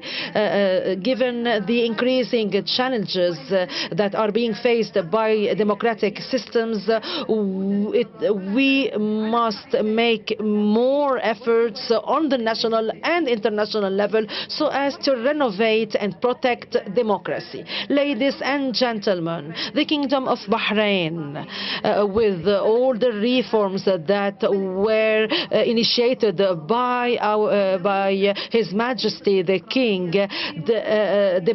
restoring and consolidating democracy is one of our top priorities according to our constitution, but also on the practical level. And this is confirmed by the honest elections that took place and that were followed and monitored by neutral observers, and during which all legislative and monitoring mechanisms were used and adopted so as to preserve and to defend the rights and freedoms of the citizens. Another proof of this is the unique model of permanent consultation and cooperation between the legislative power and the executive power for the sake of preserving the rights and freedoms of the citizens under the sponsorship of His Majesty Crown Prince of Bahrain. During the pandemic, Bahrain did not resort to any procedures that would affect freedoms and rights of the citizens. On the contrary, the kingdom did its very best to preserve the same living standards and to preserve democracy. And finally, I would like to thank the IPU for the excellent organization of this very important meeting where the whole world could encounter and we can all gather our efforts for the sake of humanity. Thank you for your kind attention, and may peace and blessings of God be upon you. Thank you, Bahrain. Next, let's hear from Republic of Korea. After that, please be for Zimbabwe.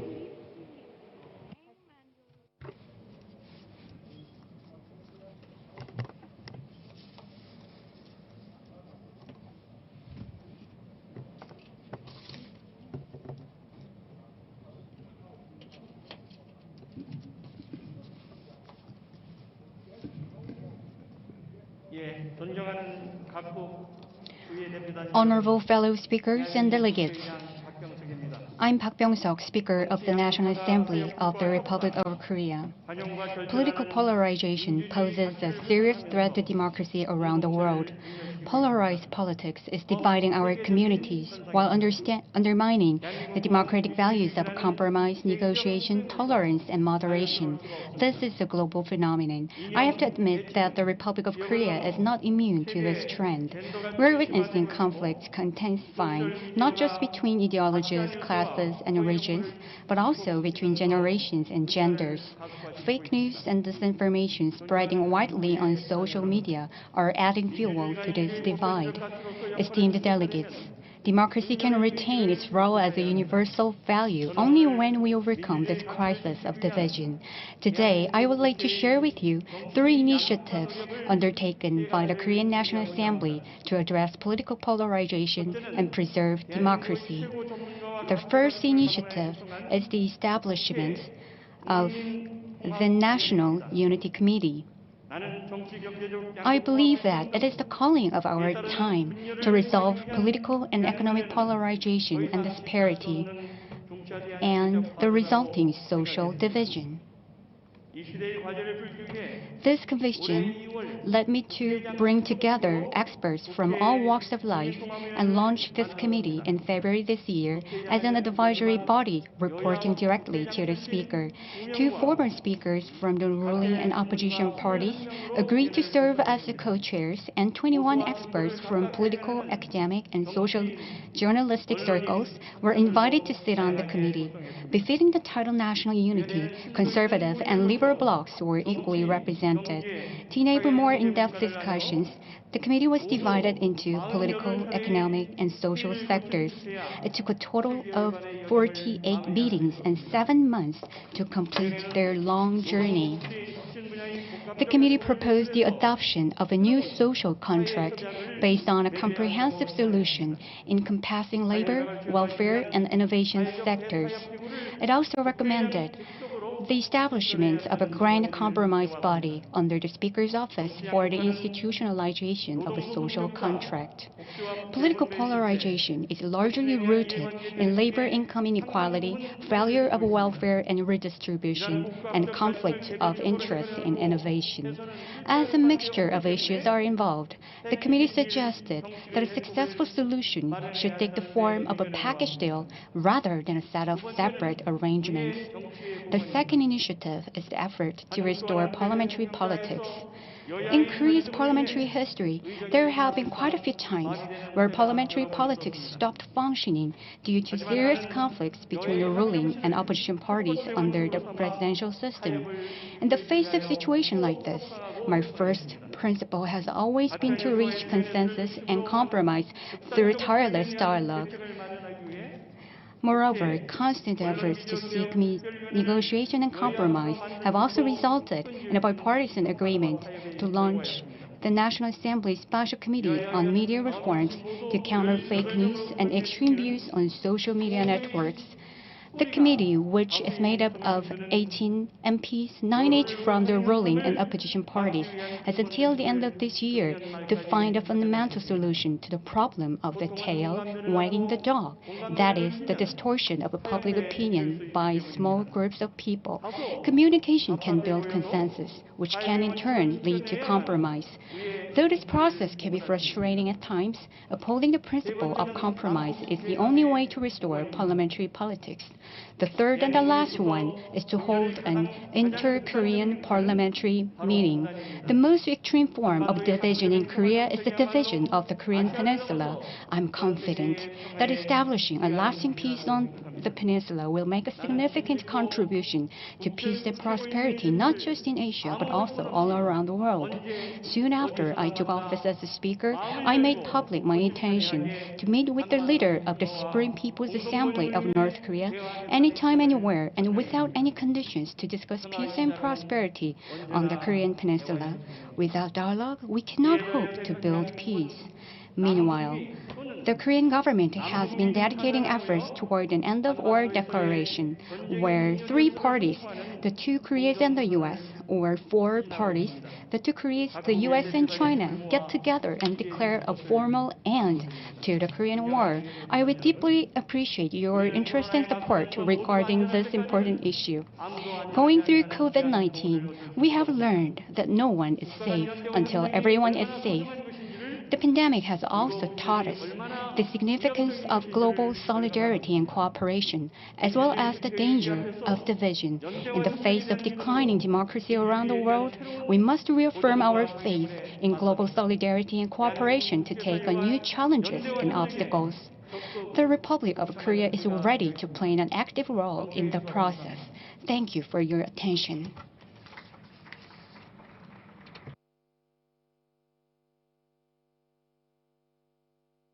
Thank you for your statement. Now, let us hear from Zimbabwe.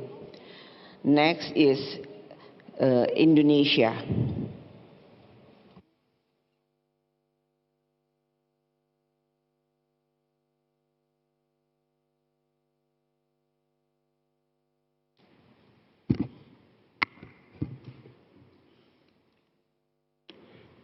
Madam President and dear colleagues, democracy is a government by the people in which the supreme power is vested in the people and exercised directly by them or by their elective agents under a free electoral system.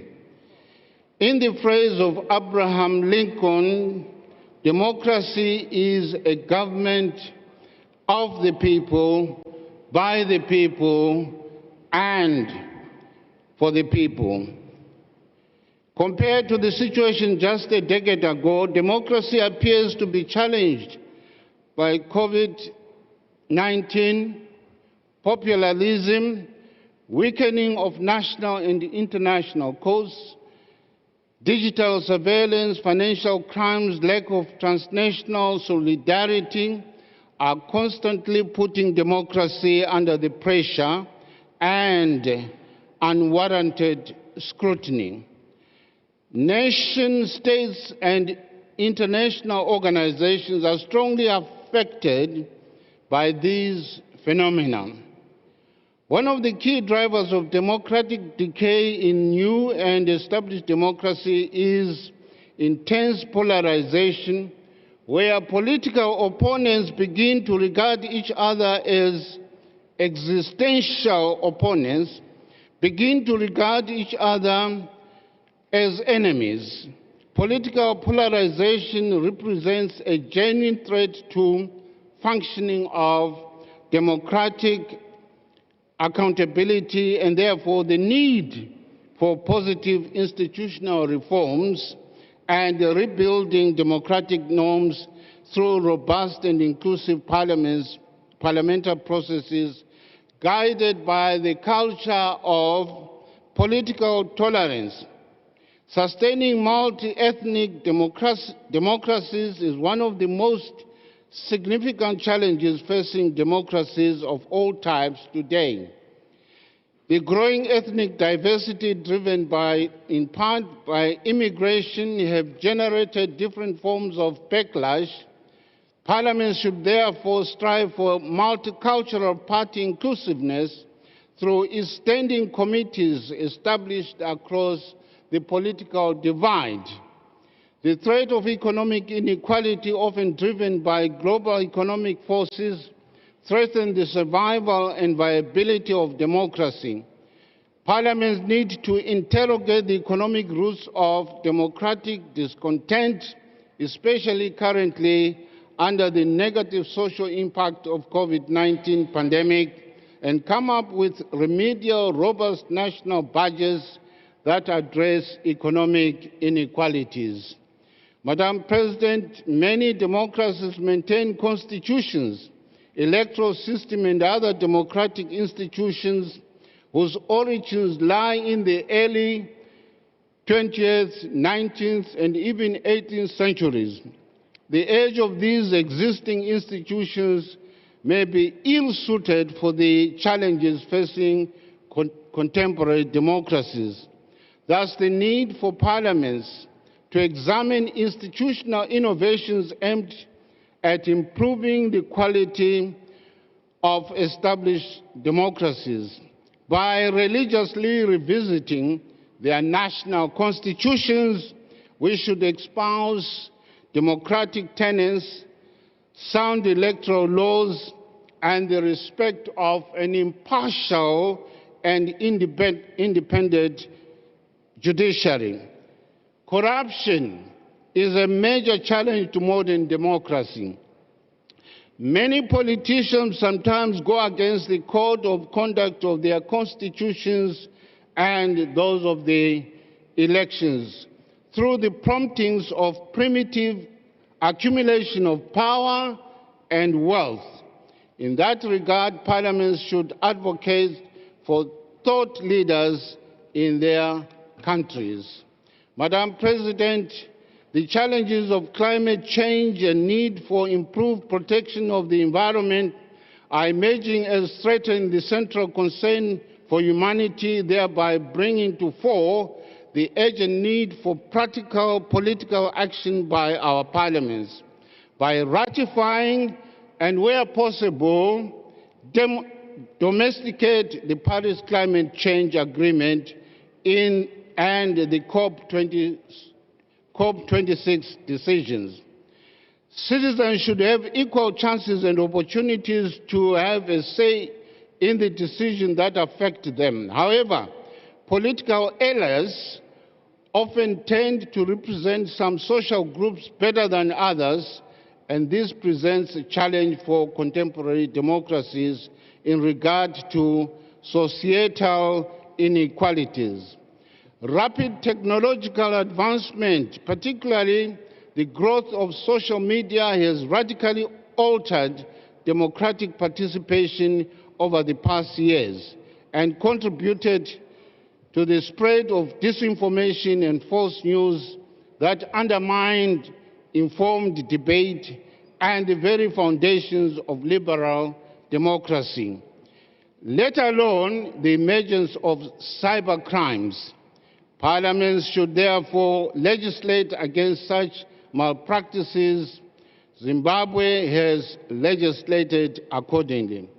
The COVID-19 pandemic has had a profound impact on our democratic societies, posing unprecedented challenges to globalization, personal freedom, the reliability of information, and ability of democratic institutions to cope with the rapidly changing societal demands. Parliament should therefore exercise a critical oversight to ensure that public policies on COVID-19 pandemic do not overtrample on the Bill of Rights without creating unnecessary conflict with the executive. Madam President,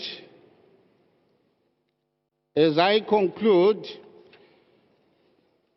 I would like to invoke the plenary assembly to come up with a universally acceptable guiding template that will inform member parliaments towards a clearer conceptual framework of appreciating that IPU is for democracy for everyone. That position will propel the IPU family to contextualize how we tackle the contemporary challenges to democracy so that we can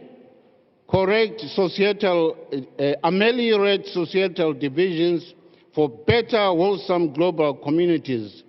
Lest we forget, Madam President, democracy should always be viewed as an evolving phenomenon since time immemorial and must take cognizance of the ever-changing political exigencies globally. Madam President, I end my contribution there, but allow me to raise one important thing that has arisen. There is information that a new virus is now in Zimbabwe, Namibia, Botswana, South Africa, and Eswatini. And consequently, some flights are being cancelled to those countries. And we are here as your delegates, and we do not know how we'll get back there. Now, the issue I want to raise, Madam President, is that there's no concrete evidence that has been given that this new mutating virus has started from South Africa, from Namibia, from Zimbabwe, from Eswatini, from Botswana. And I think it is unfair for some of these countries to treat us as second citizens. No one has confirmed that that virus actually has emanated from Southern Africa. And yet, we have seen the upsurge of the COVID-19 virus in Australia, and I think to some extent in France. But flights have not been cancelled accordingly. I appeal to IPU to make a stand and protect us from this COVID-19 vaccine nationalism. It is unfair to treat us like that before engaging the World Health Organization to find out where this virus has actually started from. Thank you, Madam President. I disagree. Thank you. I totally disagree.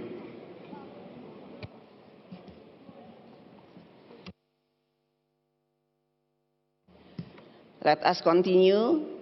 Now, allow me to now deliver my own statement, since based on the speaking order, the time allocated for me is also in this session. Now I shall hand over to the next chair from Madam from South Africa. Thank you.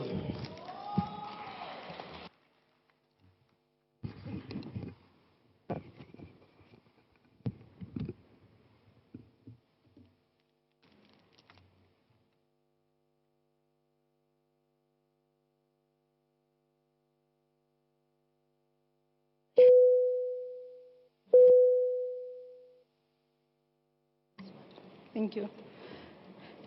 Thank you very much, honorable members. We will now invite the speaker from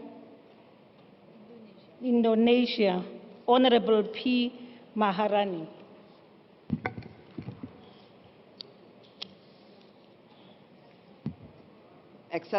Excellencies, President of Assembly, Presidents of IPU, speakers, and honorable members of Parliament. Almost 2 years into the COVID-19 pandemic, we continue to face an unprecedented global health and socio-economic crisis. Tens of millions of people are at risk of falling into extreme poverty. The number of undernourished people is predicted to skyrocket into more than 800 million people in the next year. Vaccines are now available, but the distribution is uneven. We should therefore work together to achieve vaccine equality for everyone and everywhere. We are also confronted by the potential of climate crisis. At least 85% of the world population has been affected by human-induced climate change. All countries need to increase their ambition in mitigation and adaptation to avoid climate disaster. At the same time, advanced nations should live up with their promise to deliver climate financing. Other issues are humanitarian crisis and security threat with unparalleled political, economic, and social challenges. Conflict-induced humanitarian crises occur in various parts of the globe. Distinguished delegates, in the world of complex challenges, resilience of democracy is contested. COVID-19 has brought enormous impact on the progress of democracy. Postponement of election has taken place in various parts of the world.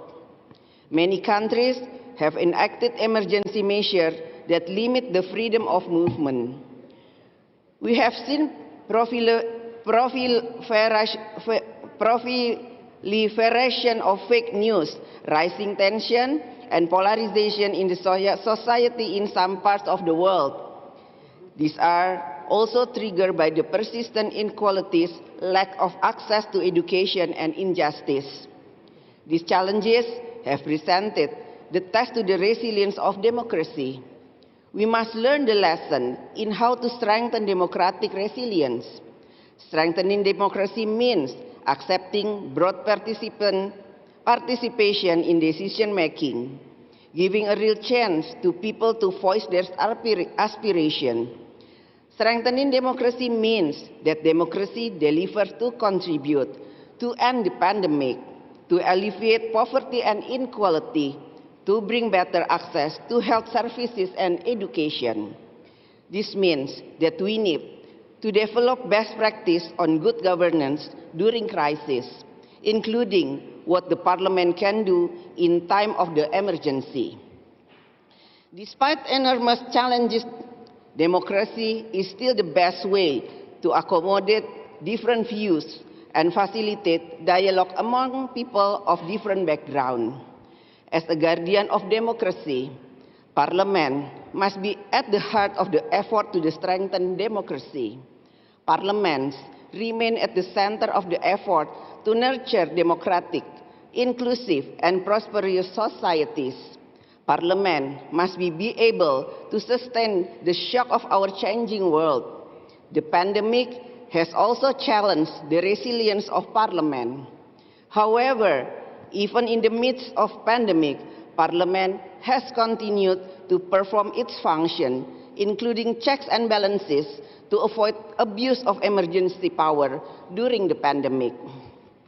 Parliament has continued to carry out its authority to promote human rights and ensure freedom of the expression. In time of crisis, the role of Parliament is even more significant than ever.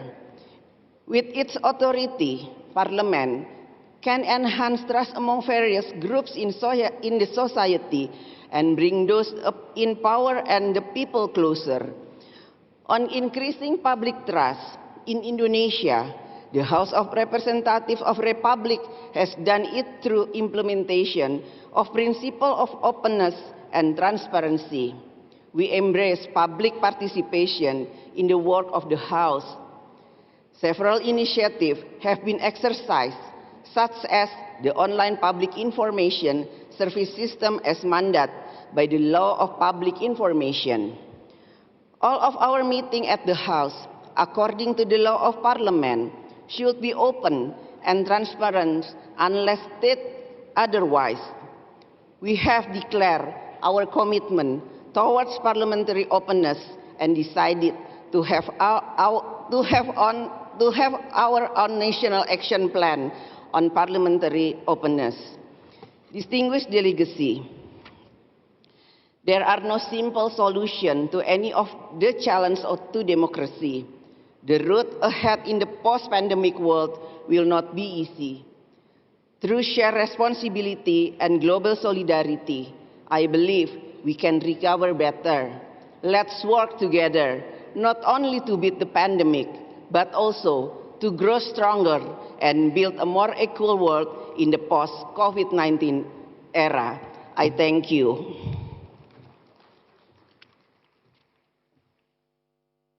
I thank you, Honorable Speaker from Indonesia. I now invite the Speaker from Pakistan. But I also want to remind Honorable Speakers that we should try as much as is possible to stick to the time allocated. Some of the speakers have gone way beyond 7 minutes, and we are behind schedule. Thank you very much.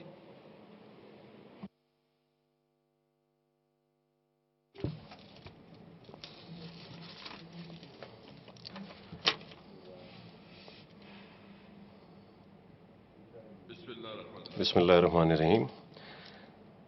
Madam President, distinguished parliamentarians and excellencies. Assalamu alaikum and good morning to and good afternoon to all of you. It is a great honor for me to be among such an august gathering. Let me begin by congratulating you, Madam President, and the Vice Presidents for their election. We are confident that you will steer this session skillfully. I thank the Parliament of Spain for hosting this conference. I also commend the IPU Secretariat for the excellent arrangements made despite the COVID-19 related disruptions. The topic of the conference is very important for us as it resonates with the many of the contemporary challenges, including those associated with the COVID-19 pandemic. Madam President, a quick scan of the global landscape reveals 3 clear signs of democratic progress. 1, today's globalized world has increasingly embraced democratic values and principles. All states, irrespective of their size and power, enjoy the right of sovereign equality in the global governance system. Dialogue, consensus building and cooperation are essential ingredients of our multilateral work and responses to an array of global challenges. 2, promoting welfare and protecting rights of human beings remain the raison d'etre of political dispensation. Today, governments of the people exist for the people and by the people. 3, in today's digital era, citizens have become immensely empowered. New and emerging technologies have unlocked access to a wealth of information, promoted transparency, and opened new avenues of civic participation.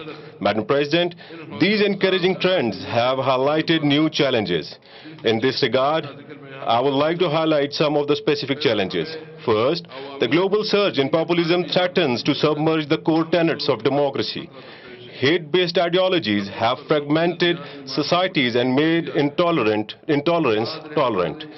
Disturbingly, populist leaders are dividing people to multiply votes through spreading misinformation and disinformation. This abuse of electoral process and attack on human dignity is a huge disservice to the very idea of democracy. Second, we are far from attaining a rules-based democratic international order. Centers of privileges regrettably exist. Might is right. Powerful states remain shielded from global accountability. This widening gap between principles and practices resonates with the plight of the brave Kashmiri people. Since 5 August 2019, India, the occupying power, has imposed, through use of brute force, a range of illegal and unilateral measures upon Kashmiris. These measures are designed to alter demography of the UN-recognized disputed territory. Their measures are a clear contravention of the fundamental principles of democracy, rule of law, and human rights. Yet, in deference to their political and economic interests, many global champions of democracy and human rights are silent. This must end to enable the Kashmiris to exercise their democratic right to determine their future in line with the UN resolutions.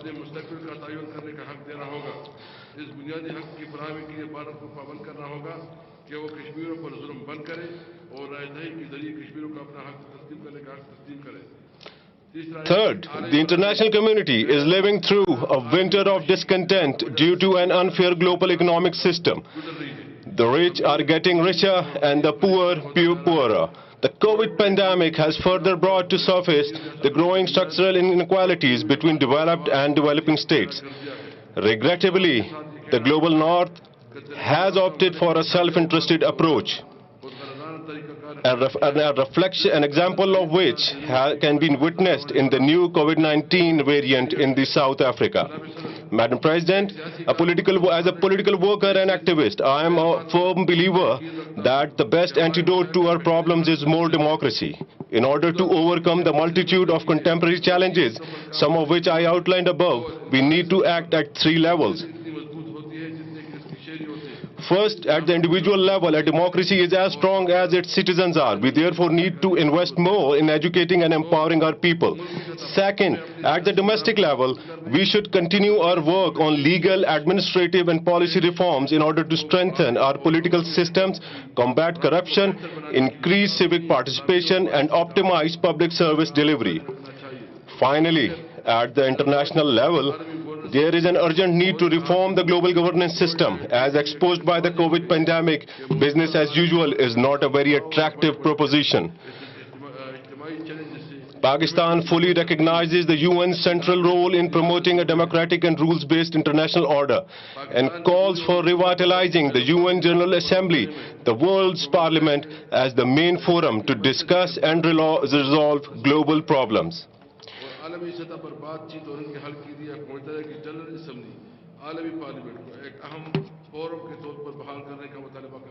We also believe that respect and adherence to the principles of UN Charter, such as sovereign equality of states, pacific settlement of disputes, refraining from the threat or use of force, non-interference in domestic affairs and respect for the right of peoples to self-determination are critical to strengthening democratic values and principles at the international level. Madam President, we hope that our deliberations at this Assembly contribute to action-oriented outcomes that meet democratic aspirations of our people and strengthen the principles of democracy nationally and internationally. I thank you all. Pakistan Zindabad.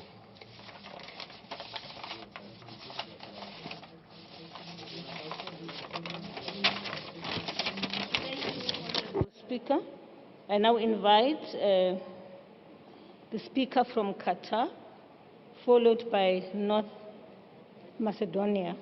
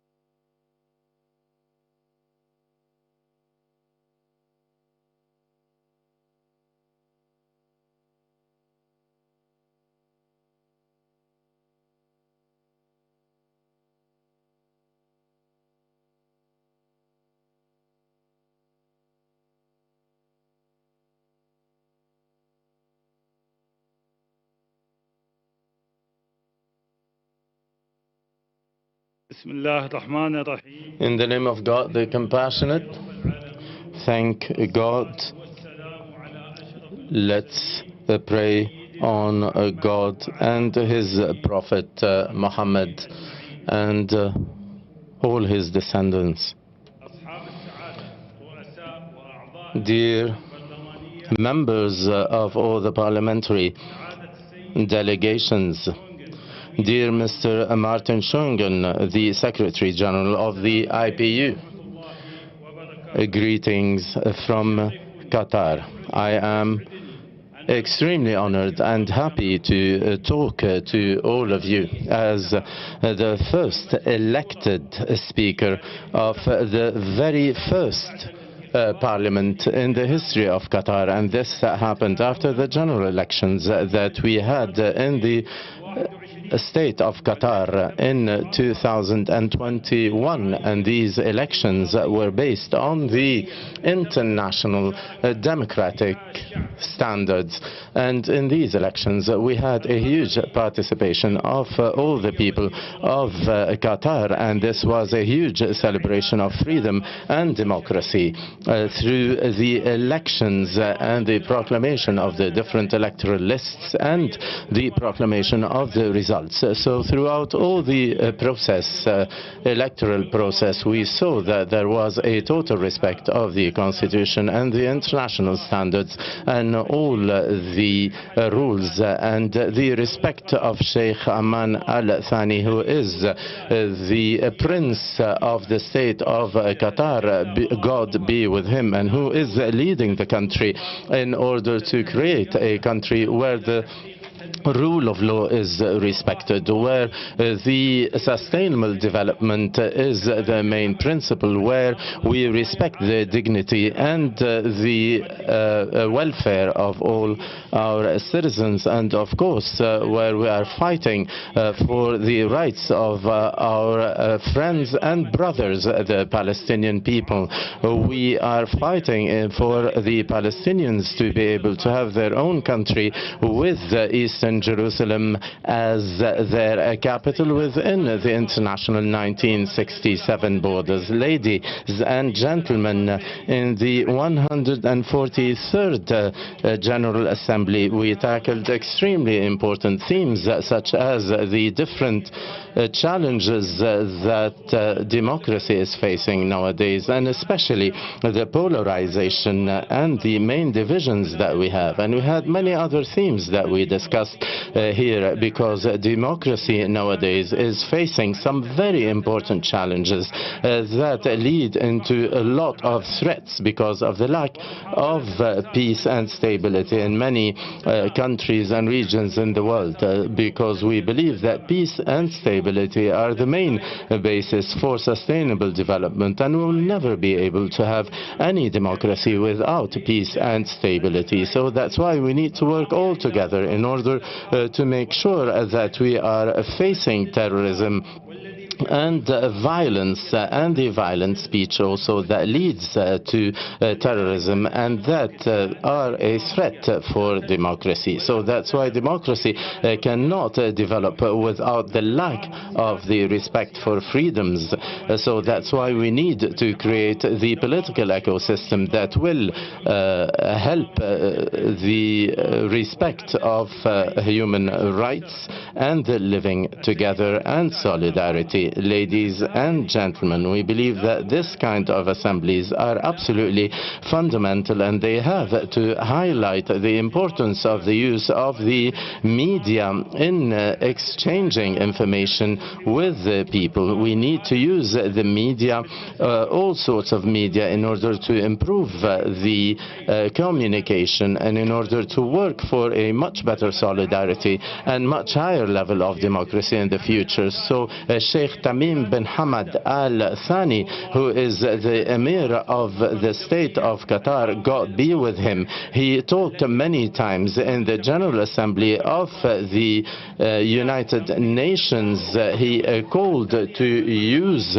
all the new tools and the internet technology that we have in order to improve the sustainable development and the communication between the different countries and peoples. And in the month of September 2018, the Emir of the state of Qatar, he organized an international congress about the new communication technologies, and he also committed with the United Nations to organize this. So that's why I have the pleasure, and I will be very happy to work in order to improve the cyber peace in the future, in order to make sure that we will be respecting the will of the people. And we need to make sure that the trust is worked on, and that's why the parliaments have to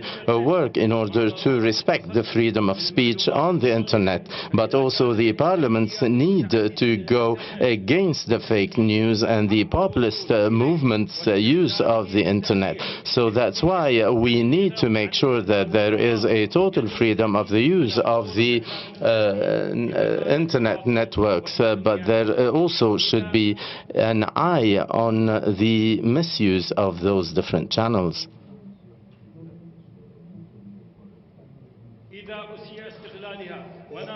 So we see here that now these open internet channels basically can be misused. So that's why we need to make sure that we are fighting fake news and that we are upholding the work of the parliaments and using the internet as a tool for communication. You know that parliaments are based on the people. They represent the people. So that's why they need to work in order to reinforce the bridges and the relationship with all the different parts of the different communities that they represent. We need to make sure also that the minorities, that women, that young people, that all minorities are represented in the parliaments, because they face many discriminations that the parliaments have to fight in order to eliminate them. We know that if we don't respect the right for all people to be equal, we will never move forward. And we saw in Glasgow, and we saw also in the 5th meeting of the Speakers of Parliament, and we had the 26th meeting also of the heads of the Parliament, that most of the people affected by the climate change and by the health crises are women, are young people, and are people who live in rural areas and in poor countries. So that's why the state of Qatar wants to carry out any activity with the rest of the partners in helping the different countries. So that's why we dedicated $80 million in order to help the small island states to face the challenges related to climate change, and in order to help them facing all the climate crises that they will be suffering in the future. And also we are working in order to help them improve their capacities to improve their sustainable development activities. So that's why in 2020 we signed a memorandum of understanding between the Parliament of the State of Qatar and the International Parliamentary Union in order to reinforce the role of the State of Qatar in the works of the IPU, and we renew our commitment with the International Parliamentary Union in order to work hand in hand to improve peace and stability and also sustainable development in the rest of the world. And finally, we want to thank Spain, its king, its government, the Speaker of the Parliament, and also the Senate of the Kingdom of Spain. We want to thank you very much for receiving us, and I'm sorry if I overpassed my 7 minutes. Thank you. Not at all. Thank you very much. I now invite the speaker from Oman, and I want to apologize for the mix-up earlier on. It should have been Oman before Qatar. The speaker from Oman, please.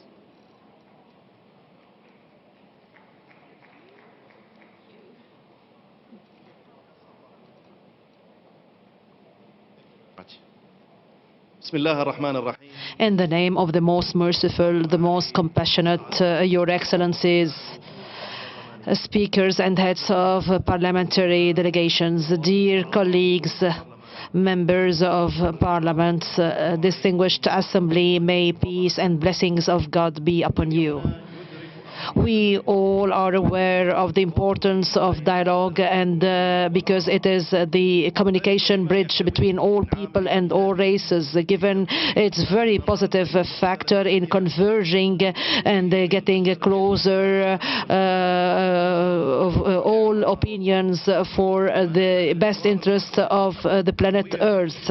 Moderate dialogue also enhances the concept of society partnership, and it also consolidates the concepts of stability and prosperity. This is why supporting the policy based on dialogue and finding peaceful solutions are basic principles for all nations and peoples, and to whom all religious denominations and all religions call upon. Hence the need to consolidate constructive dialogue for the sake of preserving peace and stability. This is why I would like to confirm the need for us to be aware of all media progress on the international level, and which have changed the sources of information, and it also affected its credibility and its impact on all peoples. Hence the threats and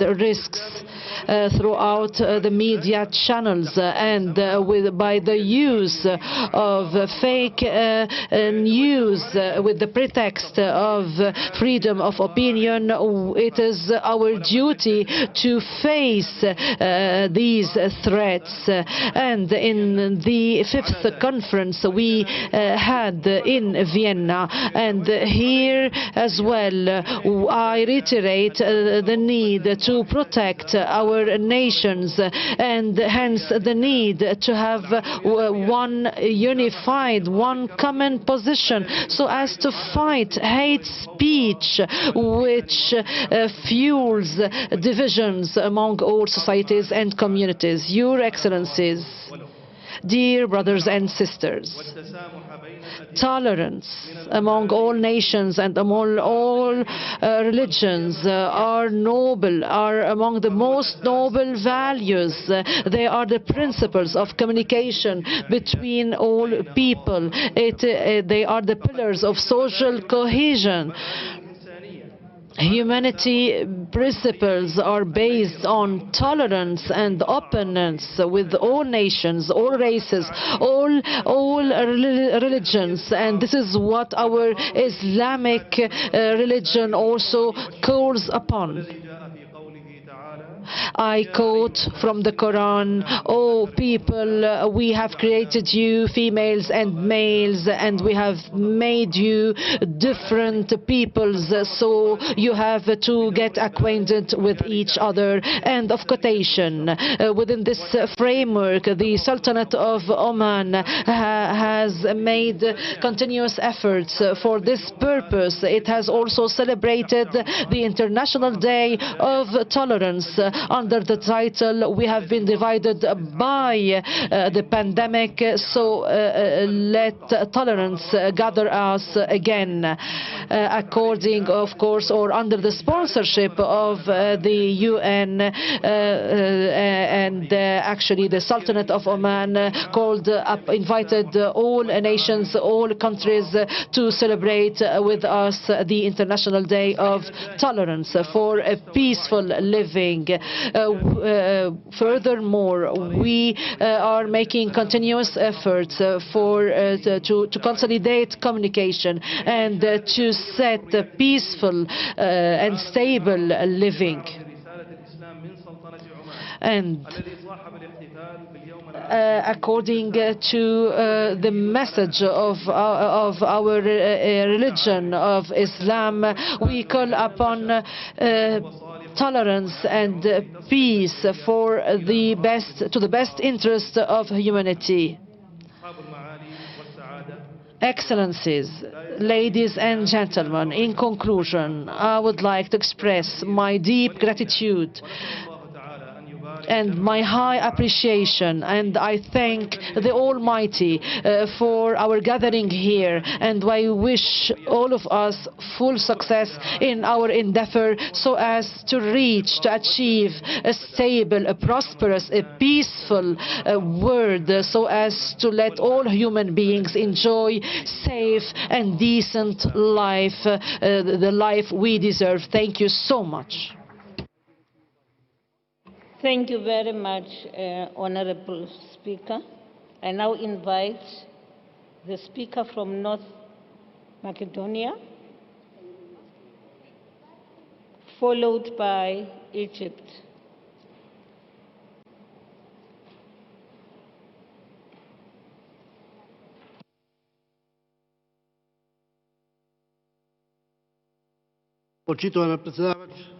Distinguished Madam Chairman, distinguished colleagues, Presidents of Parliament, dear colleagues, Members of Parliament, ladies and gentlemen, allow me to express my personal pleasure at being here today in person after the long period of virtual meetings and holding the assemblies of the IPU virtually, and be able to personally greet you on my own behalf and on behalf of the members of the Assembly of the Republic of North Macedonia, and to contribute in the debate on the contemporary challenges to democracy and overcoming division, as well as building community, on behalf of our legislative house, which, like all legislatures, homes of democracy where the voice of people is heard and is translated into the legitimacy of the elected representatives, faces all modern challenges in the attempt of democratic functioning, starting from the manner of functioning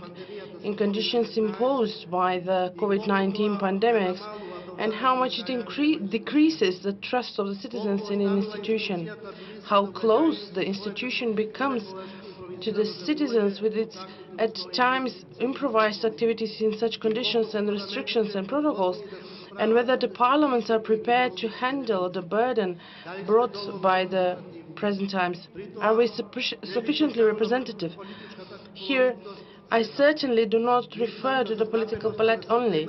I refer to the representation of all marginalized groups, the insufficiently represented groups in the society, women, youth, apolitical citizens, whose single aim is to have functional society, institutions at the service of the citizens, institutions that can strengthen the trust between people and be closer to the citizens, thus building culture of dialogue among the polarized sides and promote curative political discourse which brings hope and encourages constructive and inter-party cooperation, above all, with sincere intentions, since this is the only way to surpass the division among the stakeholders, to unite in the priorities in the decision-making process based on evidence, since as much as the competitiveness between the political parties seems significant for a healthy democracy, the polarization brings risks into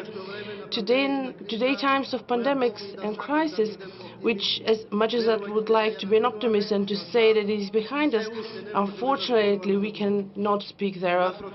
On the contrary, the situation on the field with the constant spread of the virus demands new restrictive measures, returning protocols, while the reaction of the citizens to return measures they believe are long gone and belong to the past arouses their discontent and inflames their frustration. The reactions are of different shapes and dimensions, but the feeling of being overwhelmed with the new rules prevails, the obligations and the limitations prevail. And this is the area for all disinformation and all destructive forces, always considering the particularly significant role of the parliaments in the protection of the freedom of expression on the internet, as well as the promotion of different opinion. It is of similar importance to stand against the disinformation and hate speech, to prevent perception that as political establishment we are losing our connection with the citizens. In order to change this, we have to provide personal example, providing culture of tolerance, culture of inclusion, and cooperation for the essential affairs. The globalization with all its flaws needs to be promoted initially with all its virtues, availability and speed, to turn it into benefit of bringing back the trust in of the citizens in the institutions and prevent destructive potentials waiting for their chance to shine. Hence, we have to be awake, to closely cooperate, be sincere and direct in our activities and operations, be true home and guardian of democracy and peace in our states. Dear friends, being part of the Inter-Parliamentary Unions means being part of the common effort to resolve and address the modern challenges on national and international level. Through political leadership and solidarity in finding new approach for protection of the democracy, and I'm convinced that this approach will provide the all needed results. Dear colleagues, I wish you successful and fruitful work during these 2 days dialogue. Thank you for your attention. Thank you very much, Honorable Speaker. I now invite Egypt, followed by Arab Parliament.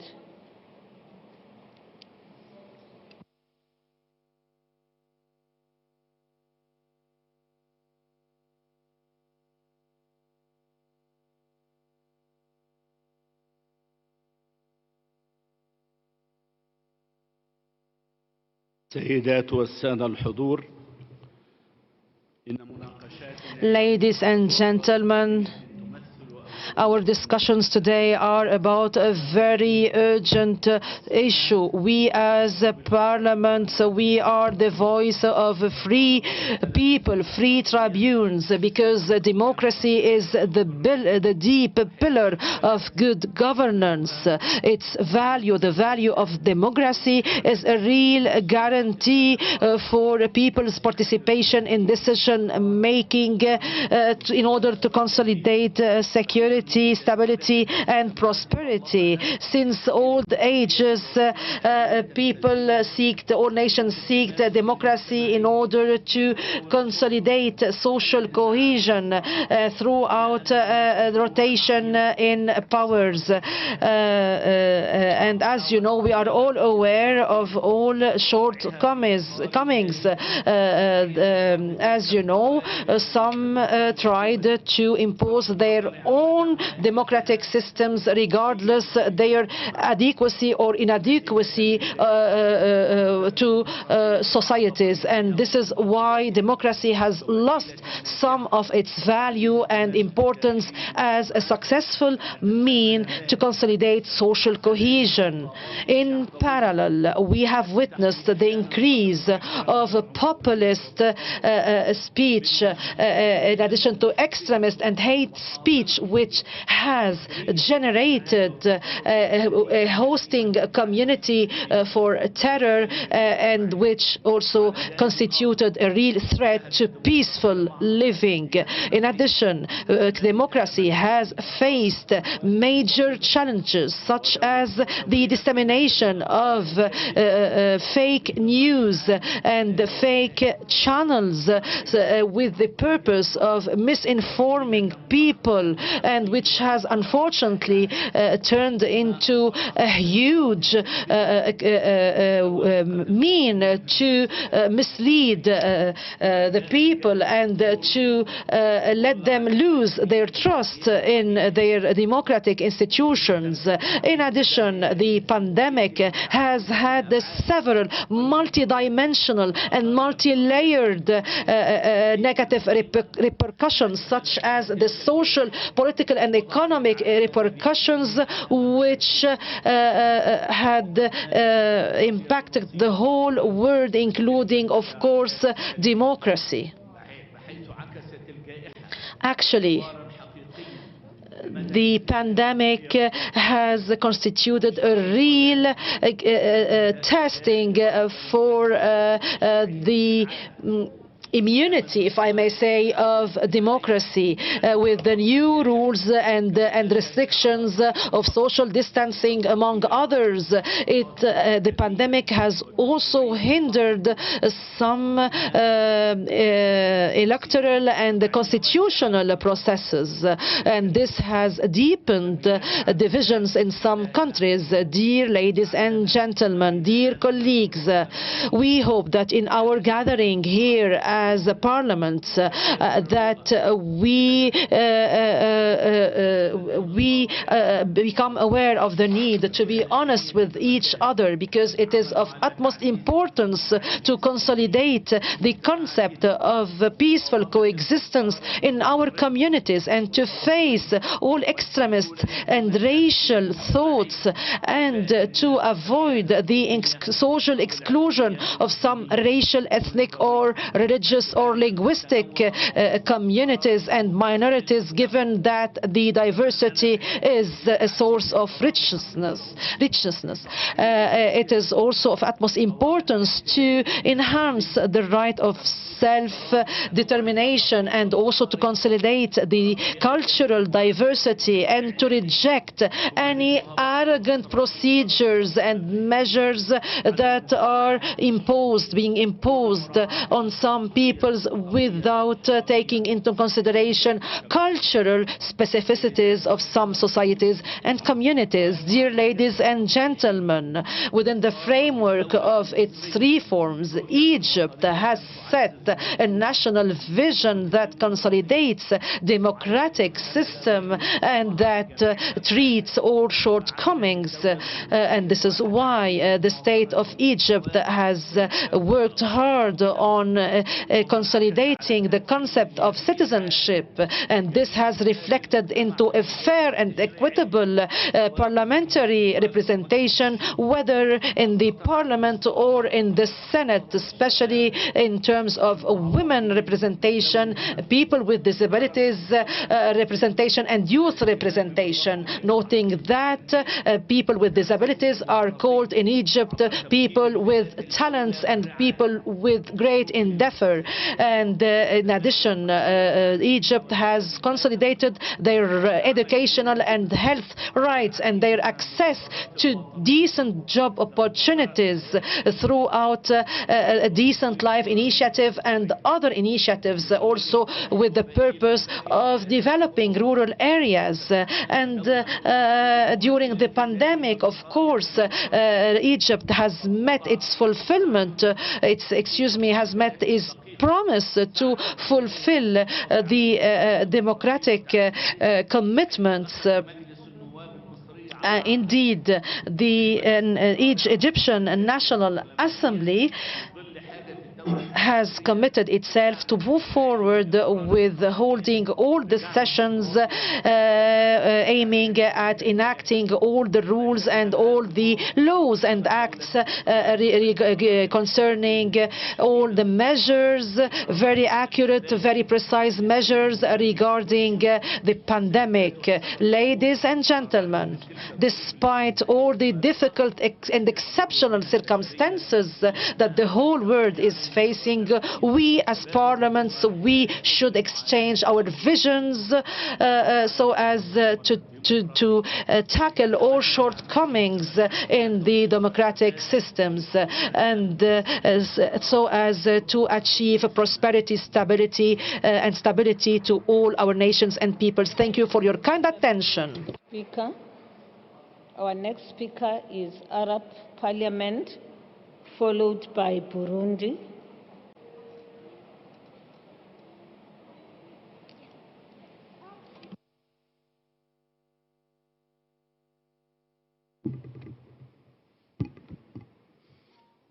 معالي السيدة رئيسة الجمعية،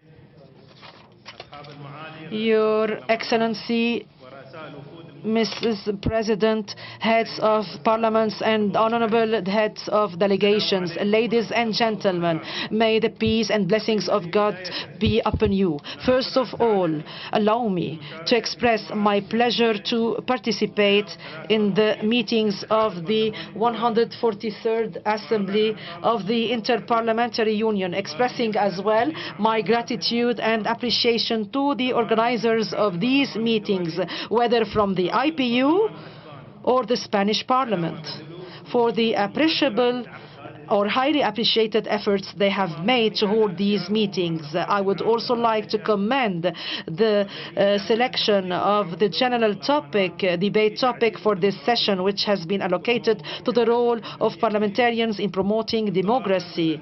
And it is a subject of great importance on the basis that parliamentarians are the cornerstone of the democratic development process in any country through their legislative and oversight roles entrusted to them.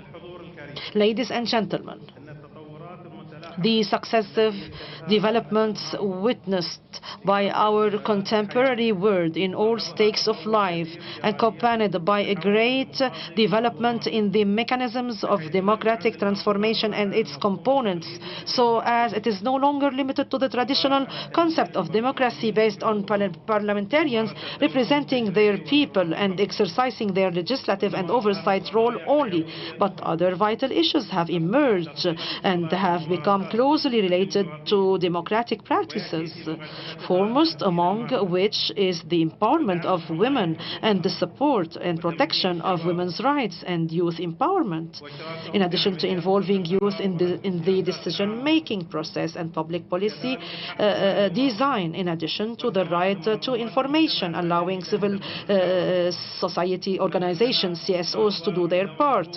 We are not exaggerating when we say that achieving sustainable development in its comprehensive concept, confronting hate speech and intolerance, promoting the language of dialogue, are all issues that have become among the main requirements for strengthening democratic practices. In this context, parliaments at various levels, national, regional and international, are now required to be more able to keep pace with these developments and to participate in the implementation of the broader concept of democracy through new and unconventional roles. This can only be achieved by developing tools and mechanisms for parliamentary action in a way that enhances the level of public confidence of the people in the capabilities and performance of those who represent them and defend their rights. Ladies and gentlemen, you may agree with me that our role in this session should not only stop or be limited to delivering speeches or issuing a final declaration at the end, but we should also take actual, real steps and adopt practical mechanisms that could contribute to developing the role of parliaments in consolidating democracy. In this context, allow me to submit to you an initiative on behalf of the Arab Parliament, which is entitled as follows: Preparing a Code of Conduct for Parliamentary Action to Promote Democracy Around the World, so that it will serve as a guidance document that contributes to building and strengthening the capacities of parliamentarians in the field of promoting democracy in its contemporary concept and working on applying its main requirements on the ground. There is no question that the IPU, with all its long-standing expertise in the field of parliamentary work and support for democratic practices, has the ability to prepare this code and translate it into different languages and work to constantly update it in order to keep pace with the updates and developments of modern democratic practices. And we are fully prepared and ready to take part in these efforts. I look forward to your acceptance of this initiative and for us to adopt it at the end of these meetings. Thank you for your kind attention, and may peace and blessings of God be upon you. Thank you very much, Honorable Speaker. Our next speaker is a speaker from Burundi, followed by Saudi Arabia.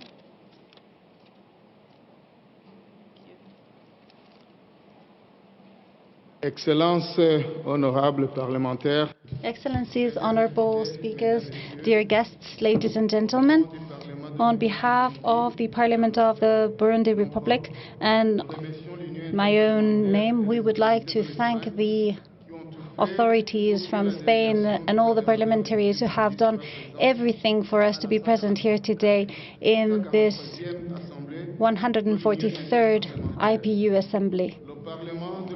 The Parliament of Burundi would like to congratulate the IPU for having chosen this topic for the debate of this General Assembly, overcoming divisions and reinforcing cohesion and building community in order to actually face the contemporary challenges in democracy. Democracy is a fundamental right of citizens that should be exercised in conditions of freedom, equality, transparency, and responsibility within the respect of plurality of opinions and in order to protect common interests. So we could not have democracy without a real partnership between men and women, so that men and women can act in equality and complementarity, benefiting mutually from their differences. So at the Republic of Burundi, the rate of representation of women has gone from 19.9% in 2001 to 29.2% in 2020. So that is 20% increase. And in the Republic of Burundi, the rate of women's participation has gone from 18.3% in 2001 to 41.3% in 2020. So an important increase of over 30%. The democracy also entails the existence of representative institutions at all levels, and we need to have representatives of all the components of society in Parliament. We need to have the necessary means to express the will of the people, controlling the action of the government, and in order to overcome exclusion problems that Burundi has had along its history.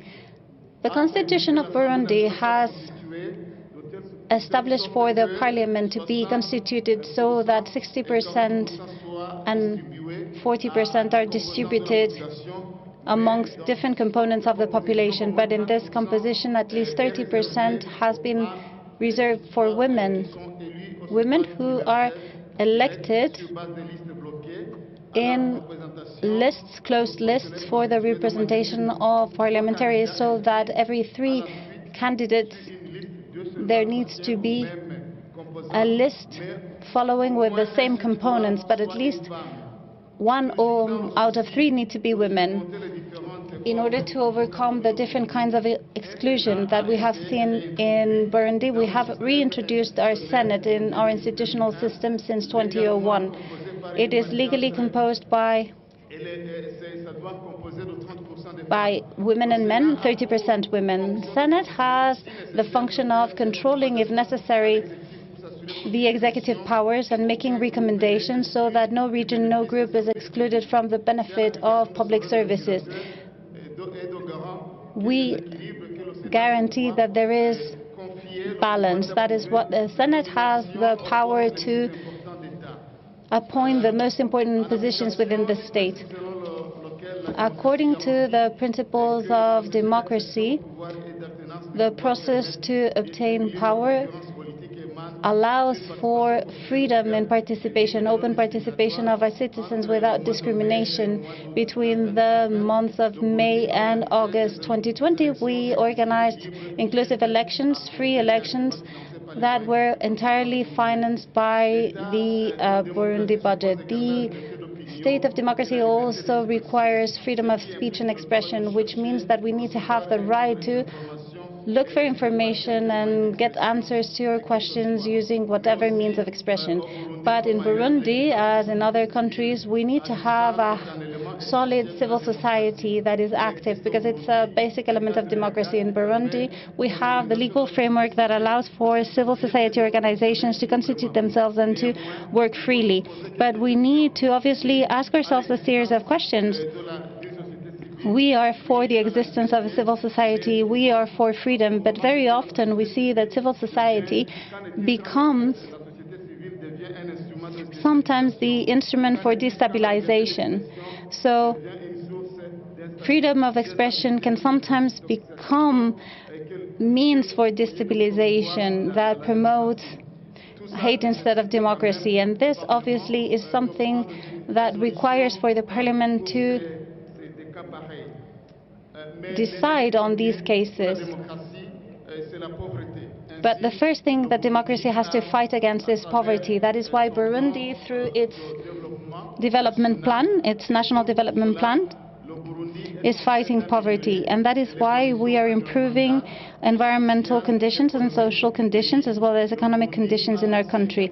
Burundi has launched a project, an environmental project, a project that looks for the reduction of the effects of deforestation and climate change. And before I conclude, I would like to thank once again the IPU as well as our host country, Spain, for having welcomed us all here and having organized this summit, which I believe is going to be a success. So I invite all MPs to please make decisions and present resolutions to be able to fight against the challenges against democracy, especially in these difficult times where we see that with the pandemic, with coronavirus, with COVID-19, we see that equality has not been present with regards to vaccine distribution.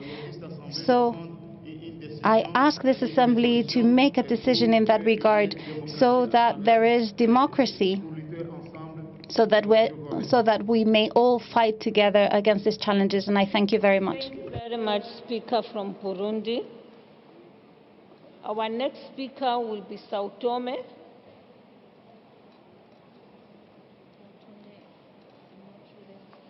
After which we have received a request for a right of reply from India. India, you will be given 2 minutes and you will you will speak from your seat. Sao Tome. अभी कुछ और है उनके बाद है अभी नहीं.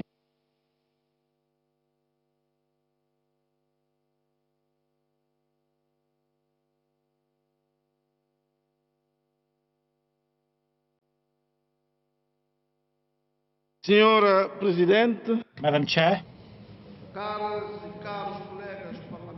dear colleagues, parliamentarian colleagues,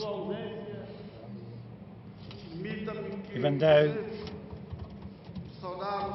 he is not here now, let me first greet Mr. Duarte Pacheco, the Honorable President of our organization, and I would also like to greet the other speakers, heads of delegations of the various parliaments, as well as all participants. I wish you a successful participation in this important event, which wishes to face contemporary challenges, democracy, and overcoming division and building a community. I take advantage of this great opportunity to thank the team involved in the organization of this event, given the warm way how we have been welcomed in this marvelous city that is Madrid. Dear parliamentarians, excellencies, before getting into the subject that has been chosen for this debate, please indulge with me in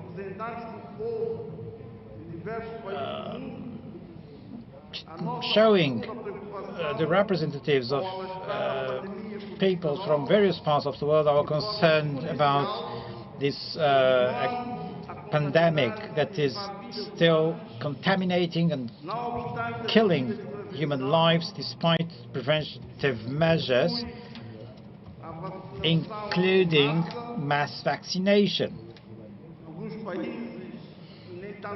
in some countries, but not so much in other countries. So I would like to call upon a greater cohesion, unity in fighting this scourge.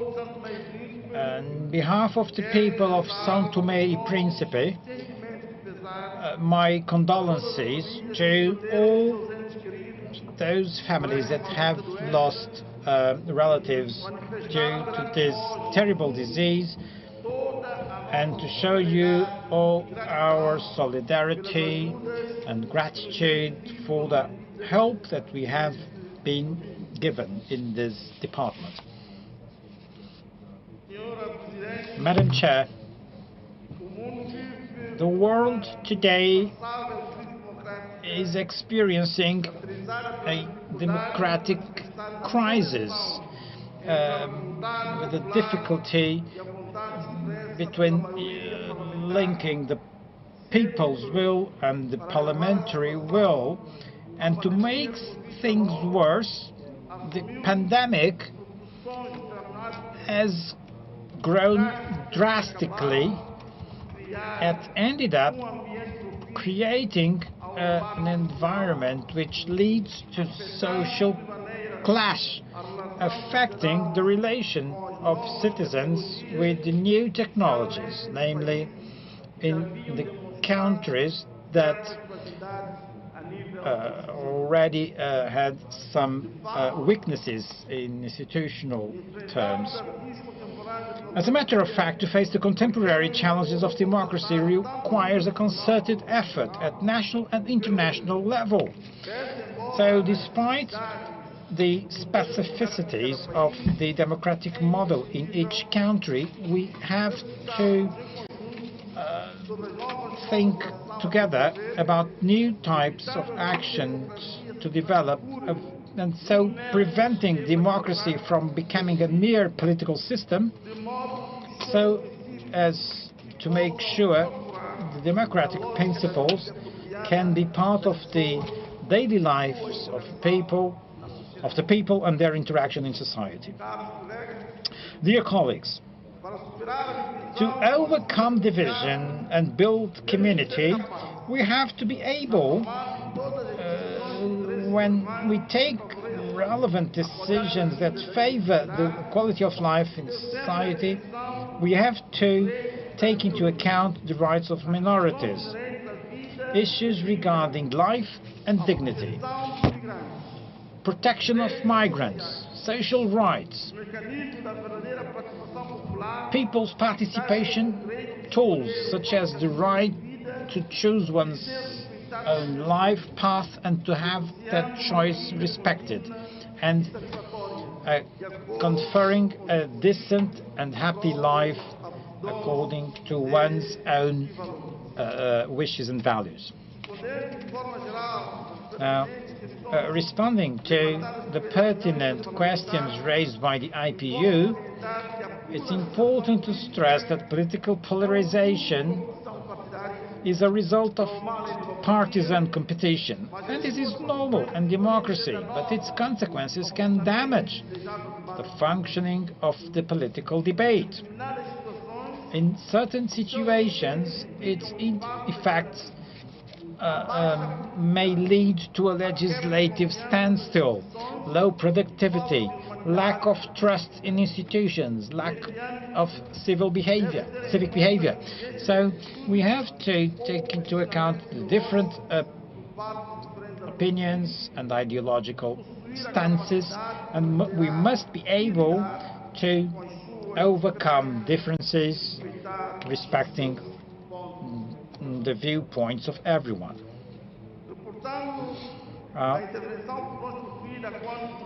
I refer to what I said in the 5th World Conference of Speakers of IPU we at the time, or I at the time, said that fake speech, hate speech are a violation of human rights, be it online and offline.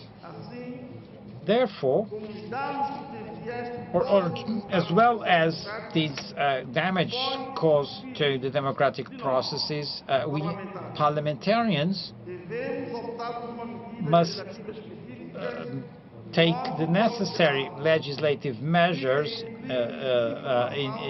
so that the crime of disinformation, hate speech is typified, and we should define the respective sanctions. Another important role of parliaments is enacting, learning actions to make the population aware of these type of practices, and in order to include, to ensure the inclusion of the minority groups in society. This is our modest contribution that I bring to this wise assembly in a significant moment. Thank you for your attention. Thank you very much, Honorable Speaker. I now invite Palatino, after which, India, you will have your right of reply from your seat. Thank you.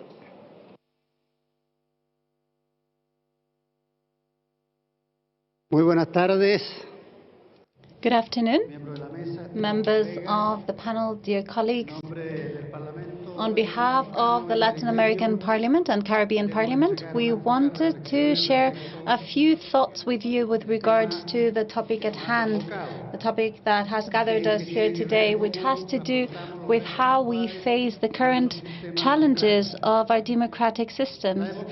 Democracy is understood as a political system which defends the sovereignty of the people and the right to decide on who will be our governors and to control them. So the definition of democracy is not a static concept, and it's not just an enunciation. It implicitly entails the action of men and women and society with regards to the new emerging realities in our countries.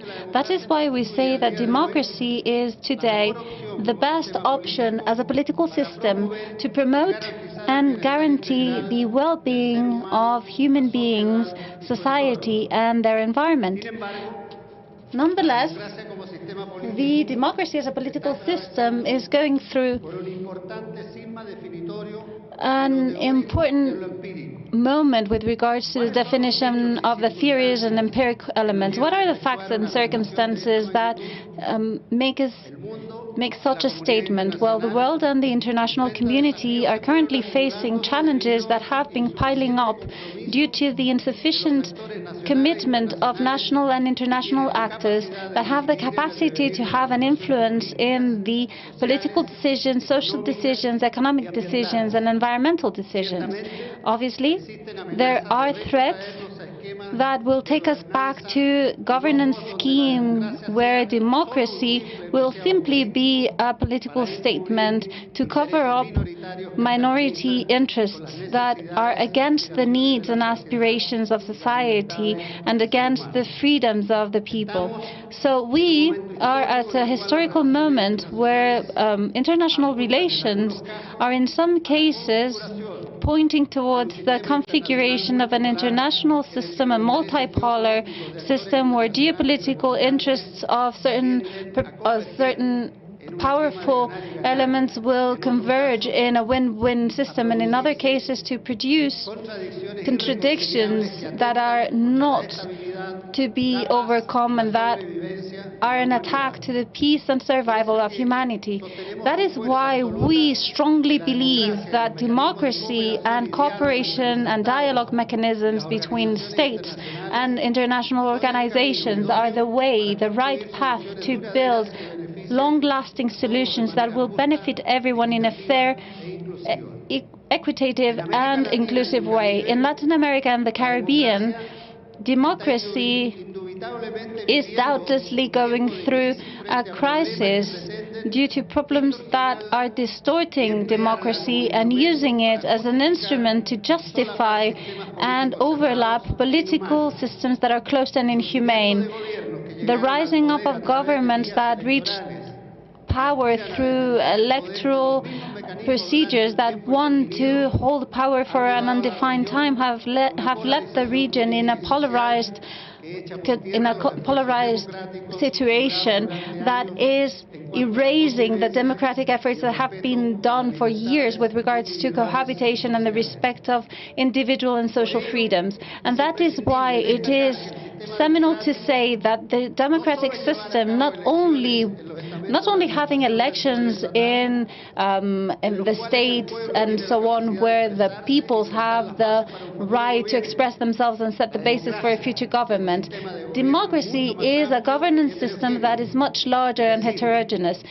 What I mean to say is that the participation of citizens and civil society is not just circumscribed to a very specific electoral process. It goes beyond an instrumental reality. That is why democracy and governance are supported on political actions and public actions developed by the state to promote economic development, human rights, and the good functioning of governmental institutions that have as a premise increasing quality of life of people, employment, economic stability, progression in individual and social rights, and to promote the integral development, sustainable development of all.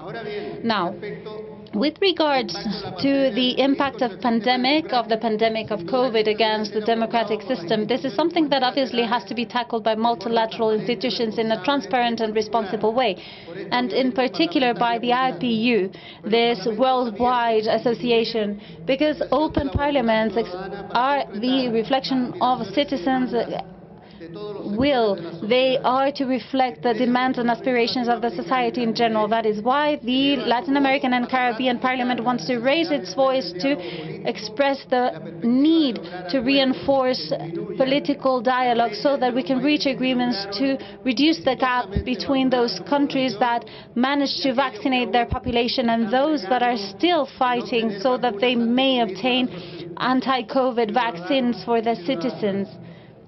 It is imperative to reach a worldwide agreement with the owners of the patents of anti-COVID vaccines so that we can guarantee universal access and free access to those vaccines without any privilege hindering that progress. I think that the IPU should demand governments to fulfill this commitment. Thank you so much, Mr. President.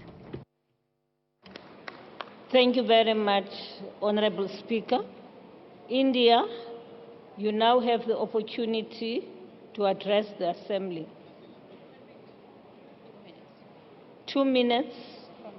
Madam Chair, it is unfortunate that a particular country has chosen to undermine the general debate of the 143rd IPU Assembly by raising extraneous issues.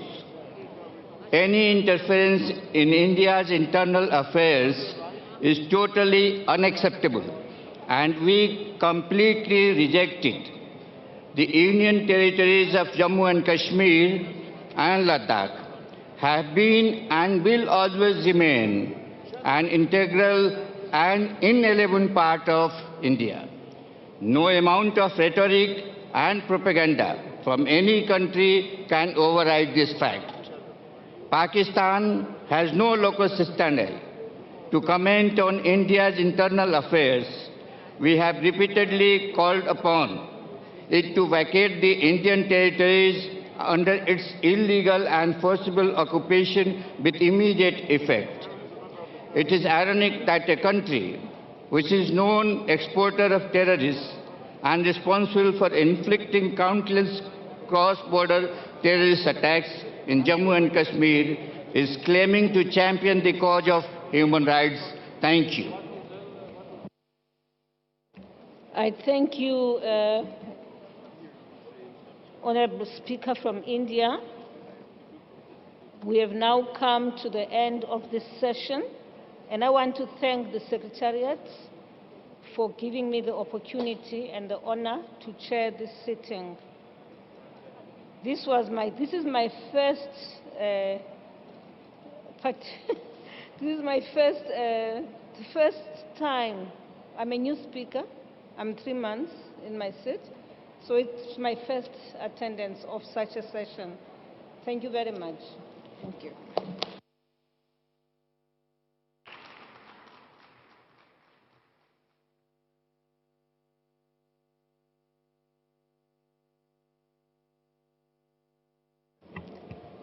Ladies and gentlemen, we're just going to take one moment in order to prepare for the vote on the emergency item.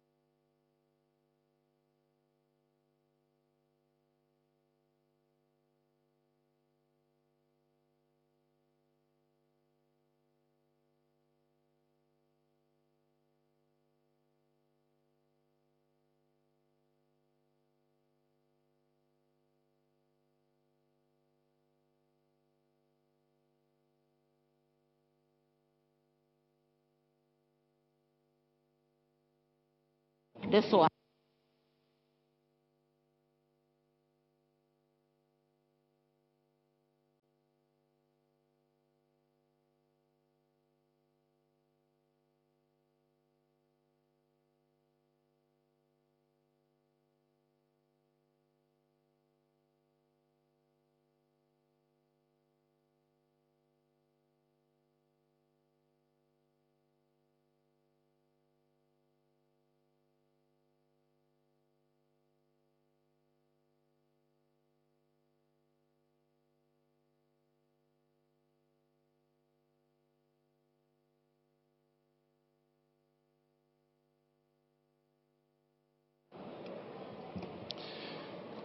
Dear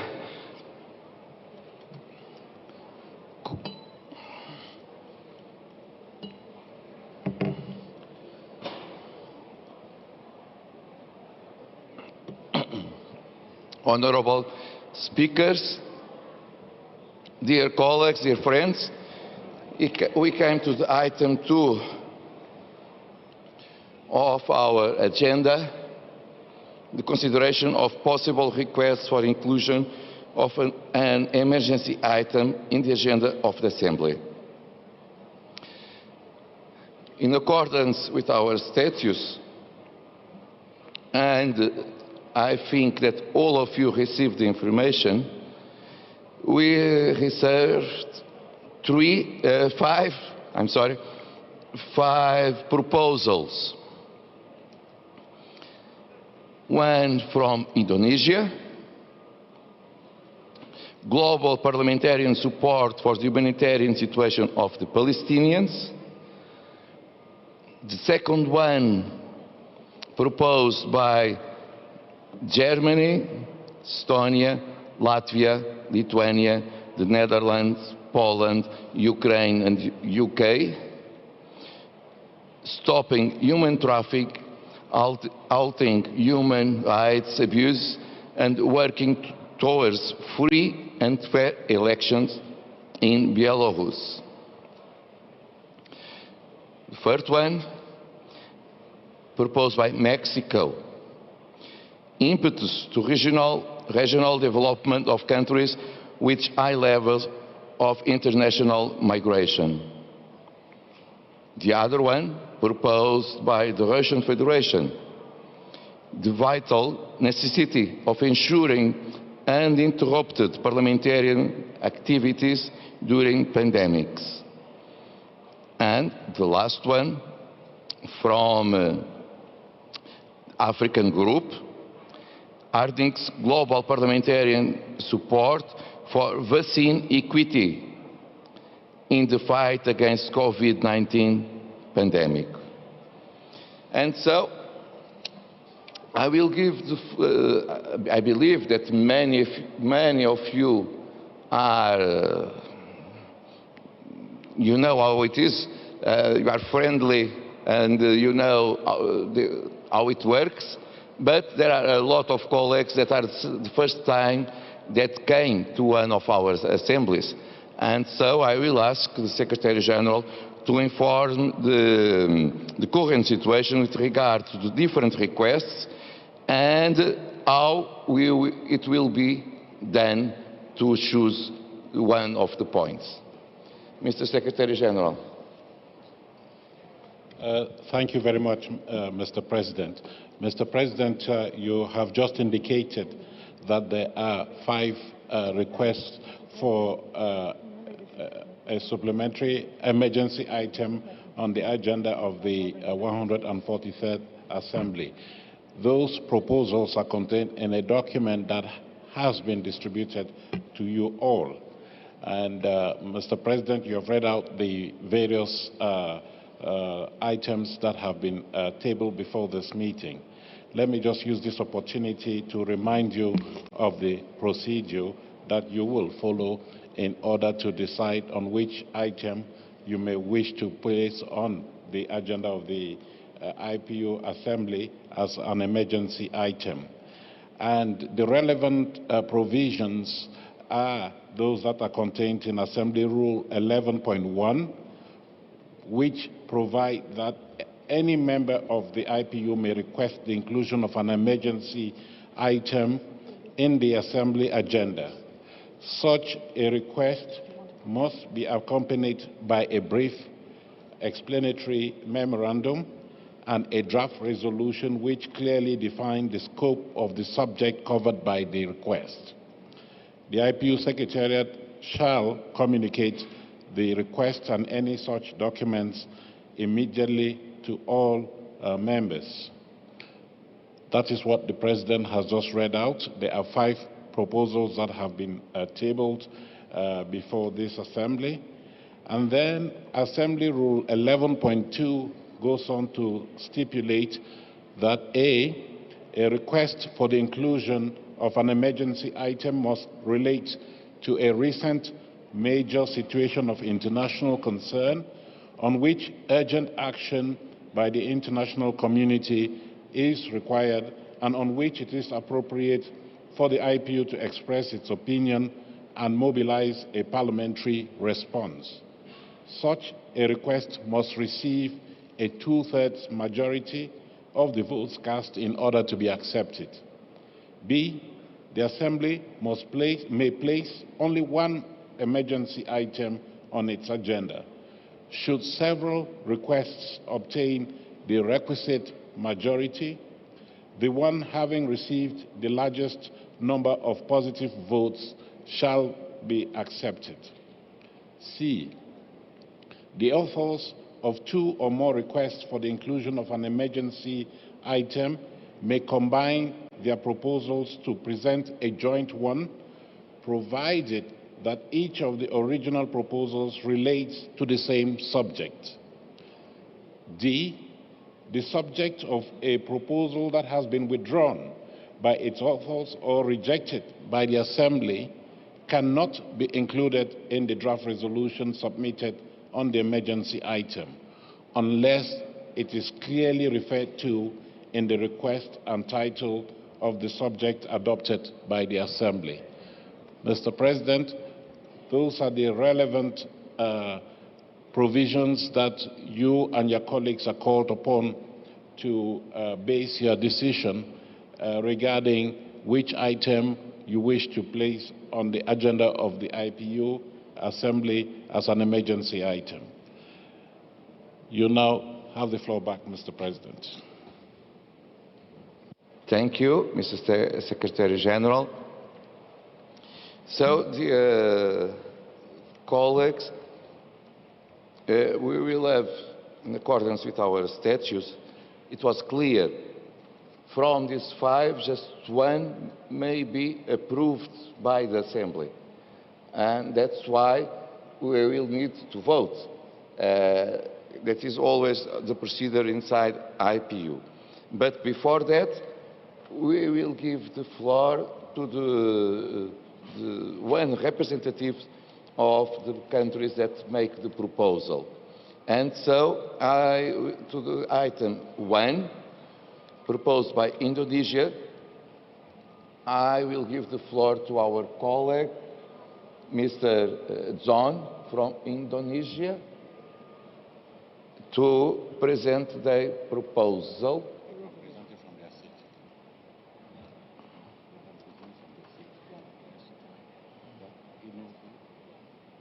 I'm trying to see where is Indonesia. Yes, we are here. Okay. I'm sorry. Cannot see. Oh, yeah. Assalamualaikum warahmatullahi wabarakatuh. May the peace of God be upon you. 3 minutes, please, in accordance with our statutes. Sure.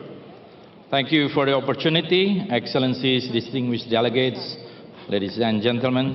As it has been highlighted in the concept note attached to our proposed emergency item, the humanitarian situation of the Palestinians in the occupied Palestinian territory is deteriorating.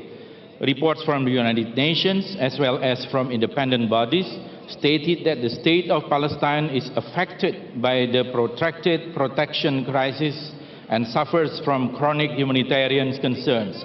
With the rise of the tension in East Jerusalem and escalation of hostilities in the Gaza Strip in May 2021 and the ongoing COVID-19 pandemic, the situation has worsened. So if I am asked, what does Palestine really need us to pursue? With no doubt, my answer is to gather more and more political support to their cause. They need us, parliamentarians from around the world, to strongly condemn the flagrant aggressions carried out by the Israelis throughout the occupied Palestinian territory, particularly in East Jerusalem and the Gaza Strip, which has killed and injured many civilians, including women and children. They need us to continue to support their aspiration for independent, democratic, sovereign, and viable state of Palestine. We need to channel our solid solidarity and full commitment to the Palestinian people to meet their fundamental rights for self-determination and for the creation of independent Palestine. We need to call upon the international community to remain resolute in its commitment to safeguard the two-state solution, as well as the maintenance of international and regional peace and security. So our support for the Palestinian cause is even more relevant during the global pandemic. Palestinians' access to health care continues to be severely affected. The Israeli permit system and the complex system of movement restrictions in the occupied Palestinian territory have all posed serious challenges to accessing healthcare services. So the Inter-Parliamentary Union IPU and the other international parliament organization is in the most suitable position to support measures taken by countries to address deteriorating situation in the occupied Palestinian territory. IPU has shown relentless support to the Palestinian people over the course of times. So this year we need to show that our commitment remains firm and deeply rooted in the IPU commitment to human rights. On that note, we introduced this emergency item to the 143rd IPU Assembly. We are humbly seeking for your support on this emergency item. Thank you.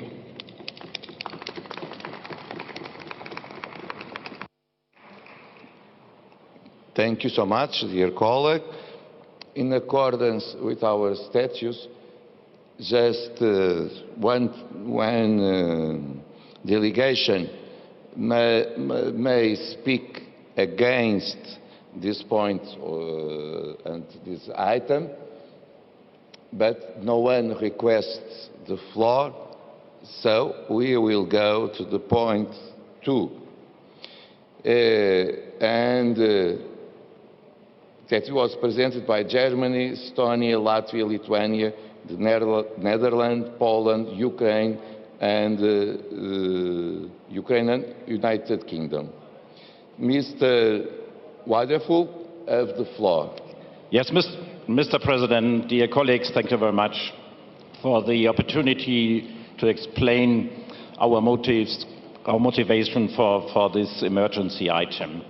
This world knows that migration was ever a problem, and especially since 2015, we learned that a lot of people had to leave Syria, Iraq, Afghanistan, and were heading to Central Europe. But what is new? New is, a new category is that a state, the Belarus state, led by his dictator Lukashenko, organized flights from their home countries for these potential refugees to bring them to Belarus in order not to help them, what could have been a humanitarian idea, but to use them as human weapons against other countries. They brought them to the borders to Poland and to the Baltic states and let them alone with temperatures below 0 centigrade. Some of them died. They were deteriorated. Thousands were left in Belarus, only to enforce European countries to change their policies on Belarus. And what was the European reaction and what was the reason for Europe to impose sanctions on Belarus? It was the behavior of this ruthless dictator who has rigged the elections and who threw his own people who went on the street into prisons or brought them out of country and forced them to leave Belarus.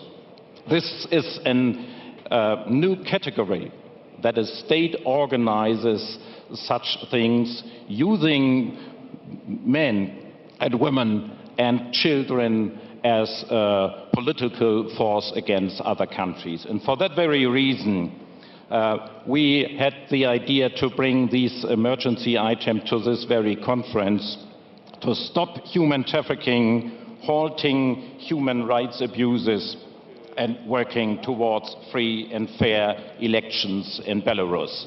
As well as we think that this is still needed, we saw that the African countries brought an alternative item to this conference, which will be introduced very soon, and this is aimed on the fight against the coronavirus with a new variant, and we as Europeans and the initiating countries would like to support this initiative, and for this very reason I withdraw our item from this emergency agenda, but will bring it back to the debates of the third committee. Thank you very much.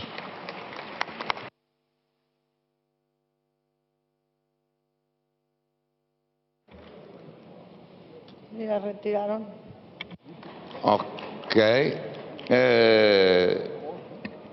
I understood that Germany, representing all the countries that make the proposal, decide to withdraw the proposal. In accordance with the statutes, if we have a proposal, we should give the opportunity to any delegation to speak and proposal the point of view. And we had the request of Belarus to do it. But now, and I consult Secretary General and Secretariat, we don't have the proposal because they decide to withdraw. And so this way we don't have the matter that could be on the table to generate the debate, because they decide to withdraw it from the stage of the debate.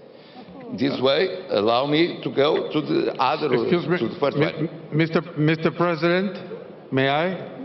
I'm trying to understand who is asking. Peru, here in the back. Yes, I'm seeing you. Mr. President. Is a point of order, Mr. Dear colleague? What is that again? Is a point of order? Yes, it is. Of course. Thank you. Regarding the withdrawal of the proposal by Germany in the name of Germany and the other countries concerning the Belarus issue, I understand that there's no debate because the proposal has been withdrawn. However, we have to be equitable, and the delegate from Germany has expressed a series of points, and I believe that we should grant the representative from Belarus to contest or at least express his views regarding those pointed out by the German representative. Thank you, Mr. President. Thank you. I understand the point you are raising. I'm trying to respect our law, our statutes strictly. And that's why I thought and consulted again with the Secretariat to see how it is during the past in these matters when one of the subjects is withdrawn, and it happened many times. It is not something new. Never we gave the floor to the other part. In the end, after the finish the process of vote, yes, but not in the middle of the process of vote, because we are not voting something that someone decide to withdraw from the vote. I see two colleagues asking the floor. Please, I hope it will be a point of order again, because it is more easy to give the floor respecting this instrument of our statutes. Belarus and Russian Federation. Belarus, please, as a point of order,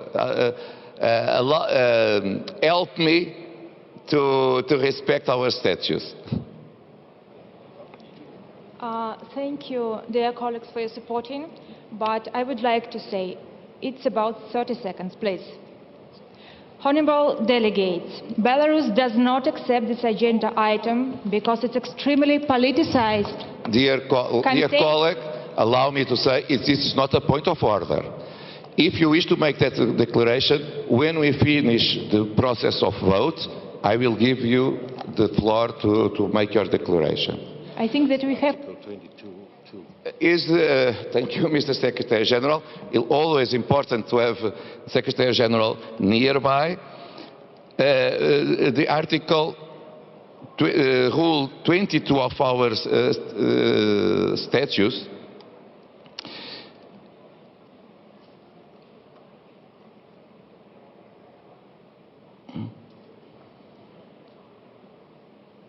is completely, everyone may read it.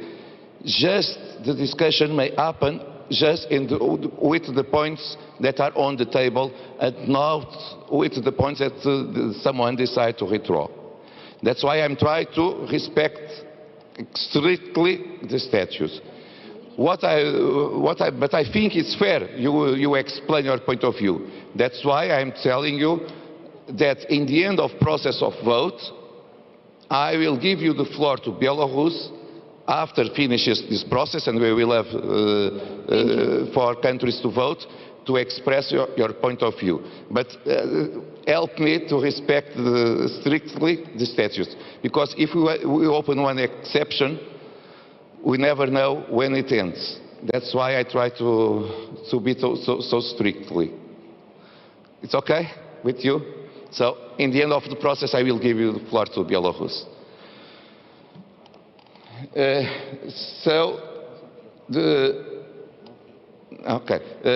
Portanto, México, ponto 3, Senhora Carmen Manuelos, México. Caras legisladoras e legisladores, há uma crise humanitária de saúde. A cooperação internacional é essencial para resolver os problemas que afetam a nossa região. Pelo que é prioritário que, através do diálogo e do acordo, se criem mecanismos idóneos para a proteção. Vulnerables ante la terrible desigualdad. Existen desequilibrios en el sistema económico mundial.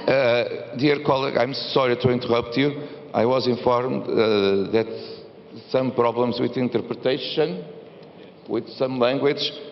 Allow me to understand if the problem is resolved, and after it I will ask you to begin. I'm so sorry, but as the time is counting, it's better to stop it.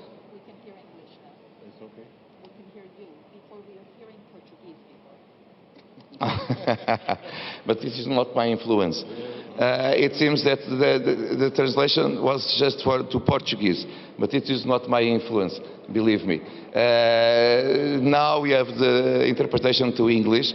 Please, may you begin, and the clock should come to the beginning as well.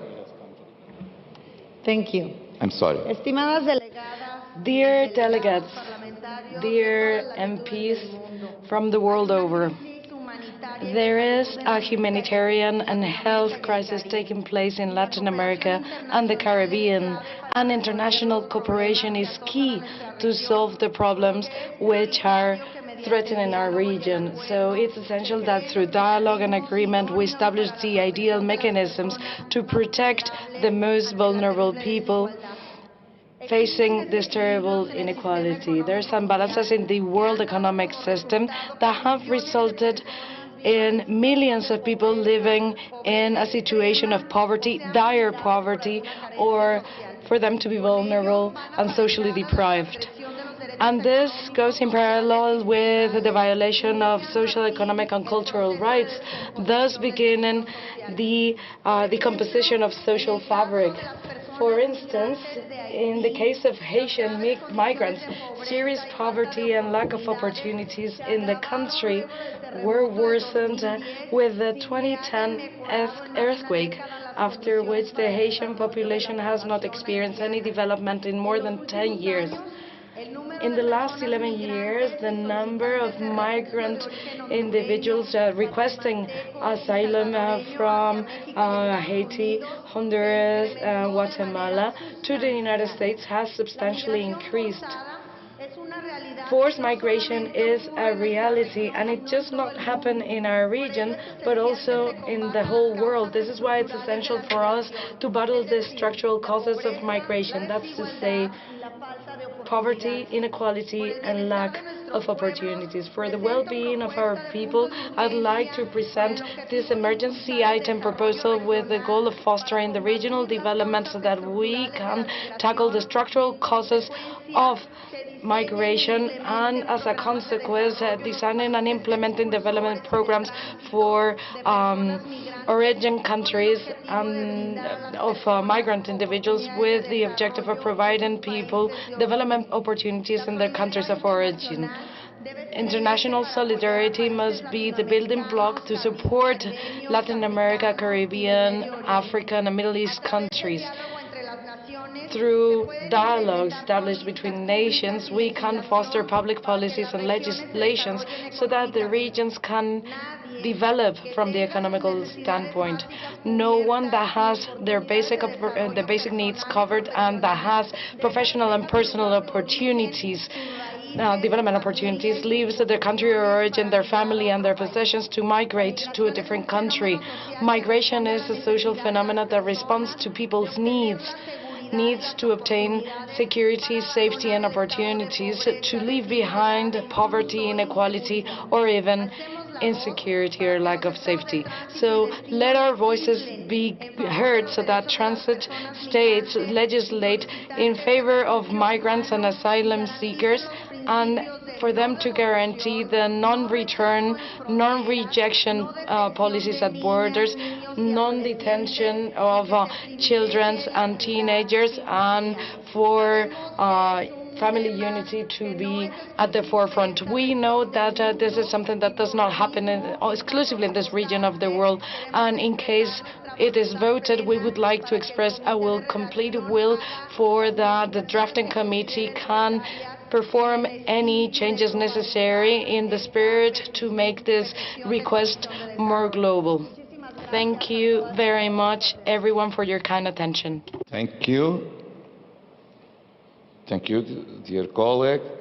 Now, the item, point 4. Yes, the Secretary General. I didn't see, but it's always important to ask if someone wishes to speak against this point. You are right. But I don't see no one ask the floor against the proposal of Mexico. Now I will give the floor to our colleague and friend, Mr. Kozachev, to present the item from the Russian Federation, the vital necessity of ensuring uninterrupted parliamentary activities during pandemics. Mr. Kozachev, you have the floor. Thank you, Mr. President, dear colleagues. The emergency item proposed by the Russian Federation is more or less self-explanatory. We all live under well-known extraordinary conditions which affect different areas of our life, political conditions, economic activities, social life, and under these circumstances, the role of parliaments, how they work, how they function, is extremely important. We need to protect human rights of people who are affected by COVID-19. We need to ensure preferable conditions for further sustainable economic development. And of course, we need to go ahead with our duties, passing legislation which is needed in order to respond to these new, unique and unexpected challenges. And we believe that this item is very natural for our parliamentary community. We need to share experiences, we need to discuss best practices, we need to assist each other in our parliamentary activities in order to ensure uninterrupted activities of our parliaments and last but not least the Inter-Parliamentary Union under pandemics. Having said that, I would also like to admit that after seeing the proposal of the African group concerning the global parliamentary support for vaccine equity, we find this item as even more urgent and even more important for our debate. I speak on behalf of the Russian Federation, which has been the first country to develop a vaccine, Sputnik V. Now we have half a dozen of these vaccines which are certified in more than 70 countries, which are transferred as technologies for production of these vaccines to more than 20 countries, but our vaccines are still not certified by WTO, and we believe that this is a kind of inequity by treating the Russian vaccines, and we would like to have this debate in this assembly, and we would like to ask you to accept that we withdraw our motion in favor of the motion proposed by the African group, and if thank you, dear friends, and if it is possible by our rules, we would like to ask the African group to add Russia, the Russian Federation, as a co-sponsor of their motion. Thank you so much. Thank you, Mr. Kozachev. So, using same rule and same treatment, I will not ask if someone wishes to make an intervention against the proposal, because the Russian Federation decided to withdraw their own proposal.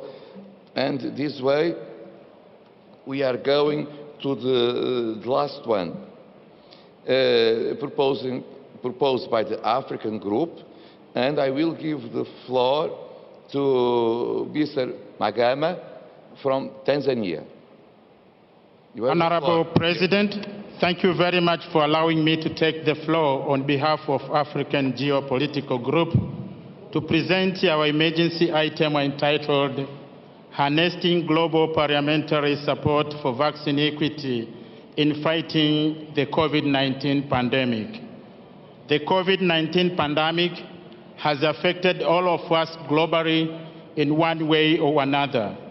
In Africa, the effects have been exacerbated by Africans' vulnerability to crisis due to the continental fragile health systems, less developed economies, and a heavy reliance on tourism and trade, which were adversely impacted by the closure of borders. The global rollout of vaccines is asymmetrical, with Africa being the most disadvantaged continent.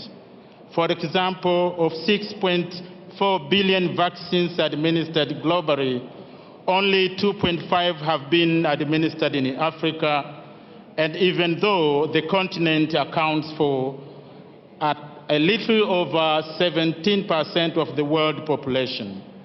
Honorable President, this undermines the post-millennium agenda of leave no one and no place behind. Such a situation is an affront to human rights to health and life.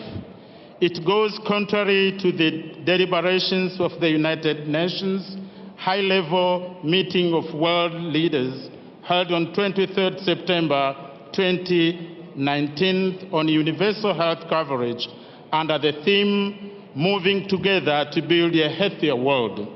Honorable President, It is against this background that I humbly request you and honorable members of IPU, regardless of our respective geopolitical groups, to vote in favor of this critically important emergency item to be adopted at the 143rd IPU Assembly, fully knowing that as long as the developing world continues to struggle to vaccinate its citizens, let alone to reach herd immunity, the whole world, including the developed world, remains unsafe from the virus.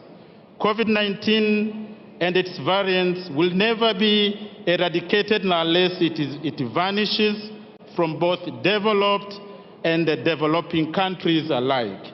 Honorable President, I humbly submit this most current emergency item for consideration by the 143rd IPU Assembly. I so submit, and I thank you very much.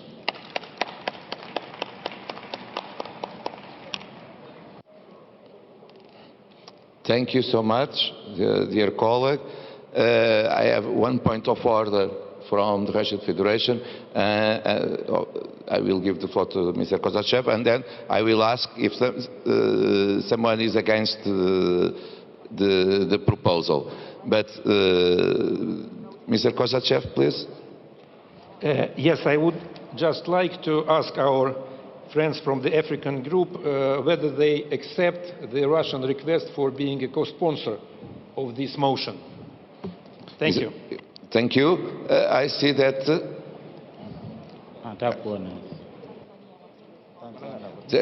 Okay, Tanzania wish to respond.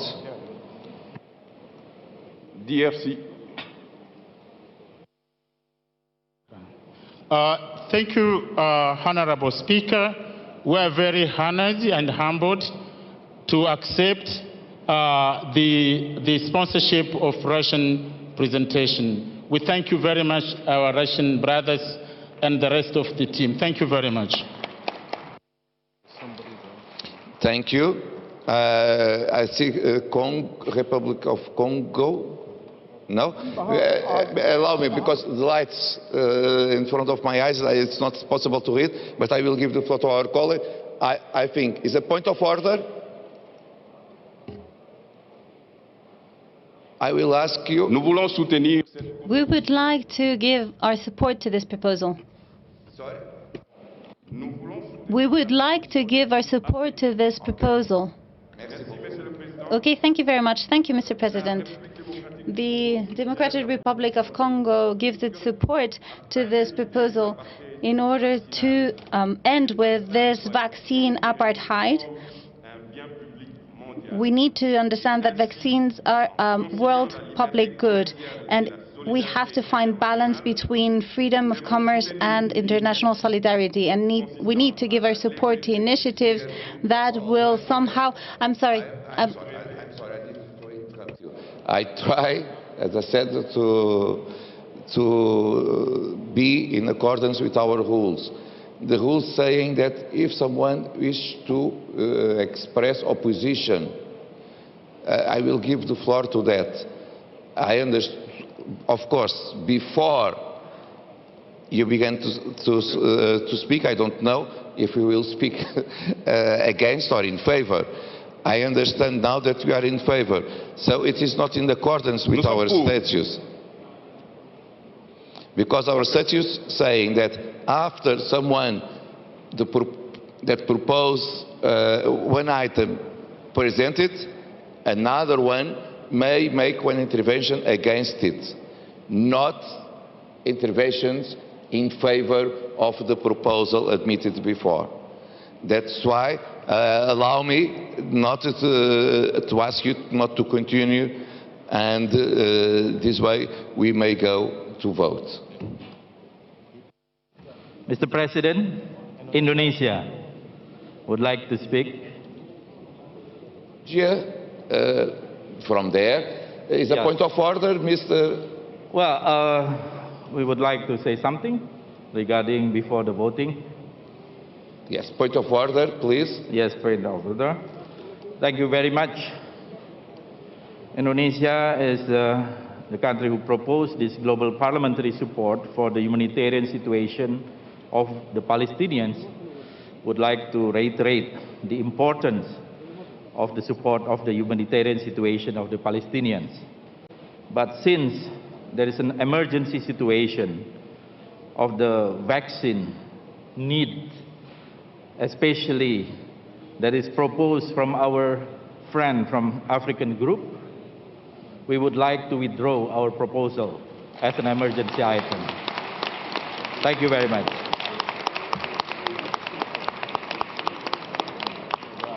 Thank you so much, dear colleague. I understood that Indonesia withdrew their proposal in favor of the proposal of the African group that are also subscribed by the Russian Federation. And now I see that Mexico asked also the floor. A point of order, I believe.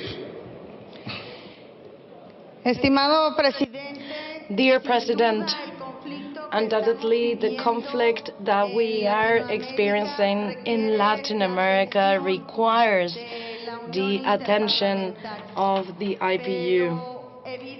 Nonetheless, obviously, the health emergency that is being lived by our African brothers and sisters and the lack of vaccine supplies is, of course, calling for our responsibility and solidarity. Therefore, we would like to withdraw our item. And with love and solidarity, we would like to support the emergency item proposed by the African group. Thank you very much.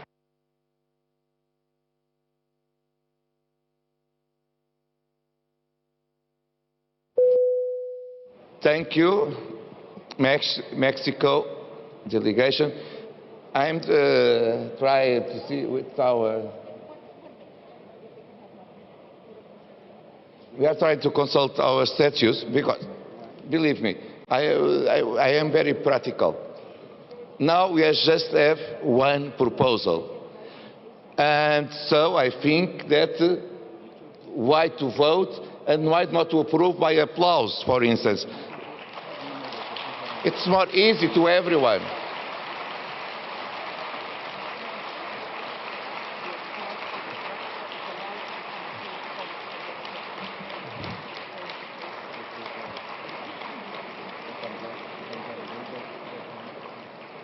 I will ask, may I ask, if someone disagrees with this procedure and ask a concrete vote, of course we will do it. But I believe that will be a loss of time. Of course we need to respect the majority, or at least one country. If one country wishes to vote, we will vote. But everyone knows that it will take a long time, 1 hour or maybe more, as it did in the past, and we will know already the result. But of course, if someone wishes to vote, we will vote. I will ask the floor. Someone wish to vote? No. No. Okay. No one wish asked to vote, so the procedure was the approbation by acclamation. So we approved this emergency item by acclamation. It's real one emergency item that we will discuss during the next days. Thank you so much for your comprehension and for your collaboration. Before you leave, dear colleagues, we need to be fair. Before you leave, please allow me to give the floor, now that we ended the process, to our colleagues of Belarus, and they have the right to have your presence to hear their arguments. I'm trying to see our colleagues, but Belarus, yes, I'm trying to see you, but it is not easy. Mr. President, thank you for the floor. Dear colleagues, thank you for your support. Honorable delegates, Belarus does not accept the item by Germany because it's extremely politicized, contains outright fakes, and moreover is kept in an extremely disrespectful manner, including in relation to the Belarusian people. One of the authors of the agenda item is Poland, which unacceptably violates international norms, subjecting migrants to inhuman treatment, using water cannons with pesticides against asylum seekers, including women and children. We call on the Inter-Parliamentary Assembly not to become a platform for distributing false and distorted information. Belarus is ready to negotiation, but some Western countries are not, while it's extremely necessary for life and health of migrants. Thank you very much for your attention and an opportunity to address our position. Thank you. Thank you, Belarus. This way you have the opportunity and we respect our statutes. Thank you so much for helping me to manage the situation. Dear colleagues, before we close our meeting, allow me to say that these points will be added to our agenda, and I will remind all delegations that a debate on the emergency item that we will approve a few minutes ago will happen tomorrow at 9 a.m. 9 a.m. on this room, and so I will ask you all to come and participate in this debate. That is important, not just, as it was said, to our African colleagues, but to the world and to all humankind. And I will ask the Secretary General if there is some procedure that is important to explain for tomorrow, or if we may close our meeting. The Secretary General don't want the floor for the first time in his life, and so it will be possible to close our meeting today. Thank you so much. At 9 a.m. we will be together again. Thank you so much.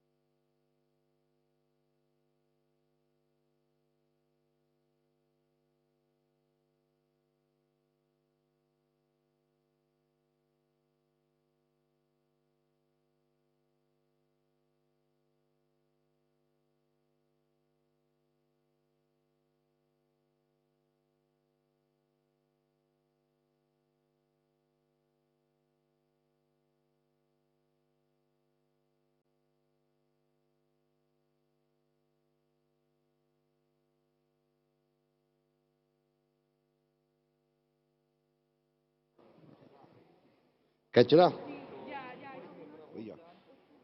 Tá ligado aí.